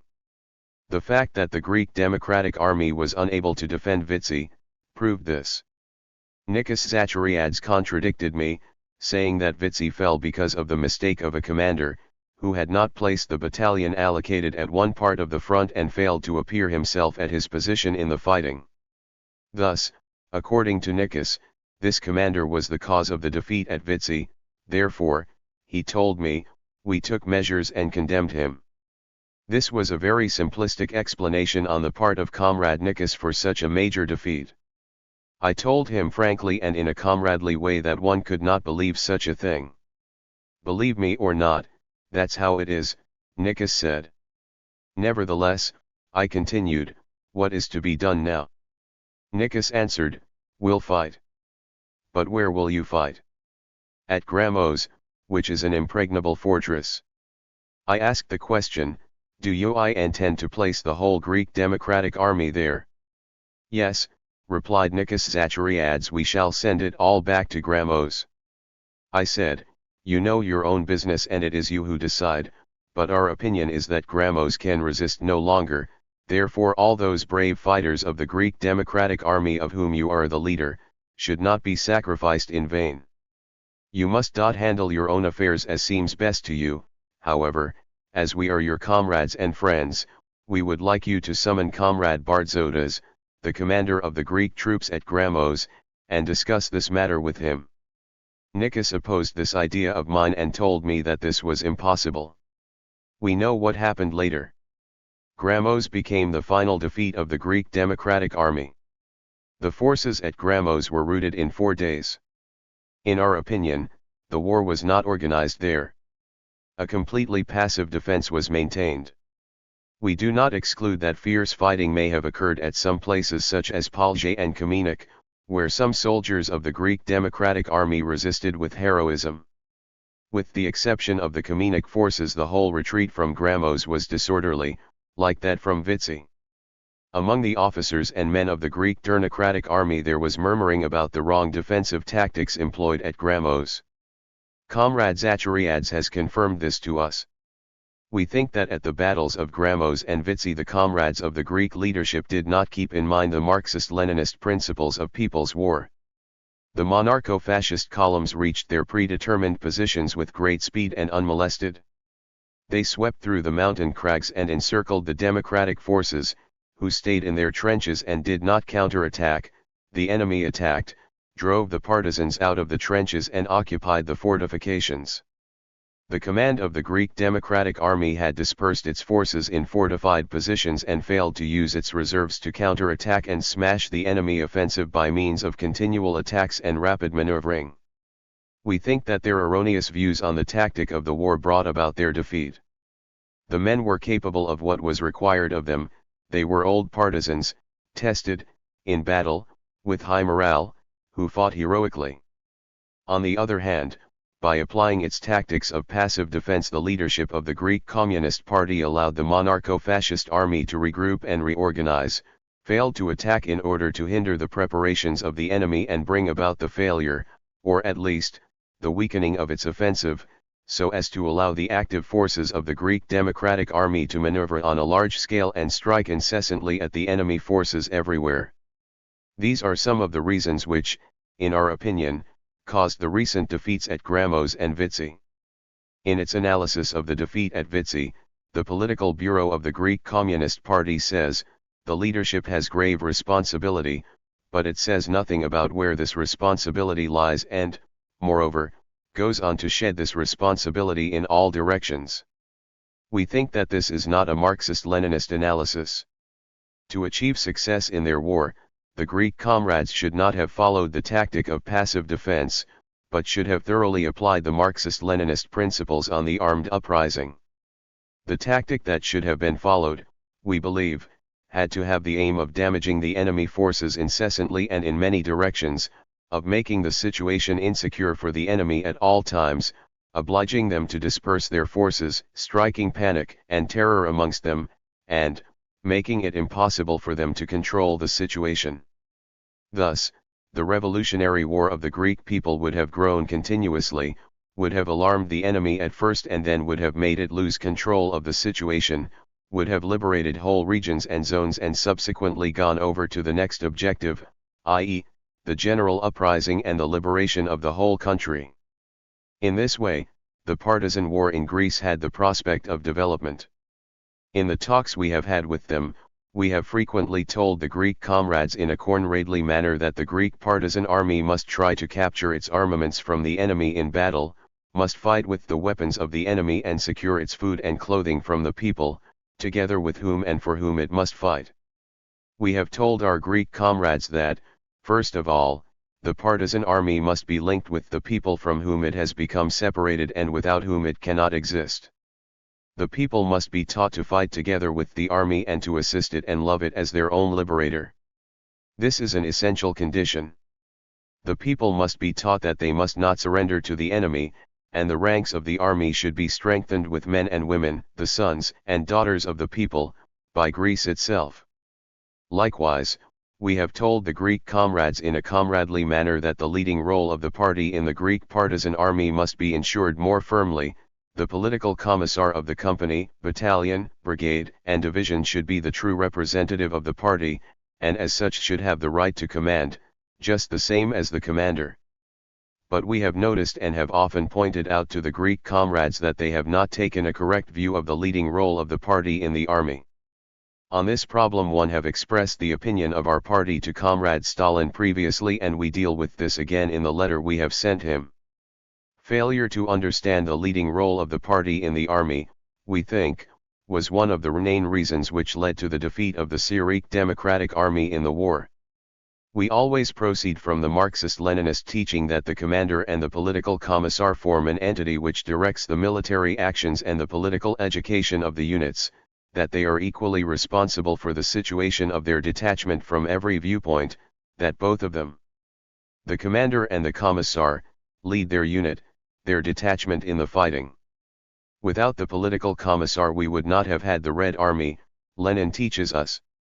We followed these principles in our National Liberation Army and follow them now in our People's Army.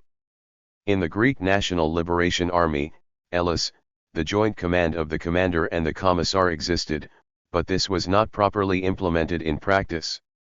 The pressure of erroneous bourgeois views of career officers, who could not tolerate trusted people of the party in command alongside them, brought about that, at that time, the role of the commissar in command in the Greek Democratic Army was overshadowed and relegated to second place. This is a consequence of the views of the leaders of the Greek Communist Party on the regular army. The comrades of the Greek leadership try to justify the elimination of the role of the political commissar by taking the army of some other country as an example, but we think that the Greek comrades are not realistic on this question. Such mistakes were noticed even after the Greek National Liberation Army resumed the war. Since the dismissal of General Marcos, this army had not had a commander-in-chief. We think that such a situation was not correct. With us, the General Secretary of the party has been and is simultaneously Commander-in-Chief of the Army. We think this is correct. In time of peace perhaps it may not be so, possibly the Minister of Defense might fill this position, but in the conditions of the Greek Democratic Army, when it was still at war, there should have been a Commander-in-Chief of the Army, and we thought and still think, on the basis of our experience, that this political and military function belongs to the General Secretary of the party. We have frequently expressed this view of ours to the Greek comrades. The reasons which the Greek comrades have given us to show why they did not act in that way are unconvincing. The Greek comrades have told us, Comrade Zachariadis is very modest, or we had bitter experience with Tito, who was General Secretary, Prime Minister, and Supreme Commander of the Army simultaneously. It seems to us that this is not a question of modesty, this has no connection, either, with what they say about Tito, behind which, it seems to us that something else is insinuated. We were astonished at a number of secret forms which the Greek comrades used, but we saw that the reality was quite different. We cannot explain these except with our impression that among the Greek comrades there was confusion, opportunism, false modesty, and hiding of the leading role of the party. Perhaps, the General Secretary of the party need not be Commander-in-Chief of the army, but that an army at war should not have a Commander-in-Chief, as was the case of the Greek Democratic Army after the dismissal of Marcos, has always seemed wrong to us. The Greek comrades make no one responsible for the situation and for the subsequent defeats. They divide the responsibility, attributing it to both the guilty and the innocent. They put the blame on all the party members of the Greek Communist Party who have fought and are fighting heroically. We think that the comrades of the Greek leadership are afraid to make a thorough analysis of these mistakes, which we consider grave ones, are afraid to put the finger on the sore spot.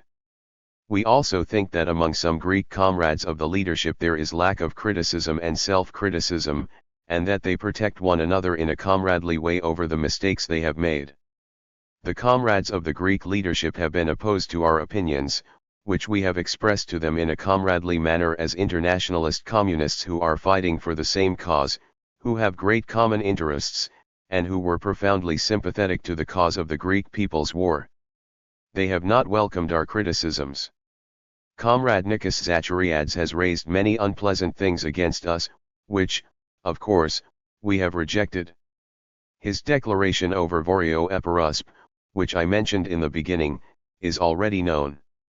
Apart from other things, he quarreled with us, accusing us of allegedly having requisitioned the Greek trucks which were used to transport the Greek refugees and their belongings, and demanded that we mobilized our trucks, too, for their needs. It is quite true that we used the Greek trucks to take the Greek refugees to the places allocated to them. We accepted the Greek refugees and sent them to northern Albania, where, regardless of our own difficulties, we had to supply food for them, that is, to share the bread from our own mouths with them. As to our means of transport, our park of trucks was very small and we needed them to send supplies to all parts of Albania. The Greek comrades also criticize us for not giving priority to the unloading of the material aid, such as clothing, food, tents, blankets, etc., which came to our ports for the Greek refugees before they left Albania. This is not true. The aid which came on ships from abroad for the Greek refugees was sometimes stowed under the cargo that came for us. In such cases obviously we had to unload the goods on top first and then those below. It could not be done otherwise. We do not know of any method of unloading a ship beginning from the bottom. However, these were minor disagreements which could be overcome, as they were. The decisive questions were those relating to the political and military line of the Greek Communist Party during the years of the war, about which I spoke earlier. Not only have the Greek comrades not accepted our views and criticisms, but we have the impression that they have taken them amiss, and indeed, in their letter to our political bureau some time ago, they make an impermissible and anti-Marxist comparison between our principled views and stands and the views of the Titoites. In their distortion of the views expressed by our delegation about the Battle of Vitsi and Gramos, in order to adapt them to their own incorrect reasoning, the Greek leading comrades, in our opinion, have the aim of hiding the mistakes made on their part. We understand the grave moments the leadership of the Greek Communist Party has gone through following the defeat at Vitsi and Gramos, and the sense of frustration and anger which exists among them, but such grave and unfounded charges are unacceptable to us, and they should have been considered and weighed up well before they were made, especially by the political bureau of the Greek Communist Party. Following these accusations, which our political bureau considered dispassionately, we thought that the departure of the few Greek democratic refugees who were still in Albania had become even more necessary. Whether we are right or wrong in these stands and views we have maintained, let Comrade Stalin tell us. We are ready to acknowledge any possible mistake and to make self-criticism.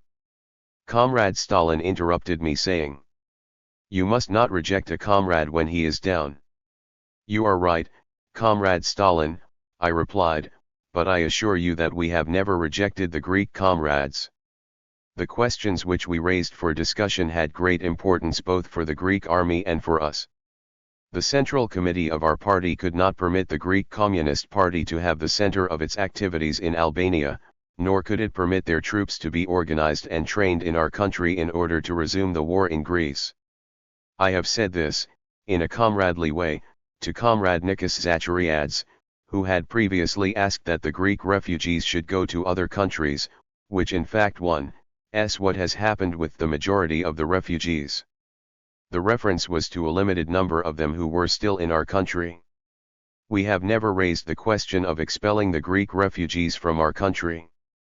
However, apart from the request made by Comrade Nikos himself, that the refugees go to other countries, logic forced us to the conclusion that, in the existing situation, even those who had remained absolutely must leave Albania.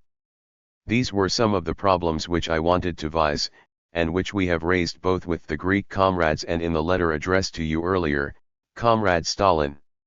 Have you finished? Comrade Stalin asked. I have finished, I said. Then he called on Comrade Zachariadze to speak. He began to defend Varkiza, stressing that the agreement signed there was not a mistake and expounded on this theme. He had expressed these same views to me previously. In order to explain the reason for the defeat, amongst other things, Zachariadze raised the question, if we had known in 1946 that Tito was going to betray, we would not have started the war against the Greek monarcho-fascists. Then he added some other reasons in order to explain the defeat, repeating that they lacked armaments, that though the Albanians had shared their own bread with the refugees, nevertheless they had raised obstacles, and so on. Zachariadze raised some second-rate problems as questions of principle. Then he mentioned our request that those Greek democratic refugees who still remained should also leave Albania. According to him, this put an end to the Greek National Liberation War. On this occasion, I want to express my impression that Comrade Nikos Zachariadze was very intelligent and cultured, but, in my opinion, not sufficiently a Marxist. Despite the defeat they had suffered, he began to speak in defense of the strategy and tactics followed by the Greek Democratic Army, insisting that this strategy and tactics had been correct, that they could not have acted otherwise. He dwelt at length on this question. Thus, each of us stuck to his own position. This is what Nikos Zachariadze said. He spoke at least as long as I did, if not longer. Comrade Stalin and the other Soviet leading comrades listened to him attentively, too. After Nikos, Comrade Stalin asked Mitsos Partsalides. Have you any opinion to express on what Comrade Enver Hoxha and Comrade Nikos Zachariadze have said? I have nothing apart from what Comrade Nikos put forward, said Partsalides, adding that they were awaiting the judgment of the Soviet comrades and the Bolshevik Party on these questions. Then Stalin began to speak. In the familiar calm way. Just as we have known him whenever we have met him. He spoke in simple, direct, and extremely clear terms. He said that the Greek people had waged a heroic war, during which they had displayed their courage, but that there had also been mistakes. As regards Varkiza, the Albanians are right, Stalin pointed out, and after analyzing this problem, added, you Greek comrades must understand that Varkiza was a major mistake.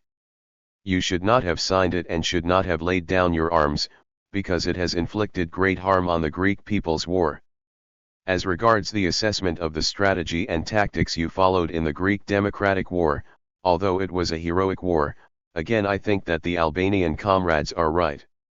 You ought to have waged a partisan war, and then, from the phase of this war should have gone over to frontal war. I criticized Comrade Enver Hoxha, telling him that he must not reject a comrade when he is down. However, from what we heard here, it turns out that the Albanian comrades have maintained a correct stand towards your views and actions. The circumstances which had been created and the conditions of Albania were such that you could not stay in that country, because in this way the independence of the People's Republic of Albania might have been placed in jeopardy. We complied with your request that all the Greek democratic refugees go to other countries, and now all of them have been removed. Everything else, including the weapons, ammunition, etc., which the Albanian comrades took from those Greek democratic soldiers, who crossed the border and entered Albania, belonged to Albania, Stalin emphasized. Therefore, those weapons must remain in Albania, he said, because by accepting the Greek democratic soldiers, even though it disarmed them, still that country endangered its own independence.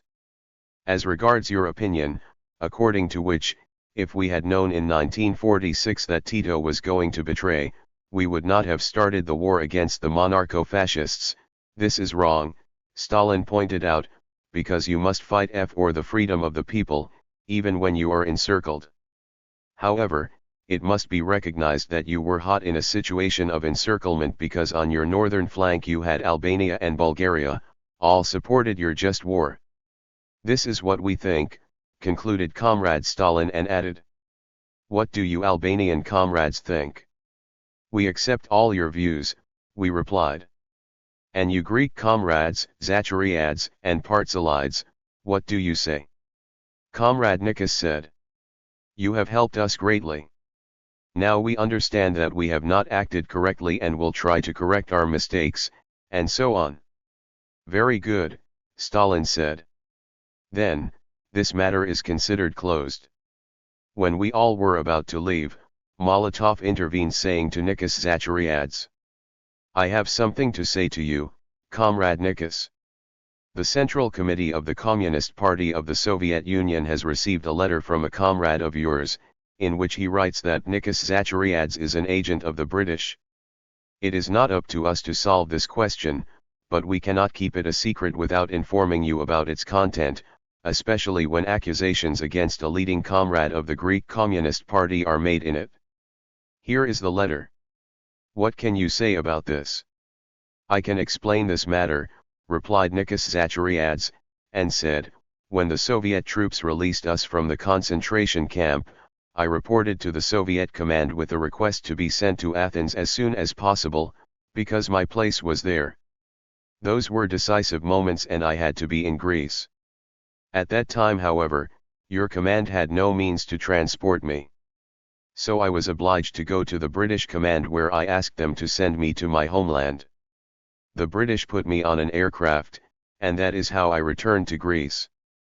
This comrade considers my return home with the help of the British command as though I have become an agent of the British, which is untrue. Stalin intervened and said, that's clear. This question is settled, too. The meeting is over. Stalin got up, shook hands with all of us in turn and we started to leave.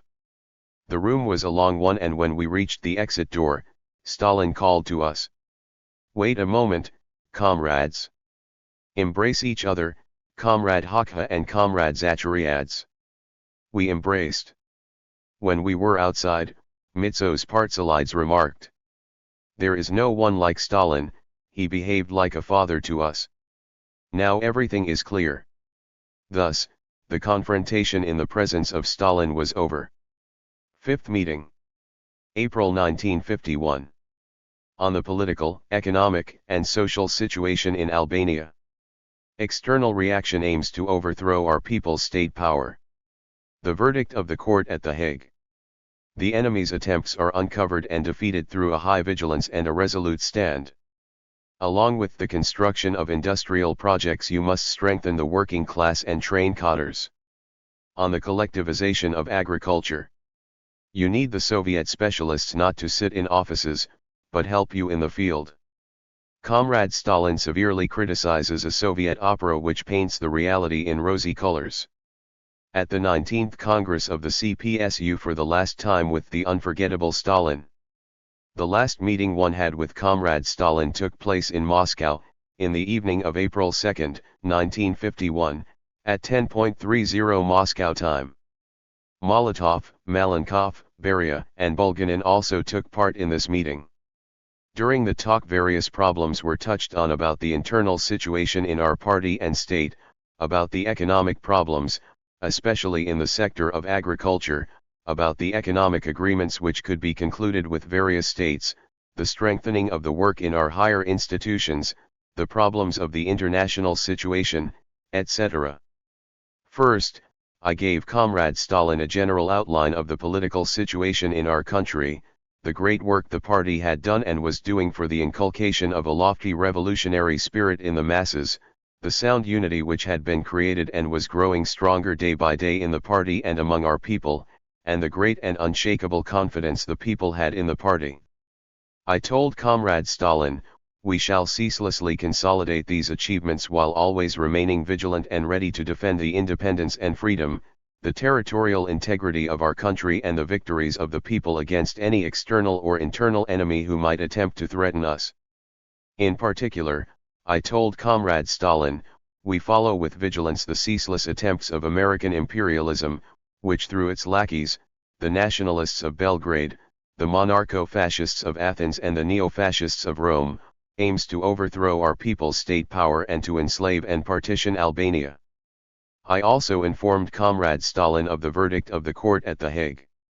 As I have told you earlier, I said among other things, this court investigated the so-called Corfu Channel incident, and manipulated as it was by the Anglo-American imperialists, in the end unjustly condemned us and ordered us to pay the British tin indemnity.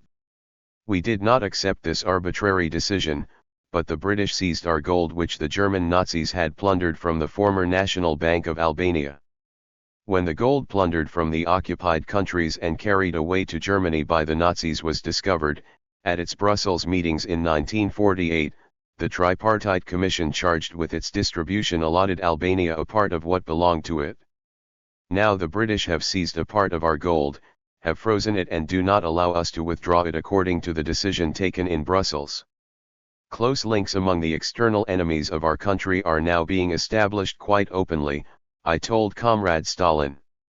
Their provocations against us from the Yugoslav border, as well as from the Greek and Italian borders, by land, sea, and air, have been continuous.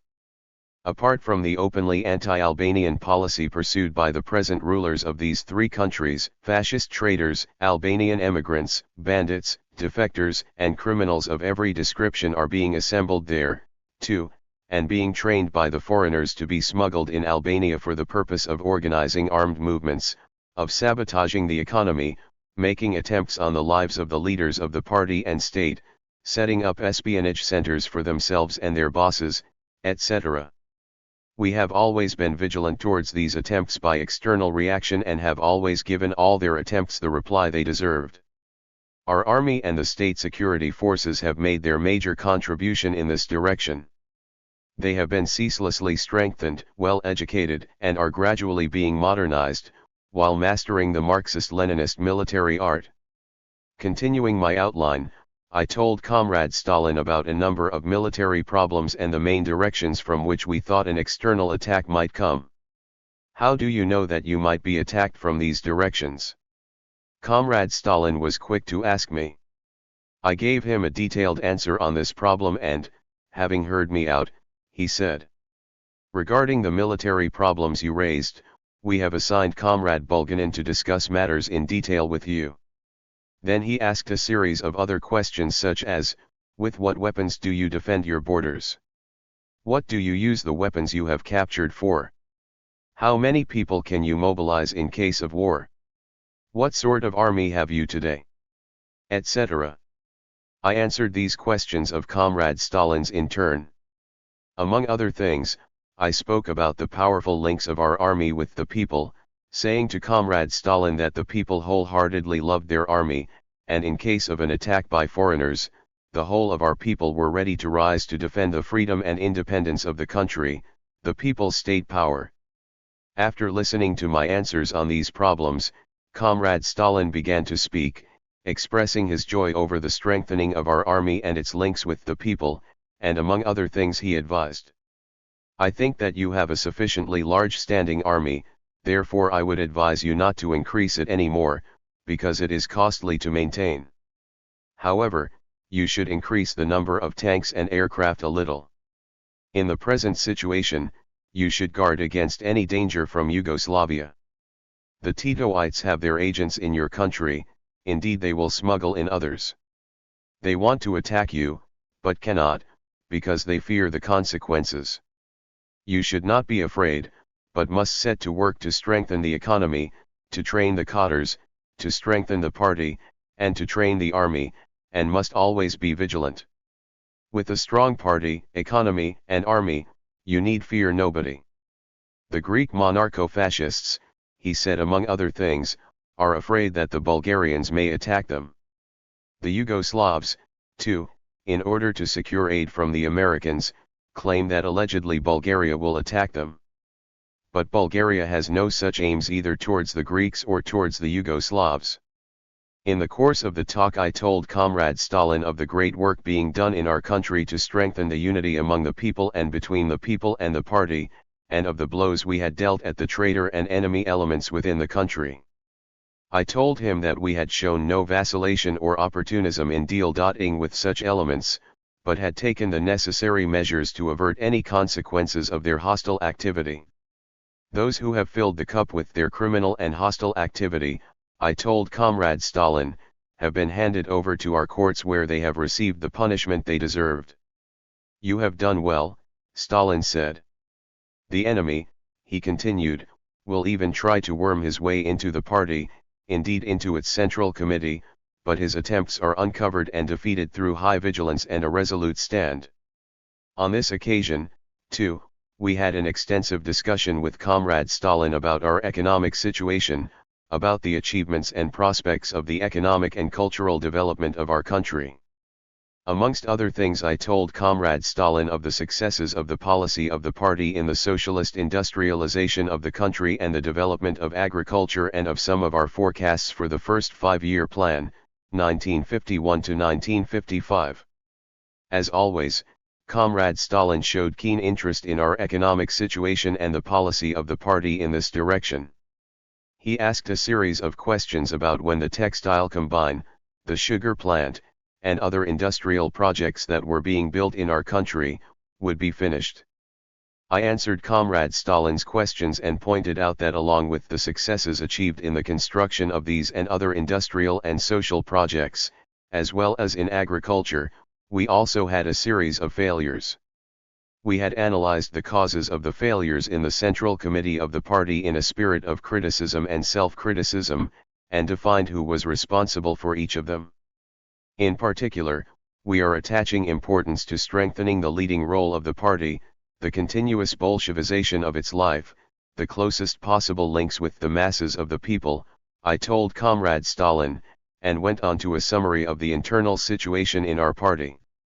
Why do you tell us of these problems which, you, Comrade Enver, know better than we do? Comrade Stalin broke in, and continued, we are happy to hear that you are building a series of industrial projects in your country. But one want to stress that along with the construction of industrial projects you must give great importance to the strengthening of the working class and the training of cadres. The party should take particular care of the working class, which will increase and grow stronger day by day, parallel with the development of industry in Albania. The question of the development and progress of agriculture has particular importance for us, I told Comrade Stalin, continuing my discourse. You know that ours is an agricultural country which has inherited great backwardness from the past. Our aim has always been to increase the agricultural products and, bearing in mind that the greatest part of our agriculture consists of small private holdings, we have had and still have to take many steps in order to encourage and help the peasant to work better and produce more. Results have been achieved, production has increased, but we are aware that the present level of the development of agriculture does not respond as it should to the increased needs of the country for food products for the population, raw materials for industry or for expanding export resources. We know that the only way to finally pull our agriculture out of its backwardness and put it on a sound basis for large-scale production is that of collectivization. But in this direction we have been and are cautious. Have you many cooperatives now in Albania? Comrade Stalin asked. About 90, I replied. What is their situation? How do the peasants live in these cooperatives? He asked next. Most of these cooperatives, I told Comrade Stalin in reply to his question, are not more than 1 or 2 years old. Nevertheless, some of them are already displaying their superiority over small fragmented individual holdings. The organized joint work, the continuous state aid for these cooperatives with seeds, machinery, cadres, etc., has enabled them to put production on a sounder basis and to increase it. Nevertheless, much remains to be done to ensure that the agricultural cooperatives become an example and model for the individual peasant. Therefore, Our main aim in the organization of agriculture is that, along with the strengthening of the existing cooperatives, greater aid and care for them, cautious steps should be taken also for the setting up of new cooperatives. Stalin listened to me and advised. You should not rush things in setting up other agricultural cooperatives. Try to strengthen the cooperatives you have, but you must see to it that the yields of crops in these cooperatives are high, he said. In this way, he went on, the members will be satisfied with the good results of the production in the cooperative, and the other peasants will see this and will want to become collectivized, too. As long as the peasants are not convinced of the superiority of the collective property, you have no way to increase the number of cooperatives. If the existing cooperatives prove beneficial to the peasants, then the other peasants will also follow you, too. The talk with Comrade Stalin on the problems of our agriculture, on the state of our peasantry, on its traditions and mentality took up most of the time of this meeting. Comrade Stalin was eager to get as much information as possible, he was interested right down to the last detail, rejoiced over the successes but did not fail to make comradely criticism of us and give us valuable advice about how we should improve our work in the future. Is maize still the main crop in Albania? Comrade Stalin asked. Yes, I answered, maize and then wheat. However, in recent years, cotton, sunflower, vegetables, sugar beet, etc., are being grown more and more. Do you plant much cotton? What yield do you get? We are continuously increasing the area planted to this industrial crop and our farmers have now gained no small experience. This year we plan to plant nearly 20,000 hectares. I told him, but as to the yield of cotton and its quality we are still backward. Up till now we have reached an average of about 5 quintals of cotton per hectare. We must improve this situation. Many times we have discussed and analyzed this problem, which is of great importance to us, because it is connected with the clothing of the people.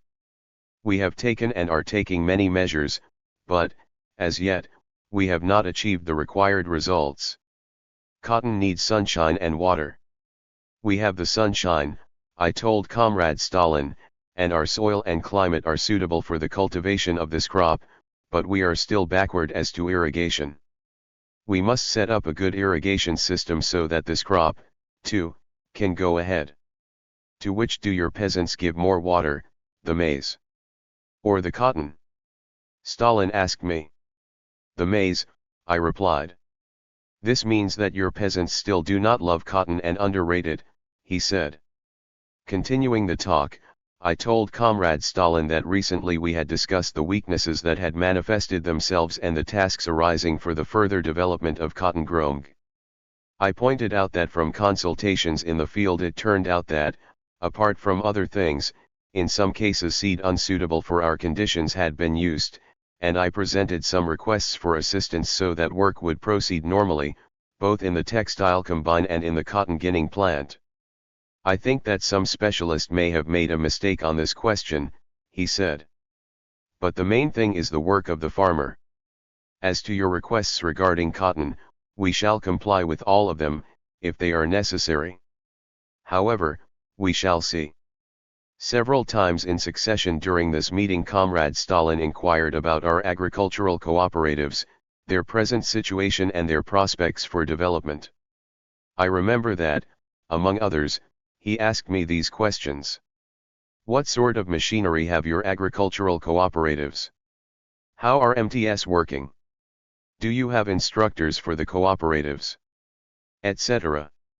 I answered all his questions, but he was not completely satisfied with the organization of our work in this direction, so he asked me. This work is not going as it should. Thus, you run the risk of harming those agricultural cooperatives you have created. Along with the continuous qualification of your cadres, it would be as well for you to have some Soviet advisors for your agricultural cooperatives. You need them not to sit in offices, but to help you in the field. If the main directors of your agriculture have not seen how agricultural cooperatives are run and organized elsewhere, continued Comrade Stalin, it must be difficult for them to guide this work properly, therefore let them come and see it here, in the Soviet Union, to learn from our experience and take it back to the Albanian farmers. In what I said, I also told Comrade Stalin about the need to establish economic relations with other countries. After hearing me out, Comrade Stalin addressed these words to me. Who has hindered you from establishing relations with others? You have concluded treaties with the people's democracies, which have accorded you credits. Please, try to establish agreements like that you have with Bulgaria, with the others, too. We are not opposed to this, on the contrary, we consider it a very good thing. In the course of the talk I also raised with Comrade Stalin some problems concerning aid from the Soviet state for the development of our economy and culture. As on all other occasions, Comrade Stalin received our requests with generosity and said that one must talk with Mikoyan over the details and decisions on these requests, and I met him 3 times during those days. Comrade Stalin accepted my requests for some Soviet university teachers whom we needed for our higher institutions, there and then, but he asked, how will these teachers manage without knowing Albanian? Then, looking me straight in the eye, Comrade Stalin said, we understand your situation correctly, that is why we have helped and will help you even more. But I have a criticism of you, Albanian comrades. I have studied your requests and have noted that you have not made many requests for agriculture. You want more aid for industry, but industry cannot stand on its feet and make progress without agriculture. With this, comrades, I mean that you must devote greater attention to the development of agriculture. We have sent you advisors to help you in your economic problems, he added, but it seems to me they are no good. They have assisted us, I intervened, but Stalin, unconvinced about what I said concerning the Soviet advisors, repeated his opinion. Then, with a smile he asked me, what did you do with the seed of the Georgian maize I gave you? Did you plant it or did you throw it out of the window? I felt I was blushing because he had me in a fix, and I told him that we had distributed it to some zones, but I had not inquired about the results. This was a good lesson to me. When I returned to Tirana, I inquired and the comrades told me that it had given amazingly good results, that farmers who had sown it had taken in 70 or even 80 quintals per hectare, and everywhere there was talk of the Georgian maize which our peasants call Stalin's gift. What about eucalypts? Have you sown the seeds one gave you? We have sent them to the Myzik zone where there are more swamps, I said, and have given our specialists all your instructions. Good, said Comrade Stalin. They must take care that they sprout and grow. It is a tree that grows very fast and has a great effect on moisture. The seed of maize I gave you can be increased rapidly and you can spread it all over Albania, Comrade Stalin said and asked. Have you special institutions for seed selection? Yes, I said, we have set up a sector for seeds attached to the Ministry of Agriculture and shall strengthen and extend it in the future. You will do well. Comrade Stalin said. The people of that sector must have a thorough knowledge of what kinds of plants and seeds are most suitable for the various zones of the country and must see to getting them. From us, too, you should ask for and get seeds which produce 2 or 3 times the yield. I have told you before that we shall help you with all our possibilities, but the main thing is your own work, comrades, the great and ceaseless work for the all-round development of your country, industry, agriculture, culture, and defense. We shall certainly carry out your instructions, Comrade Stalin. I said and expressed my heartfelt thanks for the warm and friendly reception, and the valuable advice and instructions he gave us. This time I stayed in the Soviet Union for the whole of the April.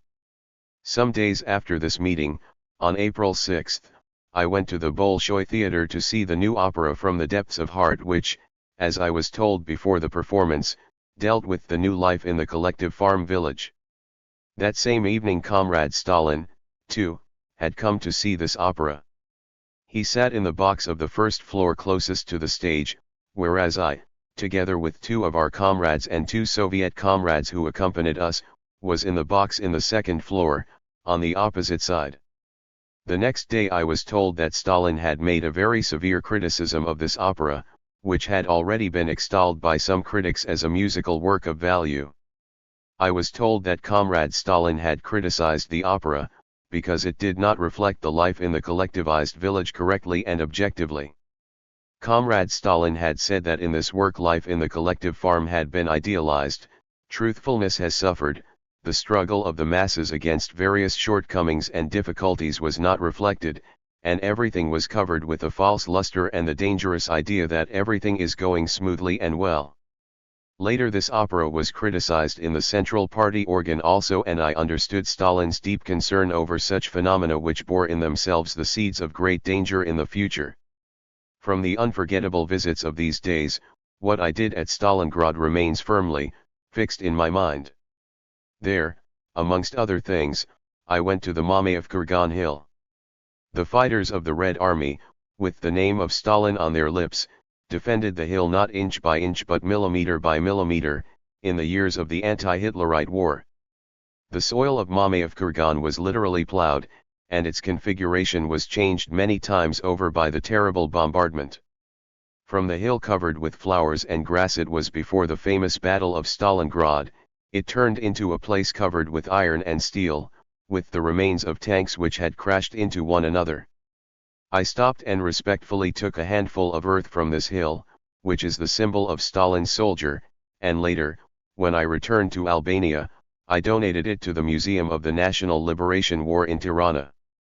From Marnov Kurgan, the city of Stalingrad, with the broad Volga River winding its way through it, was spread before my eyes. In this legendary city, and the basis of Stalin's plan for the attack on the Hitlerite hordes, the Soviet soldiers wrote glorious pages of history. They triumphed over the Nazi aggressors, and this marked the beginning of the change of direction of the entire development of World War II. This city, which bears the name of the great Stalin, was devastated, razed to the ground, turned into a heap of ruins, but did not surrender. Quite another picture was spread before me now. The city ravaged by the war had been rebuilt from its foundations with amazing speed. The new multi-storied blocks of flats, social-cultural institutions, schools, universities, cinemas, hospitals, modern factories, and plants, the beautiful new broad avenues had entirely changed the appearance of the city. The streets were lined with green-leafed trees, the parks and gardens were filled with flowers and children. I also visited the tractor plant of the city and met many workers. We love the Albanian people very much and now in peacetime we're working for them, too, a worker of this plant told me. We shall send the Albanian peasants even more tractors, this is what Stalin wants and has ordered. Everywhere we were aware of the love and respect the great Stalin, the dear and unforgettable friend of the Albanian people and the Party of Labor of Albania, had inculcated in the ordinary Soviet people. Thus ended this visit to the Soviet Union, during which I had my last direct meeting with the great Stalin, of whom, as I have said at other times, I retain indelible memories and impressions which will remain with me all my life. In October 1952, one went to Moscow again at the head of the delegation of the Party of Labor of Albania to take part in the 19th Congress of the CPSU. There I saw the unforgettable Stalin for the last time, there, for the last time I heard his voice, so warm and inspiring. There, after showing that the bourgeoisie had openly spurned the banner of democratic freedoms, sovereignty and independence, from the tribune of the Congress, he addressed the communist and democratic parties which still had not taken power, in the historic words, "I think it is you that must raise this banner, and carry it forward if you want to rally around yourselves the majority of the population, if you want to be the patriots of your country, if you want to become the leading force of the nation.